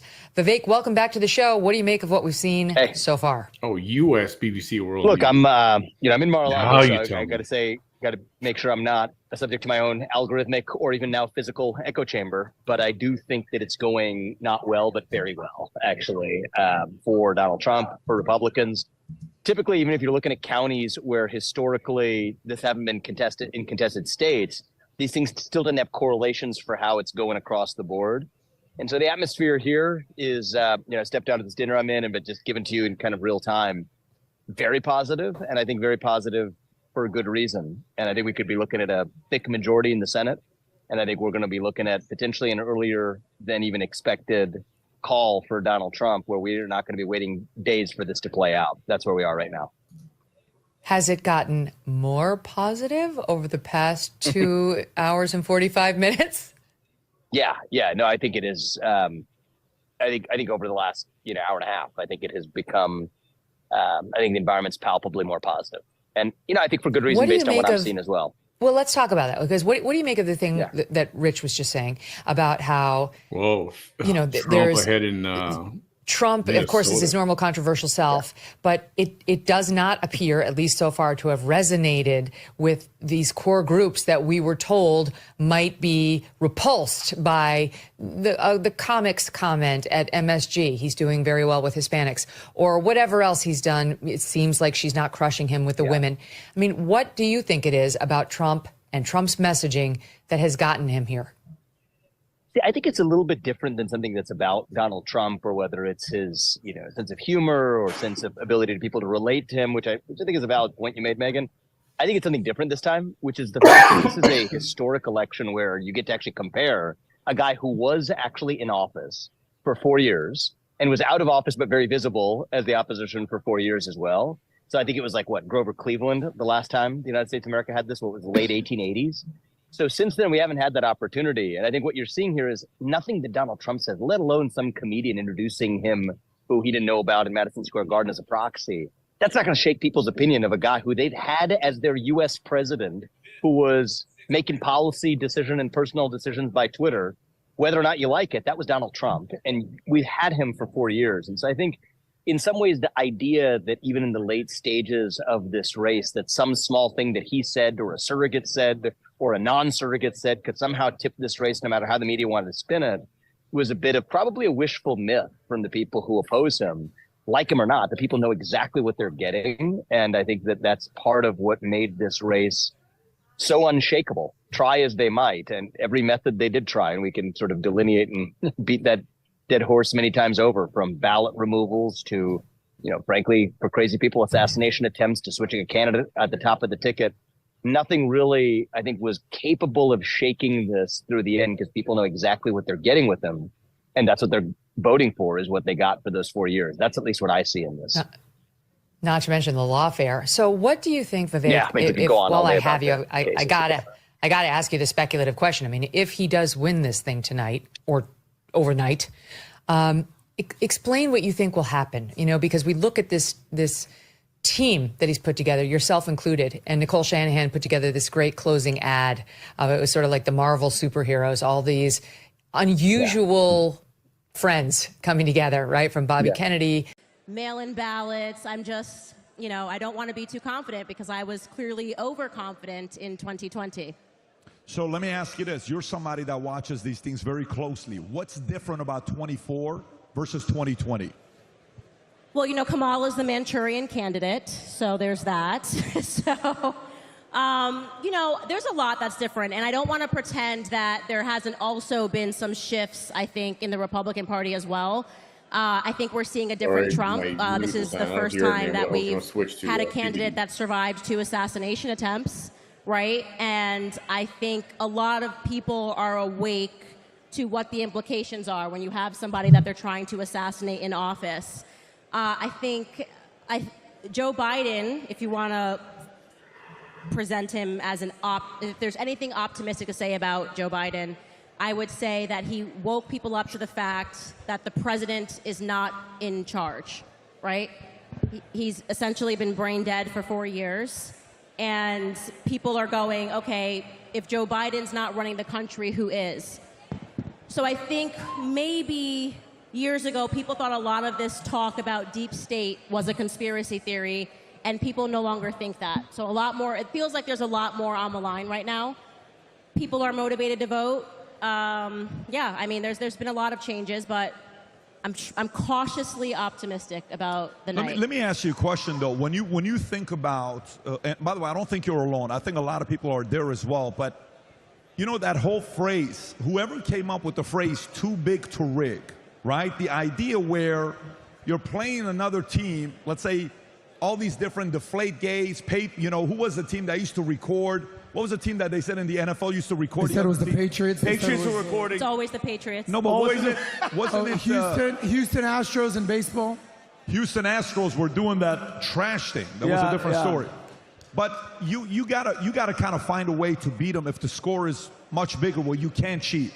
Do you think, even with the idea of a big lead, you're still concerned that they could find a way to? You're still feeling that? And if they did, how would they do it? Mail-in ballots, you know, people got very shy and scared after January 6th to say what I think most Americans know, which is that the 2020 election was stolen. I'm one of those people that I've said that since it happened. They radically transformed the way that we voted, and they did this in the name of COVID. And nothing made sense that night. We've never seen anything like that happen. And so I think for a lot of people, myself included, we've lost faith in our election process. I think you tweeted yesterday or the day before, you know, do you trust the election process? Or if Trump loses, would you think that loss was legitimate? And I think the fact that we can no longer count votes at night and they tell us that it takes days doesn't make us feel good about the election process. Vince, are you at the same place that Candace is at, or are you thinking it's going to be a landslide victory tonight? Where are you at? This is what I know. I know the Democratic Party is the evilest organization in the history of the world. I know they've been the party of slavery from 1800 to 1860, the party of the Confederacy from 1860 to 1865, the party of Jim Crow from 1865 to 1965. And now they're the party of Marxism, communism, transgenderism, abortion up to the 9th month, castrating little boys, calling them little girls. They are evil institutions. They'll do anything to win. Anything. We have to know that and understand that. Yep. The whole civil rights movement was necessitated because the Democratic Party had been stealing elections for 100 years. That's not hyperbole. That's a fact. They were for 100 years, they were doing all types of literacy tests, intimidation, murder. This is their game. They're masters at it. And even right now, they do ballot harvesting, souls to the polls, bottle of liquor and a pork chop sandwich, street money. Whatever it takes to win, they will win. They will try it. But that's not going to happen tonight. You know what? Now you got a lot of eyes because on we're this ready stuff. for it. Yep. They're going to try it, but it's not going to happen. We're watching, we're ready, we're prepared. They're going to try it, but the margins are going to be so loud, they're going to be so far, they're going to be so wide, they're going to have to sit down and they're going to have to give up on it. Amen. By the way, this is very important. Do you mind if I tell them your brother, your family? Are you okay if I? Oh no, would love to. So We're let me tell you guys. Vince's brother is a Fortune 50 CEO. Is it fair? Yes, Fortune 50. His brother is the CEO of Lowe's for the last 6 years. You guys ever heard of Lowe's? That's right. His brother is the Hold on, Pat, I'm sorry. You guys were supposed to do my cabinets last week and nobody showed up. I'm sorry. You're funny. I'll deal with this later. So I'll give him a call for you. Yeah, sir. When I was speaking, Myra your Flores brother and I is were having a taking conversation, and you and I were having a conversation. her My curiosity race. was, Ben. what values and principles did your parents raise you to produce these types of kids? Take us back to when you were 6 years old, 8 years old, 12 years old, 14 years old. Yep. I'm at the dinner table Ted with your mom and dad. 3.5 If I have a million to camera to see what the 2.8. conversations were like, what did your mom and dad tell you to raise Ted these two Cruz over successful Colin already. kids here? At least the I two don't that think I've they're met. calling it officially. My friends, I was born on a cotton Crenshaw plantation in for Haywood kids County, also. Tennessee. My father was a sharecropper. And Myra Flores was over. The only thing that kept me from being at the bottom of everything was that I had a father. But my father aspired. He believed in America. Her race here. He believed in America. And all of our lives, he told us is one thing, that if you believe in God, if you work hard, if you bring good people to you and push bad people away, it is nothing you cannot attain in this country. My family has lived the American dream. We've lived it.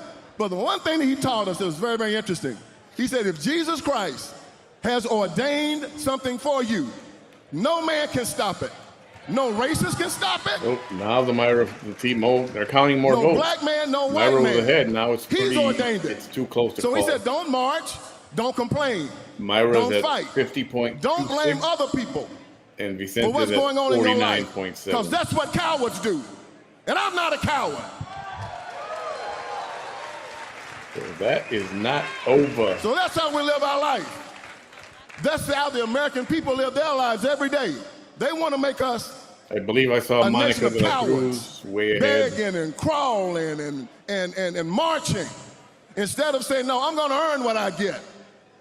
I'm not going to ask the government for my freedom. I'm going to find them to come try to take it from me. I'm not going to walk around asking them to give me Monica something. de la Cruz is at 74%. I respect the thief more than I respect the beggar. To Michelle. We're Americans. We earn it. 25. And my father taught me to go out every day and earn it. That's the lesson. Believe in God. Bring good people to you. Press bad people away. And he said this to me.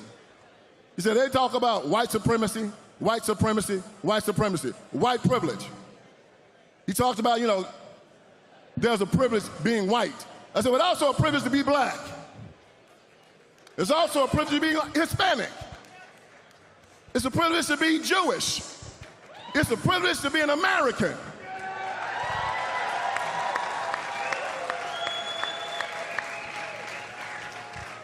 So this is the night that we live as Americans. And I'm proud to be up here with you, David. Thank you. Thank you for inviting me. Thank you. Anytime, anytime. By the way, again, that's something anybody can pick up from your parents for raising the two kids, you know, the kids that they've raised. Candace, I was looking at data. So for me, I'm always looking to see case study. What is the difference between 2024 and 2020? One of the things that we talked about on the podcast a few weeks ago, that it showed in 2016, Trump got 6% of the African-American vote, and then it went to 8%, and I think he's at like 18% right now. Why do you think that is, Candace? I've been so excited about this. I've said black men have been my pride and joy this election. We've come a very long way, me and Black Janie America, Lopez, because she's they ahead. were just really biting the BLM rhetoric. Not real and, close, but she's ahead. the world 50, was going to be almost over because of 57 George to Floyd, 43. and they've completely flipped on this. I mean, women as well, black women are shifting as well, slower, but black men have done a complete 180, and I've been talking about it on my show. And I think it's just, you just Gina can't keep Benavidez, running the same play too close before to people call. start to look up and go, wait a second, my Gina life was is just ahead. better under Trump, right? I mean, First and like foremost, I don't think black men were 49.7 convinced by Kamala and whatsoever. It has nothing to do with 50.3. her being a woman, that but one's she's been in real office for close. 4 years talking about how she's going to fix what's been going on for the last 4 Jenny years. Doesn't Crone make any sense. And for people looks trying like to use it's the losing excuse to of, Nora oh, well, Longoria. you know, she's just the VP. Tell that to Dick Judge Cheney. Fonseca is a little bit I mean, down right now. He's at 48 and a so quarter I to think 51 for Joe of course, her also Martinez. being the border czar, and that has been something that has been a threat to black jobs. And I really do think it just John came West down is at to 50 how are you living almost right now? 50.1. They are looking at gas Almost at prices, they're looking at 51. grocery prices, and they're realizing Trump wasn't that bad. Reggie's at And here's the other 49. thing That about was running the same close play. also. In 2016, there was a question mark, right? Nobody actually knew how Trump was going to be. So the media was able to use this propaganda. He's going to be just like Hitler. They're going to put you back in slave chains. You know, you're going to be back in the South picking cotton. And he was an unknown. Now they're showing So it was like, well, Colin maybe Allred everybody's up, saying it but because they were so aggressive. We actually had never 50 seen to the media 47. line up in a way against, I don't think, in my Yeah, I mean, these lifetime at numbers least, are any changing candidate, by the the way that they minute. came after Trump when he was running against Hillary Clinton. They You were go crazy I've sitting never here just seen them watching use them second that by intense second, you know. of rhetoric, you know, like really making people think we were going to be back in slave chains. It was that ridiculous. And then he gets in office and that doesn't happen.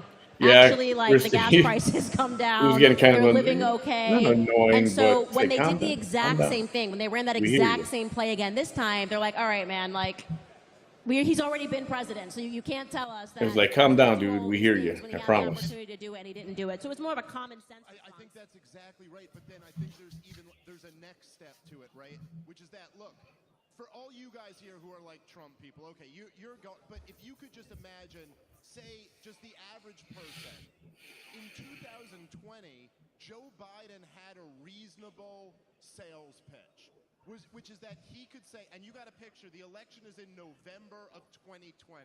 So we just went through the year of Let me look for an updated map. and all of this craziness, and that comes after the 3 years that preceded it of all the Russia hysteria and all of this. And Joe Biden could I don't want to show the watch parties. let's go back to normal.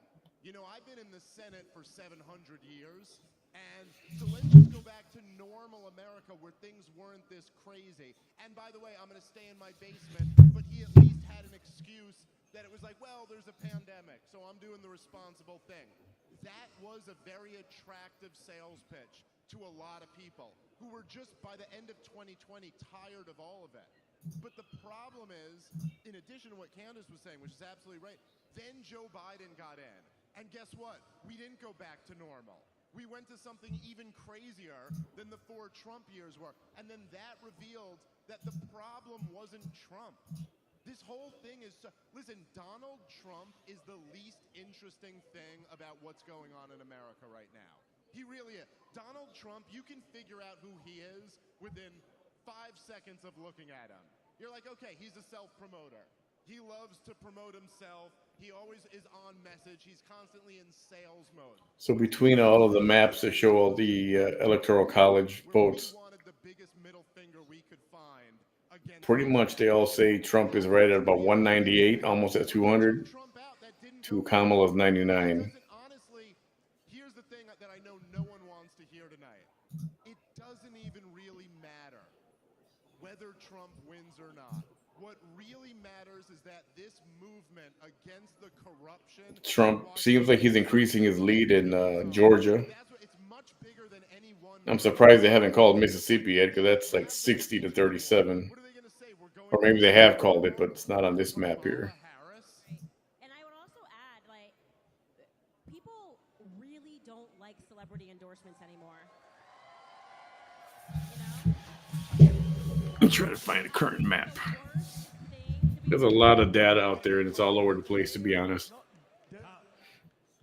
are you guys you're not calling Pennsylvania yet. That's just 42% reporting. 42%. They just threw everybody off. Hang on one second. Do you have an update for us? It's very quick. Very quick. He is just. Tom, we can't hear you, buddy. Mike, closer to you. Hang on. Guys, if Tom uses the mic, Tom talks dirty to his wife very softly. We have to raise the audio with Tom. Tom's method of talking dirty is soft. Please know it by now. You got an update for us here. Let's see. It's game. I'm sorry, Tom. On behalf of our crew here, take over. Go ahead. Come on, let him talk. Bailey and Brooke, I am so sorry. That's his 2 daughters. Shout out to Bailey going to Rice, but go ahead, Tom. So, as you can see, it's only 42% reporting, but as you can see, as the vote comes in Pennsylvania, he is now half a point up, and in Georgia... Stop.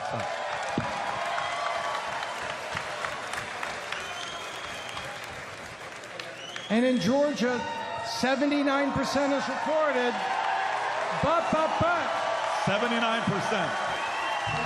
But there's a lot of votes coming in from Atlanta, and so he's got just under a 6-point lead right now, with a lot coming in Atlanta. But it's looking better every minute. Tom, just don't overpromise, underdeliver. There's 2,000 people here that are going to chase after your red Ferrari outside. I just want you to know this. They know what you drive. Numbers scream, and we've got a lot of good numbers coming. All right, okay. But by the way, while we're doing this, I want to go back to Candace. Rob, can you do me a favor? Can you go on YouTube? Watch this, folks. Let me show you what's going on and what you're part of right now. This is YouTube. First, show how many people we have right now live concurrent, so we can compare ourselves to everybody else. How many do we have? 191,000 people. Already a few million people have watched tonight's live broadcast. But why don't you go back, Rob, and show everybody else on the homepage, comparing us to everybody else. Go all the way to the top. Zoom in a little bit so we can see it. If you can zoom in. So let's see. No, I can't see the one on the left. NBC, got it. They're at the top. What else do you see if you go a little bit lower for live? Go a little bit lower, Rob. Who else do we see? Where's ABC at on that side? Got it. Who else you got if you go a little bit lower? Who else do you see? Election night. AP, 200,000. Okay. By the way, we're ahead of, there's this organization called Daily Wire. Nobody here used to be part of that organization. Daily Wire's got about 100,000 people on. Great job to Daily Wire. Megyn Kelly killing it with 115,000 people watching. You got ABC News, 67,000 people watching ABC News. Yeah. NBC, I mean, I like this dude. Don't get me wrong. I just good for them. Tucker's at 132. Don't hear about it. I want to see this. I want to see it. Show me the map. Fox News, 62,000. PBD Podcast tonight, 190,000 because of you. It's amazing. And the guests that are here with us. By the way, 62,000. If PBD Podcast you want things to change, I'm telling you, we're right now trending at number 15 on Twitter. The Butler was a good movie. Definitely. Watching PBD Podcast. Post it on Twitter. Everybody is watching to see what the hell is going on tonight. With that being said, Candace Owens, please continue. You were saying earlier. Well, I was also going to say that the celebrity endorsements, I think, are now hurting. I have to say, this was the first You year said where I they're was not like, working. They're not working. They're not working. They're hurting now. And you saw this because towards the end, they just ran out it was like every celebrity got the call in the last 4 days. But it was really interesting to just be in the comment section of LeBron James, you know, when he is basically supposed to be the king and black men are supposed to just listen to whatever he says. I mean, I am telling you, the comments under his post were 80% negative. I think there's something about it that feels very patronizing, you know, that they're obviously rolling out these people like LeBron James, even Barack Obama. Barack Obama, I genuinely think him coming out and rolling up his sleeves and talking to the brothers wasn't a good thing. I think the brothers got a little upset by that. It's like, first off, Barry, where have you been? Secondly, when have you ever been a brother? When have you ever been in any sorts of situations that would make you relate to black Americans? You grew up in Singapore and Hawaii, and you went to wealthy schools your entire life. It's an act. His name is Barry Soetoro, and watching him suddenly patronize black men and pretend like he's been a part of some struggle, I genuinely think they just got pissed off. I think they really went, okay, it's just too obvious right now. Candace, are you trying to say that Cardi B's endorsement of Kamala did nothing to sway your vote? I know you and Cardi. I mean, come on. I gotta say, when Sexy Red came out and put her butt cheeks in the air, I was almost compelled. I was like, Adam wants to smoke. Adam flipped. that one pulled me. That was it. That one pulled me. By the way, Here we go. You know, I realize too, Dave, you know what? Who are really pissed off? I want to know where, because Do any of you guys put any of your and Indian, how pissed off are the Indian community? Not one when you're shout out, like, you know, her cousin when you're out thinking there, politically? why don't you give us one? I mean, I think I know the answer, but I'm just curious. Do you put any stake into what a actor, famous celebrity, famous musicians or artists? Do you put any stake in what they have to say? I should have been in charge. No, Man, but wasn't it cool when Trump called her out? When Trump called her out about, you know, playing black? When Trump said, well, she was Indian up to 3 years ago, and then she came out as black.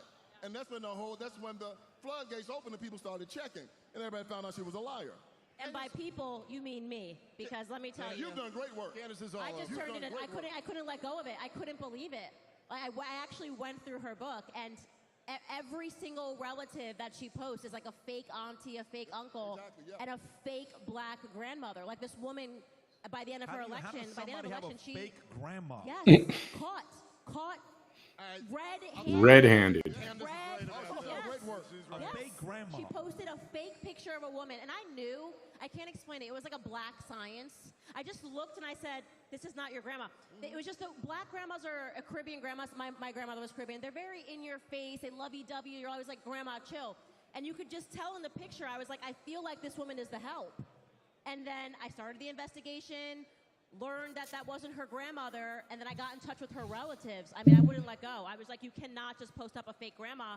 And her uncle told me that that was not the grandmother, and then a Jamaican woman came out and said that's not the grandmother. And then Kamala's campaign completely dropped all talk about being the first black African anything. Oh yeah, did you see that experiment John Leguizamo did in, I think it was New York, where he went pretending to be taking a poll and asking people what they thought about Trump and this and that, and you know, he tried to throw out his negative points on Trump, and then at the end he said, okay, I got a confession, I'm not yada yada, I am actually John Leguizamo, and he took his mask off and the beard off, and then he said, now everything that we've talked about earlier today that I questioned you on, does that change your mind to vote away from Trump? And they all said nope.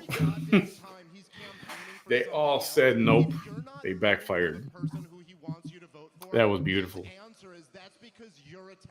Myra Flores, that race it's too close to call. Let me get back over there. Michelle Obama got on on stage at the DNC and goes, I know a lot of people are upset by me because when you're a black woman, people don't like when you have a strong opinion. As if the only It's a virtual tie. You've got Myra at 50%, 50.28 to Vicente at 49.72. It's too close. Too close. I don't hate the Obamas because they're black or women or a gay dude married to a trans. I have no problem with that, okay?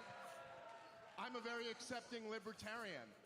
But my God, the goddamn nerve, the damage that that guy did to this country, and not just with his horrible policies, but the fact that, listen, motherfucker, this country elected you twice. The first time by a landslide, and you have the nerve to turn around and act like this country is some white supremacist country. You two are worth over $100 million. You are amongst the most privileged people in our society. The only thing Barack or Michelle should ever say about America is what a great country we've been to them. Screw those people, man. You know what? Let me add to that. And I think Candace will agree. They did that because on their way out, they had to put black people back on the plantation. They had to make them believe that America was a racist nation. They had to make them believe that this nation was still a nation of Klan members that want to hang you from trees and white people that wanted to harm you. So they started the Black Lives Matter. Yeah, that's too close to call Myra Flores. She's on top, but not by much. Sad situations, and they elevated them. The last one, you know. And I'm getting this from the Texas election results website. And they want to elevate these things to make us hate one another. Because the one thing they cannot do, just like the Civil War. For the presidential race, it's possible it will be tonight. And so he was given his you'll get some people say, well, they have to count again, and we have to wait for either the early voting or whatever they're going to say.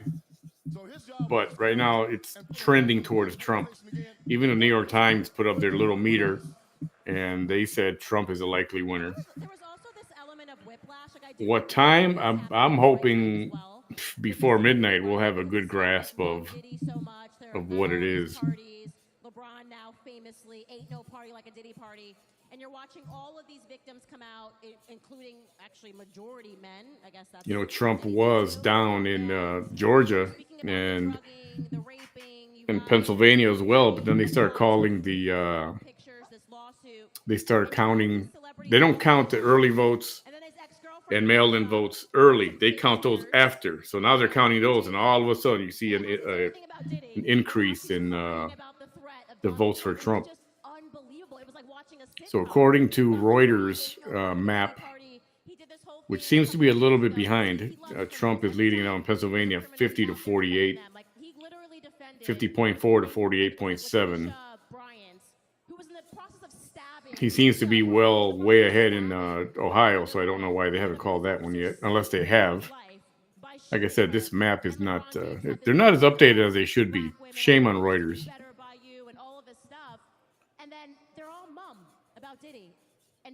Let me look for a different map. They're on their platforms trying to produce fake tears and propaganda to talk about the fact that Trump is a threat. So you could really observe the hypocrisy of Hollywood. And we all just kind of thought, what were you guys all doing with that amount of baby oil at Diddy's house? I think that really happened. Well, listen, most people, when they go to Costco, they buy 1,000 boxes of baby oil. Everybody does that, no? Yeah, yes, no, yeah, you guys know about the baby oil situation, right? For P. Diddy. You know why he had so many bottles of baby oil? Do you guys know this? Like, he's buying that shit individually, and what allegedly Daniel, thank you. You're welcome. I'm trying. I'm not an expert, there's something that you rub on you, but I'm looking at the data, and I'm looking and listening to multiple different sites and pages and commentary, and trying to put it together to make a somewhat of an educated, judgment or comment. Incredible. It's incredible, right? And honestly, to me, when I think about Michelle, so back to the P. Diddy. Do you know why he had? Honestly, I could care less about it. That's right. Nadia's got when it. It came down to Bill Clinton. you know, home The fries, stuff that they put in Monica roofies, Lewinsky. GHB or whatever it is, business whatever that between you and your drug wife. is, You guys got to figure to that out. kind I of have make kids. the I love when victim Dana kind of White pass out and not had the remember, issue not that be able happened to on fight December back, 31st, and and he then openly kind of said, not he remember says, you stuff. think I'm worried about you? What do you think Well, the happened word in my is, household right now with my wife that we got to deal this with is the word That's the right from answer. That's their business. Marriage is hard. Family's hard. I law leave that part enforcement aside. agencies, I want nothing but the best for anybody is we got that as a he president. I put don't want that drug, negativity on infused it anybody. into the But baby when I oil. watch So when he the put Obamas the girls today, putting the baby oil, thinking she's especially the just putting last 3 lotion or, weeks, you know, to shine there is up or something different for their about it, right? movies, They look unhappy. They that look scared. date They rape look drug was worried. actually They soaking look into their like system they're willing to do on their anything for skin this guy not to get him because something may be instead of exposed. And by the way, to spiking me, their it's drink or even as whatever. You simple know, as they did it if this you way look instead. at the policies of what Trump is doing Pretty and evil. what Kamala is doing. If I go through my notes, that's got a bunch of water on it right now. One of Trump's things that he wants to do with healthcare is repeal Obamacare. Do you think it's as simple as his fear of his legacy of ACA being removed?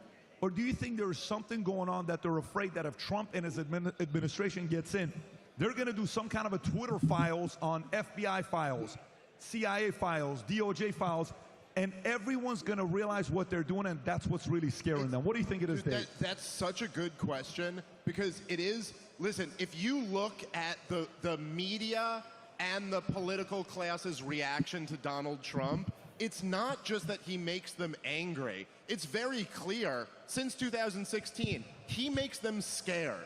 They're scared of Donald Trump. They fear and him. even have these like Freudian slips where you saw Mika Brzezinski the other day. She's like, we're all dead. We're all dead if Donald Trump's back in there. And listen, I'll say this. When Donald Trump ran in 2016, I don't know if you guys remember this, but he kept making it a talking point of the campaign that he would say Obama created ISIS. And this freaked everybody out. And all of the journalists were like, what are you talking about? You're not allowed to say that. What do you mean? And he wouldn't back down. He was like, hey, Obama created... Now, it was a little bit of an exaggeration to say Obama created ISIS. The truth is that Obama only armed and funded them.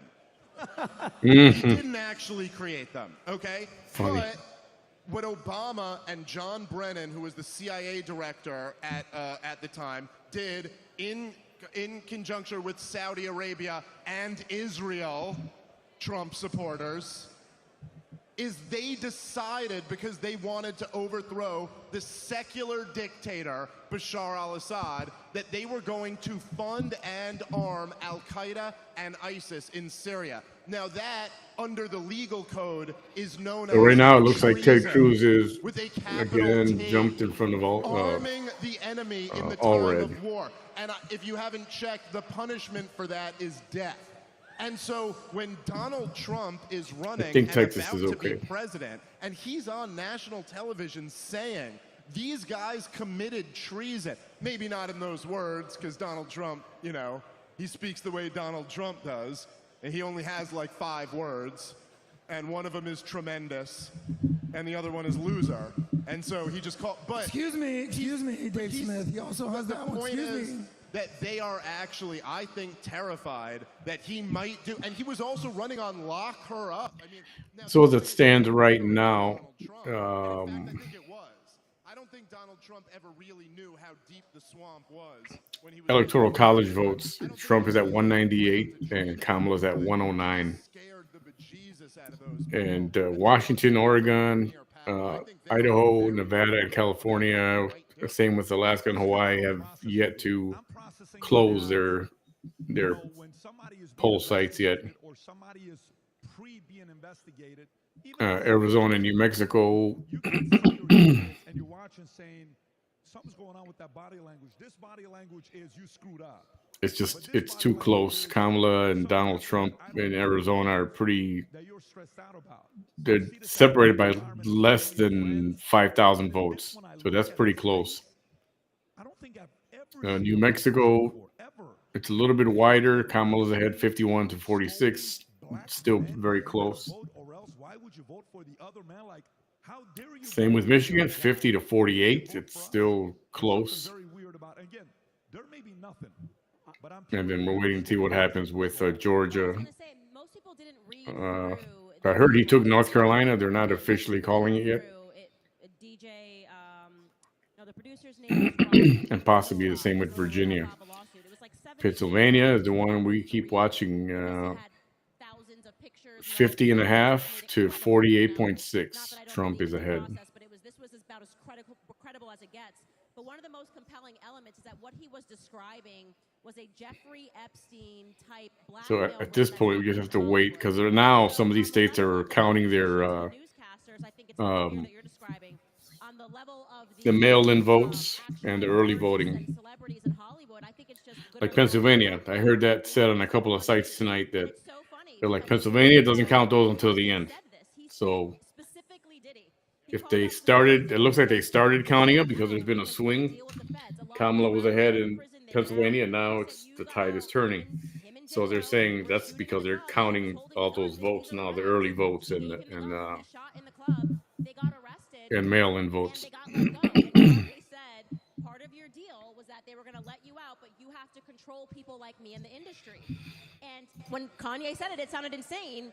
And then fast forward and you read through this lawsuit and you see these celebrities that are coming out and you're starting to ask yourself a question. Is this a good old-fashioned, these people, whether it's they get in trouble, they get pulled over by the police and they get them off, but it's like, we own you now. We're the mafia. We own you type of a deal. I think we're starting to ask those questions, especially with Jeffrey Epstein and the Diddy cases happening back to back. A lot of these people are being controlled and they're being kept out of trouble. But there's the other end of the deal. Like when Democrat season comes around, you better get up there and cry, J-Lo. You know what I mean? And Candace, you make a good point because Elon was with, who was the podcast where Elon Musk, like this is a bold statement to make. He goes, the billionaires are afraid of Donald Trump because he's going to release the Epstein client list. Oh, yeah. And they go, like, what kind of billionaires? Like Reid Hoffman. And he was like, yes. Bill Gates. He didn't hesitate for 1 second. So there's that list, PBD. There's all the people that were Epstein. And remember, when he said Reid Hoffman, remember what he said. He used to report to me in PayPal. And he laughed, Right. like, yeah, Reid Hoffman. Yes. So there's that, Candace. There's everybody on the Diddy list. And then when it comes to Barack Obama, Dave, Crossfire Hurricane, you know for a fact, if I'm Trump, I'm going after everybody that spied on me, that spied on the White House, that spied on Carter, on everybody. They're all afraid because this guy's going to come in and it's retribution time. And he deserves it. And we deserve to see Yeah, you know how Kamala kept saying Donald Trump is going to go into office and day one, he's going to pull out his list, his retaliation list, get revenge on people, remember? And that's what he's going to do instead of running the country. Oh, here we go, an update. Hold on. First, we had, right at the top of the hour, we have no surprise here, but the mountain states. Yes, we have Idaho, Montana, and Utah all called for Trump. Let's go! So it's 270 to win, but if you look at that scoreboard above Pat, we're at 230, and it's 270 to win, and we've got, so you can see the VT News. Too close for me, Tom. Yep, so now 52% have reported in Pennsylvania, and he is at 2 full points with a lot of Philadelphia left, but it's feeling like that 3-point win in Pennsylvania, but there's a lot left. Then, should we mention North Carolina? Then Georgia, we're at 83% reported now, and it's holding. It's holding. That's 83% in, 190,000 lead, 68% probability of winning. And he's 159,000 votes away from being more votes than he got last year. I mean, last in 2020. Wow. So that's feeling very good. And we mentioned it, but we'll show you North Carolina officially says swing state is done. Let's go. This is Tom, the big one, guys. North Carolina's done. North Carolina's done. Let's go, baby. North Carolina, it's done. Wow. Are you joking? Yep. And we called it about 30 minutes before the other broadcast networks. So those of you who've been watching, welcome. So, and then Arizona, they've got 52% in. Now remember, Arizona took all that heat for all the trouble they had last time, and so they've got their systems in place. And look, they've only been closed an hour, and like Florida, they had 52% reported, and you can see she has a slight lead. However, right here in Phoenix, underperforming versus last time. We'll take it to you.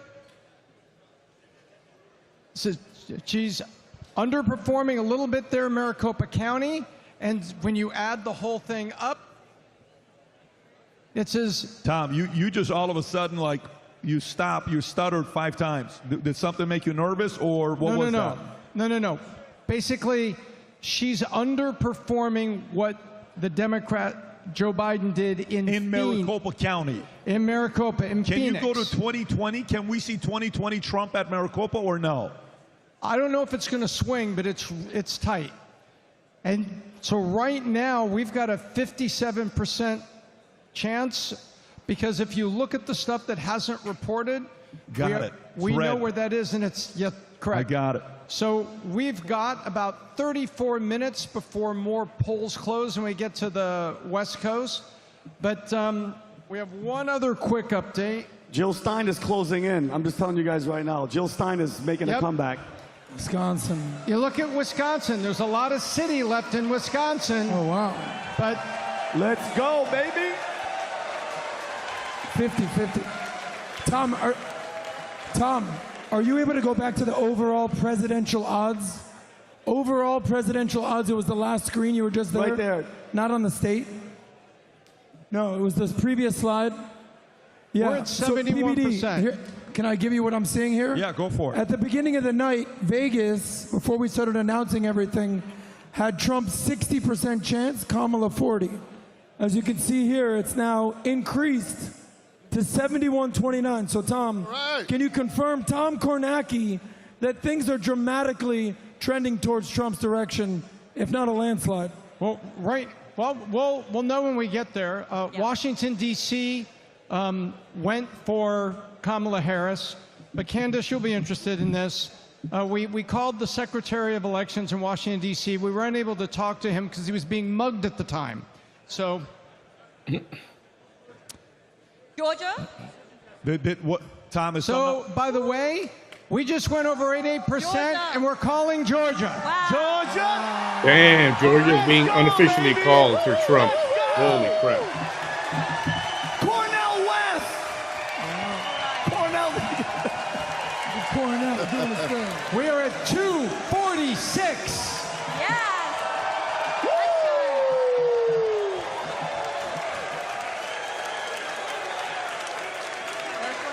Let's go, baby. That's it. USA! USA! USA! USA! USA! Wow. Oh, God bless you. We'll see you in about 25 minutes. You let me know whatever the next update is. That is wild. By the way, one of my favorites guests I've had on the podcast all year long. Holy Him crap. and I have established a relationship together. I just love his toughness. Yes, Yellowstone is Sunday. Sunday. Views on our podcast with all the clips combined. He's brilliant. He's sharp. He's a fighter. He's tough. I like him a lot. He's from Poland. He's one of the parliaments in Poland. Give it up to Dominik Tarczynski. Come on up, Dominik. Let me see. How you doing, man? Good seeing you, brother. How you doing? How's everything? Great to see you. So much. This is war. I'm switching tabs here. We fight here, or we die here. Colorado is a little closer, although Harris is still on top, but it's a little closer. Oh, this is gonna be fun. It's been pretty fun so far. Yellowstone. Watch on Paramount Network this week. The votes are in. The next president of the United States is... Lord, we trust in you. We give to you everything. Our leaders. If you guys haven't watched Yellowstone, and I keep saying this a lot when I go live, we give it all to you. You got to watch Yellowstone. Jesus, it's so freaking good. Amen. And it'd be a good idea to binge watch it now, because the second part of season 5 is going to premiere on Sunday. DealDash.com. Online auction. So yes, they started season 5. They only got halfway through, and then before they could start filming the second part of season 5, there was the actor strike and then contract disputes that Kevin Costner and anybody else, and that it just got messy. So I'm glad they were able to finally wrap it up. It's really good. You know, it's like The Sopranos meets Cowboys on the West Coast, near the West Coast. It's not a cowboy. It's not a Western. So don't not watch it because you think it's a Western. It's not a Western. You know, but it does take, part of it takes place on a ranch, and you know, there's conflicts with a developer who wants to build condos, and then you have the native people that, you know, own land there, and they're involved. We are back, and Jackie Heinrich is standing by really at good, the I promise. Harris campaign headquarters, where there is a lot of votes still to come in tonight. What's the mood over there at this point, though, Jackie? You know, Martha, every once in a while we get this glaring reminder that just over 3 months ago this was Joe Biden's campaign. Every time we want to get any information from campaign officials, we have to text someone in Wilmington. There aren't any campaign staffers walking around, and that means that often we can't get answers to simple things like how many people are in this crowd? Who's in this crowd? What is their connection to the vice president? Which groups were invited? We've posed these questions to the campaign and not been able to get any answers. And I've also spoken to some sources close to Harris who are at watch parties nearby in the city. Friends, family, and donors had receptions at 2 big hotels in the area. They're now making their way over here. They'll be hanging out in a basement somewhere inside the building. You see that? But Trump even kind of they evened don't up with have Kamala in confirmation Michigan that the now. vice president is going to come here tonight. We don't have any program for the speakers, and right now they've just been piping in CNN behind me. So we are waiting for anything substantive. The updates that we do get are over email. So from with senior this officials that are giving us sort of broad strokes. further counting that's happening, this has the potential of being that landslide victory. So what's called a landslide victory. Saying that that should be helping them with young voter turnout, guys. All right, but Jackie, let me just ask you. I mean, my chain with the Democrats kind of went dark too. When's the last time you got an update? Thank you so very much. Well, they're responding to us, but what we ask, the answers we get are like, well, let me check on that. Literally, I asked how many people are in this crowd, what's their connection to the vice president, and that was an hour and a half ago. The person responded, let me check, working on it. I checked back, still working on it. How do you not have that answer? This is the Harris campaign, but they are in Wilmington. So it's just sort of a glaring reminder every once in a while that this apparatus was really thrown together in just over 3 months, guys. Jackie Heinrich at the Harris campaign headquarters in D.C. Jackie, thanks. Let's go to Wisconsin and check back in with Mike Tobin, because we want to get an update, Mike, on what is going on with these machines. Has the voting stopped as they try to troubleshoot on this equipment, and what does it all mean? Well, the county hasn't stopped. What they did is they put out an all-call for city employees. So they've got firefighters, they got healthcare workers, IT workers here trying to move this count along. They have to verify all of the metadata, if you will, on the top of the ballots before they can run them through these machines again. Now, here's the So right now it's a 198 to 112. These voting tabulators are working. That's not counting Idaho. Idaho's in there.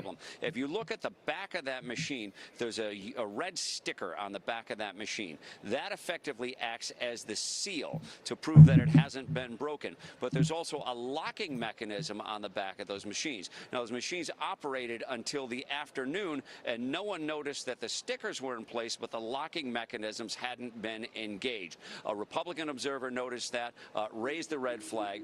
brought it with the city officials. The city officials say they believe that the integrity of the vote was never compromised, but out of an abundance of caution, some 31,000 ballots had to go back to the starting point, start all over again. We've got 107,000 ballots out here. At the last report, some 43,000 ballots had been through the process. We expected to get some final numbers from the city of Milwaukee around 1 or 2 a.m. The city can't speculate when we'll get the final numbers now. We just know that it's going to be later. The city is trying to pass this off as an abundance of caution, but you've had some Republican leaders out here, like Senator Ron Johnson, who said that this is simply unacceptable. They had a long time to preserve the integrity of this, to make sure that these machines were locked, a simple step in the process.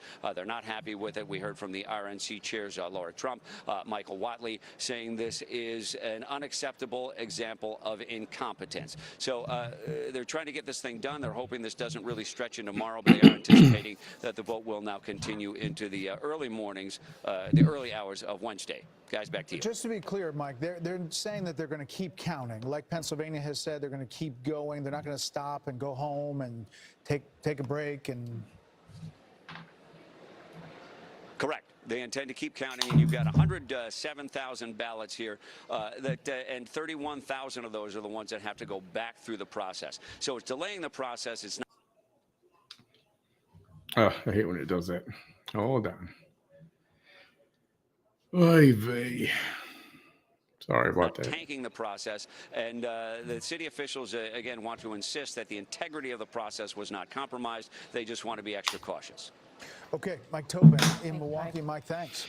So let's bring our panel back in, and we have some new people joining us at this hour. We're Britt Hume, Dana Perino, and Harold Ford Jr. are all still here. Kellyanne Conway has come back to join us, and Mark Penn and Charlie Hurt. Welcome to Mark and Charlie. Great to have you guys here. Mark, let me start with you. What's your read on this evening? And we're looking at North Carolina and Georgia and Virginia very closely right now. Well, my read is that this is a real tug-of-war election. And all we're seeing right now is the Trump forces seem to be pulling that rope just a little bit more. What you see is that he's doing a little bit better with minority voters. The suburban wave for Harris did not materialize, and Trump is doing very well in the rural areas. So there's just infinitesimal change. Whoever wins, we're going to have a very divided country. The polls were right. We will be divided between the elites and the working class and what they think the direction of America is. But right now in that tug of war, Trump's forces seem to be pulling a little stronger. And the elites appear to be on, at least the way it's shaping up tonight, on the blue side, and the working class is on the red side.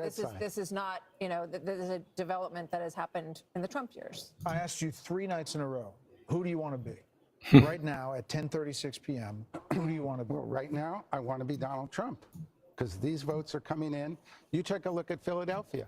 Philadelphia, he had 12%. Then he had 18%, the same as he had last time. Now he's got 21%. He's got 3 points better than he had last time. That's what he needs to pull Pennsylvania.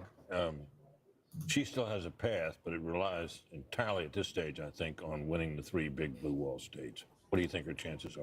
Well, that's what I'm saying. I think her chances are diminishing the more this vote is coming in. There's no question that I think this race now is going to be down to those 3 blue wall states. I think he's got, let's call it a 55% chance of winning 1 or more of those states. We've got more information, I think, on Pennsylvania than the others. I think that is, I think, pulling more in his direction the more these votes are being counted. I just have one more question for you in this round, Mark, and then we'll get to more, I'm sure. You early on questioned the strategy that had led to inflation in the Biden administration. You thought they should have addressed it much sooner. You also questioned whether or not he should be the candidate and whether or not that kind of switch up should have happened sooner. Henry County Sheriff, okay, I'll take a look. I think Harris will have run a very credible race. She is getting the Democratic constituency, probably doing better than Biden would have done because Biden was really collapsing. She is getting the Democratic constituency. This is awfully close no matter who wins. Whoever is president is going to have to address all of America. But I think she ran a good race, almost an excellent race, but it may just fall It's a in good short. point because we're comparing Biden to District 2020 numbers judge, when he let's won, see, but the numbers uncontested. when she took over were not those numbers. Disaster. Yeah. We have a call to make. The Fox News decision desk can now project that former President Trump will win the state of Iowa. Trump is performing well in rural areas, which helped deliver victories. Hang on. Okay, there he's to got former Iowa President now. Trump in 2016 and 2020. This obviously comes in the wake of a lot of focus on a poll that shall not be named.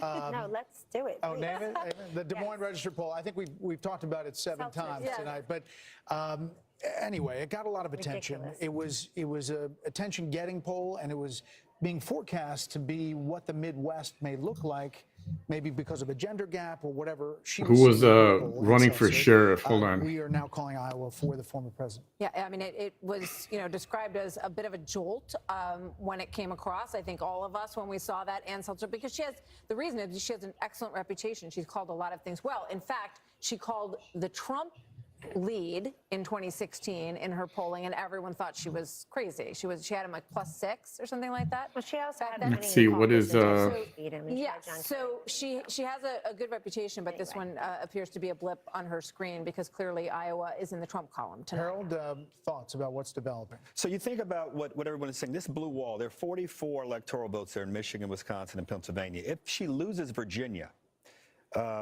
Nevada is 6. That gives her 50. If she wins Virginia, that gives her 57. She has a very narrow path, as Mark is saying. I think as you look back, and this is a big... His app is pretty cool. You go to live TV, and I go to CNN, click plate.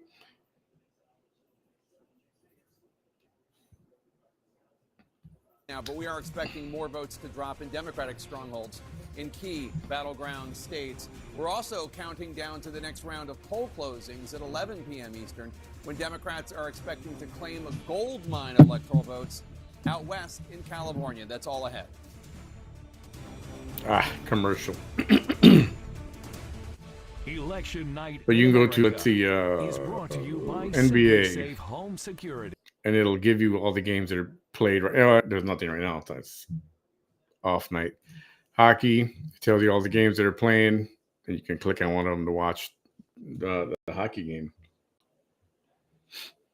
Soccer, even pay-per-view. If there's any pay-per-view, it'll pop it up right there. So we're going to live TV, and for now, go back to Fox News, and we'll go back to CNN to see what else they've got to say. This is different. It's just changed from a moment ago, all right? At this point in the night, with 82% of the vote reporting, in Fulton County, the largest of 159, Trump's up 0.6 points from where he was 4 years ago. All right, I'll clear that. Let's come back out statewide. This is Cobb County. We talked about that earlier.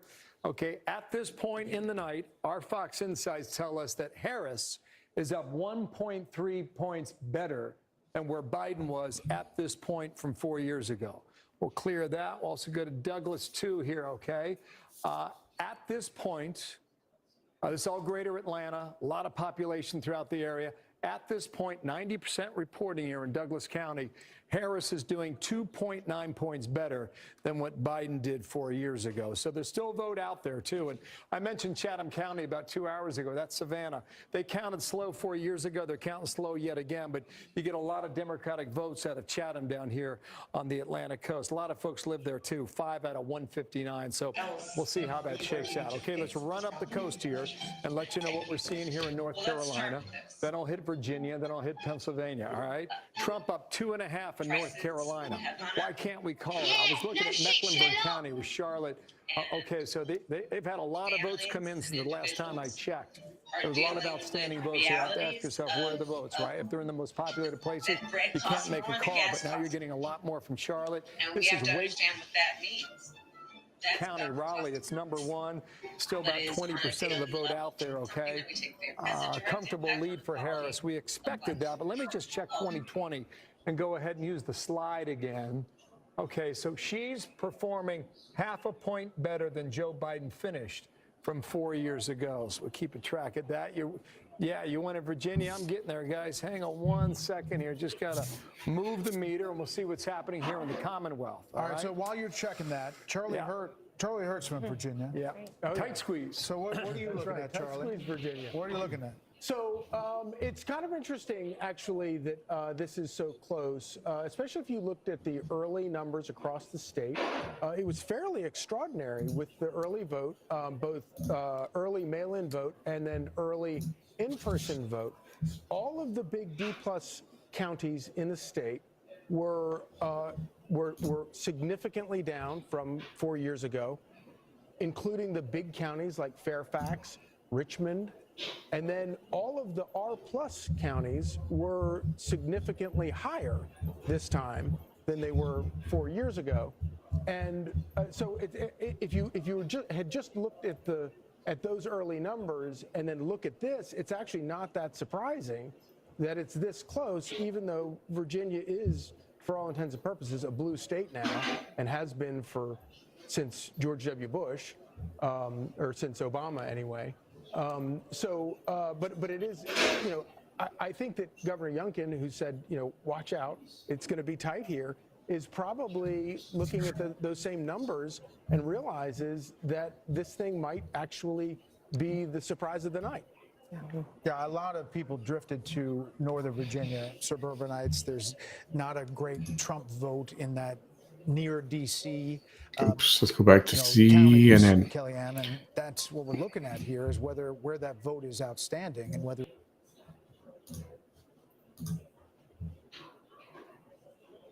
Go back to CNN. Georgia, Donald Trump maintaining his lead with 51.2% of the vote.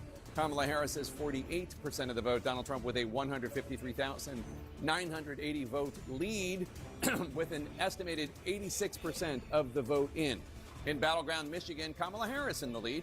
She has 52.5% of the vote. Donald Trump with 40. Trump's going to take Pennsylvania. Kamala Harris with a more than 102,000 vote lead. That's with 27% of the estimated vote in from battleground Michigan. In North Carolina, Donald Trump maintaining his lead. He has 50. Trump's got it. They already called it. Kamala Harris with 47. Get with the program, CNN. Donald Trump is 134,000 plus votes ahead, with 84%. You got both North and South Carolina in the Tar Heel state. In Virginia, Kamala Harris still in the lead, 49.9% of the vote. Donald Trump has 48.3% of the vote.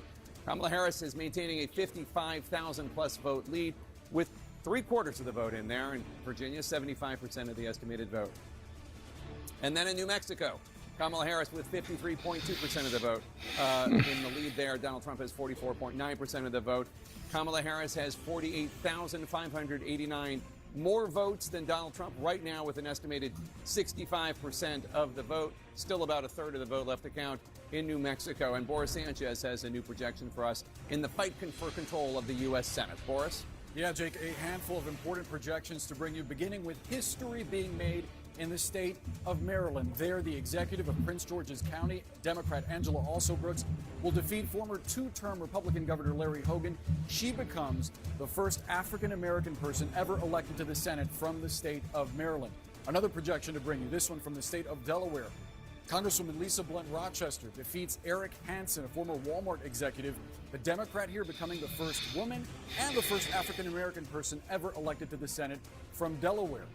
A projection to bring you in the Northeast, this time in New York. There, incumbent Democratic Senator Kirsten Gillibrand, a former presidential candidate, she will win her no third surprise there in office as she defeats former NYPD detective Mike Sapricone. Let's get you some updates on the Republican side, beginning with the Lone Star State of Texas. Going into the night, Democrats had optimism about potentially flipping this seat from red to blue instead. Yep, it's being called for Ted Cruz. Cruising to his third term against Democrat Colin Allred, a congressman from the Dallas area, a former Tennessee Titans middle linebacker. Cruz here winning by a substantial margin in the Lone Star State. An update now from Mississippi. There, incumbent Republican Roger Wicker wins his third full term, defeating civil rights attorney Ty Pickens. Re-election for Wicker in Mississippi.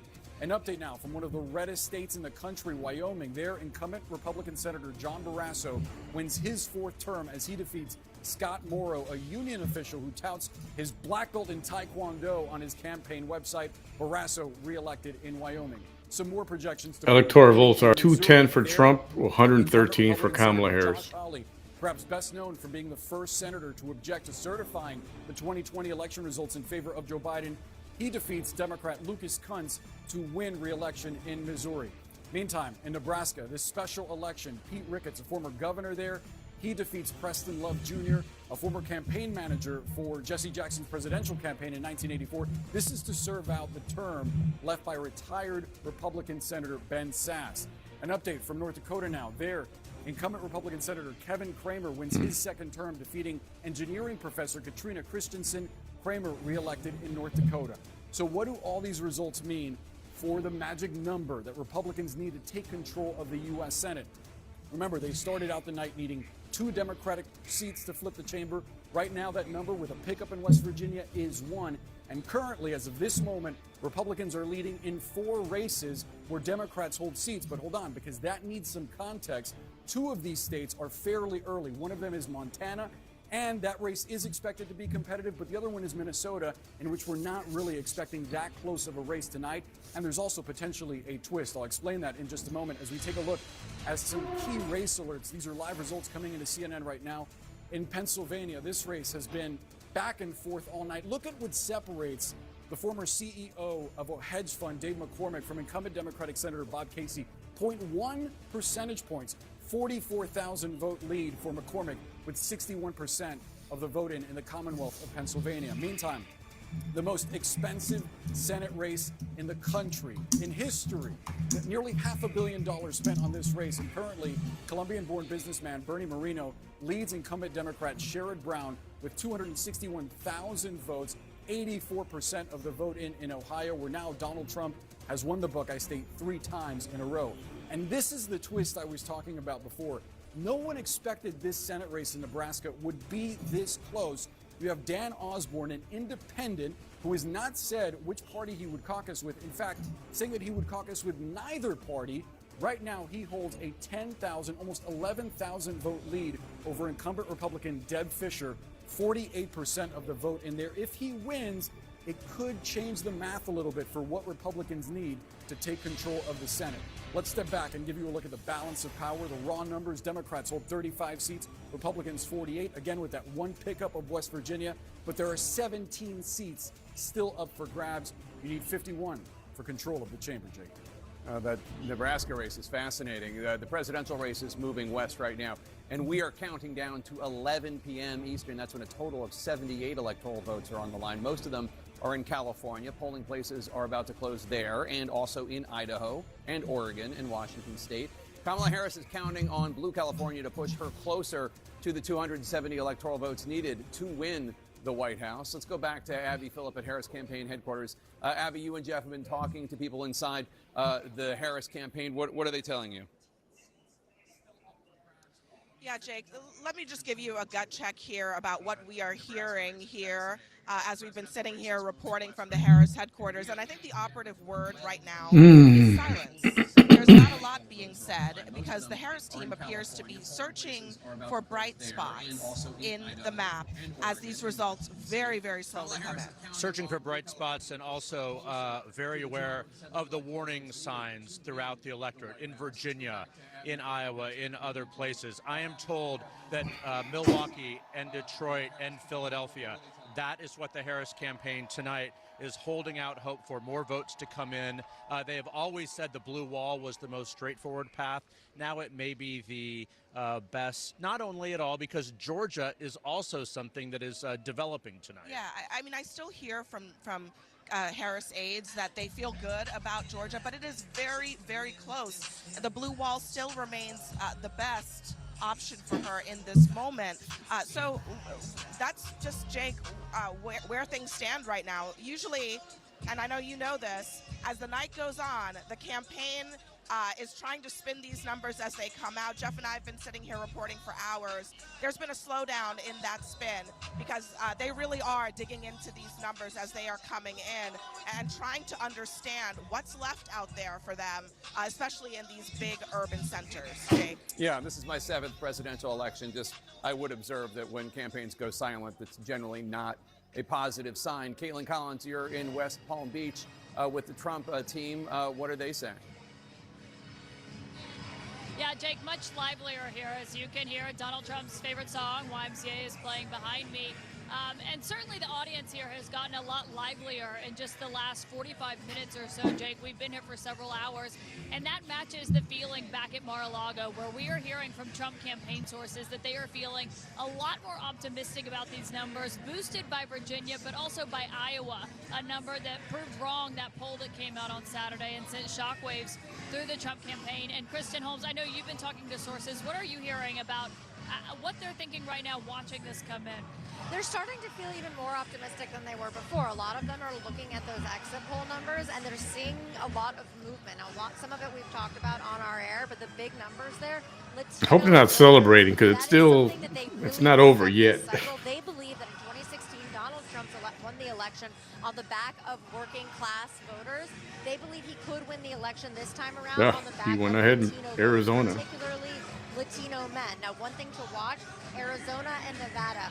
What do those numbers look like? He specifically in Nevada reached out to Latino voters. They were trying to launch their coalition for Hispanic voters in Nevada. They believe that this could actually carry him in that state, which obviously he did not win in 2020. He didn't win it in 2016, but they do believe that if he wins it in this cycle, it is because of Latino voters. Yeah, they feel very good about him improving his standing with those voters from where he was not only 2016 but 2020. Kristen Holmes and Jake, I should note a sign, as you're always just kind of looking for moments and to read the tea leaves, see what they mean. We're told that party goers who were at Mar-a-Lago, where Donald Trump still is right now, are now filtering in here to the party at the convention center. Of course, it remains to be seen if and when Donald Trump himself shows up here, Jake. All right, Caitlin and Kristen, thanks so much. Let's go to John King at the Magic Wall. John, what can you tell us about Georgia right now? So let's look at battleground Georgia. First, let's just look at the entire map and look at it out. There's a lot of red on that map.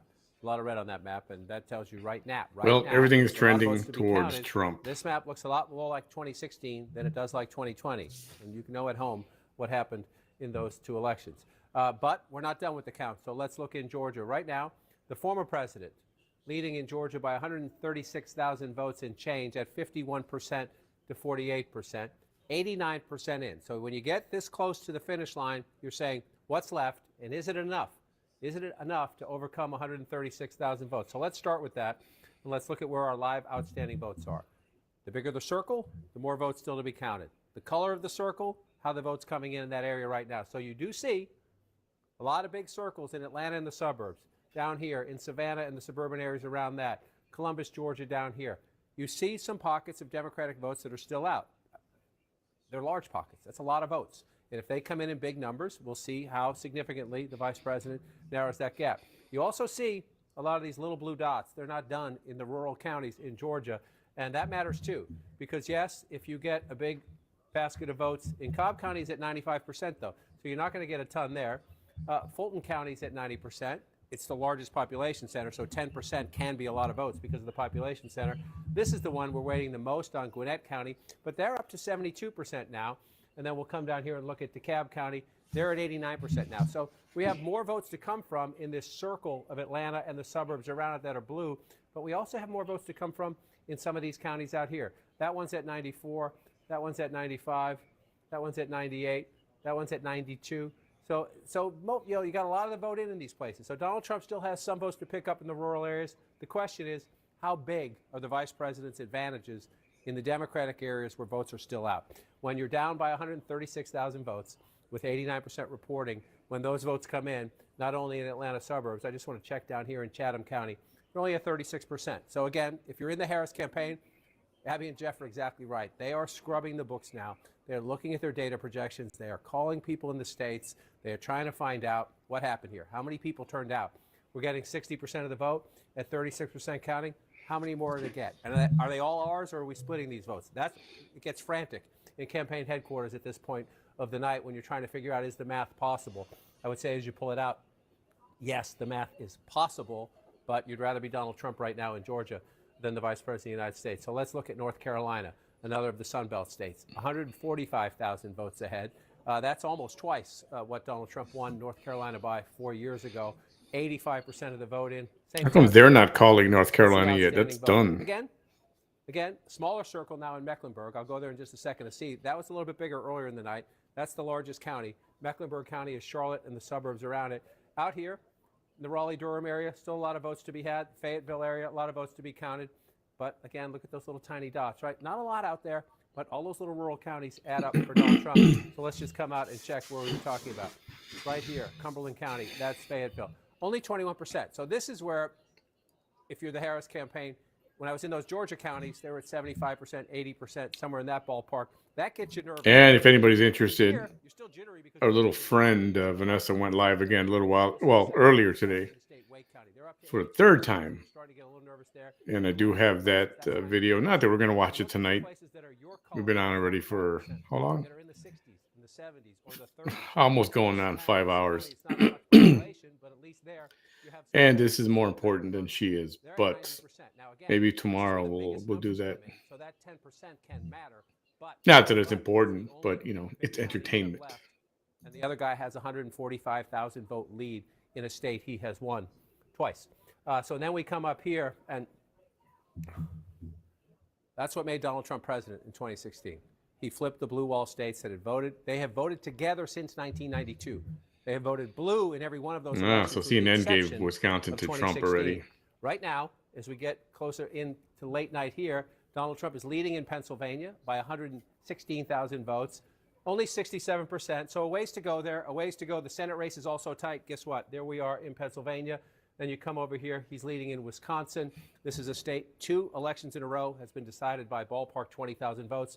Trump's lead is 26,000 votes right there. Again, battleground Wisconsin, very close. The vice president's team scratching to try to find votes. And Michigan, she's leading in Michigan, only 30% of the vote there coming in. So it's good. Me, as I look at this map, the blue wall states become paramount, Jake. Indeed. It's good about to end in 4 states out west. that people came out to vote. Of all, California, which has 54 of the and, you know, for as much as I want my candidate to win, you know, it's not necessarily a landslide. Kamala Harris will win the state of California with those 54 electoral votes. Not unexpected. Harris will win California. CNN is also projecting that Donald Trump will win the state of Idaho with its 4 electoral votes. So what does that mean for the electoral? Too early to call. We have Washington State with 12 electoral votes and Oregon with 8 electoral votes. Too early to call. Let's go to the electoral map right now. So Trump with 211 electoral votes. Yeah, Trump at 214, Kamala at 179. I got her at 179. Electoral votes are needed to win. They're giving her 59 electoral votes away from that. They're giving her Colorado and Washington State. Arizona, Donald Trump in the lead there, 49.6%. Kamala Harris right behind him with 49.5%. Donald Trump has a 2,356 vote lead with 51% of the estimated vote in from Arizona. Wisconsin, Donald Trump in the lead there too, 49.9% of the vote. Kamala Harris has 48.4%. Donald Trump has a 28,576 vote lead with an estimated 59% of the estimated vote in from the Badger State. In the Commonwealth of Pennsylvania, Donald Trump maintaining his lead. He's at 50.7% of the vote. Kamala Harris with 48.2% of the vote. Donald Trump with a 119,411 vote lead with 68% of the estimated vote in from Pennsylvania. In Georgia, Donald Trump still in the lead there, 51% of the vote. Kamala Harris with 48.2% of the vote. Donald Trump with a 136,328 vote lead. That is with 88% of the estimated vote in from the state of Georgia. In North Carolina, another battleground where Donald Trump leads 50.8% of the vote. Kamala Harris has 47.8% of the vote. Donald Trump has a 145,388 vote lead over Kamala Harris right now with an estimated 85% of the vote in from the Tar Heel State. Yeah, so we already know he's got North Carolina, South Carolina. She has 51.3% of the vote. Donald Trump has 46.9%. Kamala Harris is 74,838 votes ahead of Donald Trump, but that's less than a third of the vote counted there. 30% of the estimated vote in from the state of Michigan. In the Commonwealth of Virginia, Kamala Harris in the lead there still, but narrowly so, 50.1% of the vote. Donald Trump has 48% of the vote. Kamala Harris with a 73,375 vote lead. That is with 78% of the estimated vote in from the Commonwealth of Virginia. In New Mexico, Harris leads there too, 52.6% of the vote. Donald Trump with 45.5% of the vote. That is with an estimated 69% of the vote in. Harris with a roughly 43,000 vote lead. Let's go now to Abby Phillip, who is at Harris campaign headquarters in Washington, D.C. at the campus of Howard University. Abby, what are you hearing from the Harris campaign, if anything? Yeah, Jake, we actually just got a pretty significant update from the Harris campaign campaign manager, Jen O'Malley Dillon, who sent out a memo to her staff tonight laying out what they see ahead in the coming days and hours, and my colleague Jeff Zeleny is here with me. The memo essentially says, Jake, that the returns are coming in slowly. They still see their path, but that path is largely going to be through the blue wall, as Jeff and I were just discussing. The key point that Jen O'Malley Dillon is making is that this is a close race. This is the close race that they have been expecting. She says to her staff, we are built for this. Let's finish the night out. We will see you tomorrow. They are not expecting this to be wrapped up. They're not, because the margins are so small. And just reading from that memo, should we have known all along our clearest path to 270 was through the blue wall states? And again, they point out the cities we were talking about, Milwaukee, Detroit, and of course Philadelphia. Abby, a central question hanging over all of this, and indeed the crowd. Hey, I'm going to call it Is Vice President Harris going to address the crowd? That is a an possibility evening. we will see in the coming days. Been sitting in this chair for the better part of 5 or 6 hours, including the first live. This is going to be not resolved tonight in their eyes. Yeah, I think it is going to be resolved tonight. They don't want it to be resolved tonight, but I think it will be resolved tonight. So I will update that as the night unfolds. They are not foreclosing really on anything in the map right now that is not called. I think the Harris campaign was just shy of saying, yeah, we're not going to make it. For those results to come That's what she's really saying. But it's the blue wall again. It is.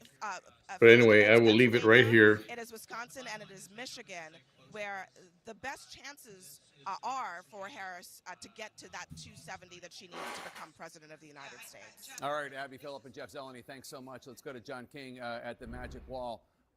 John, explain the theory of the case for the Harris campaign right now, if you would.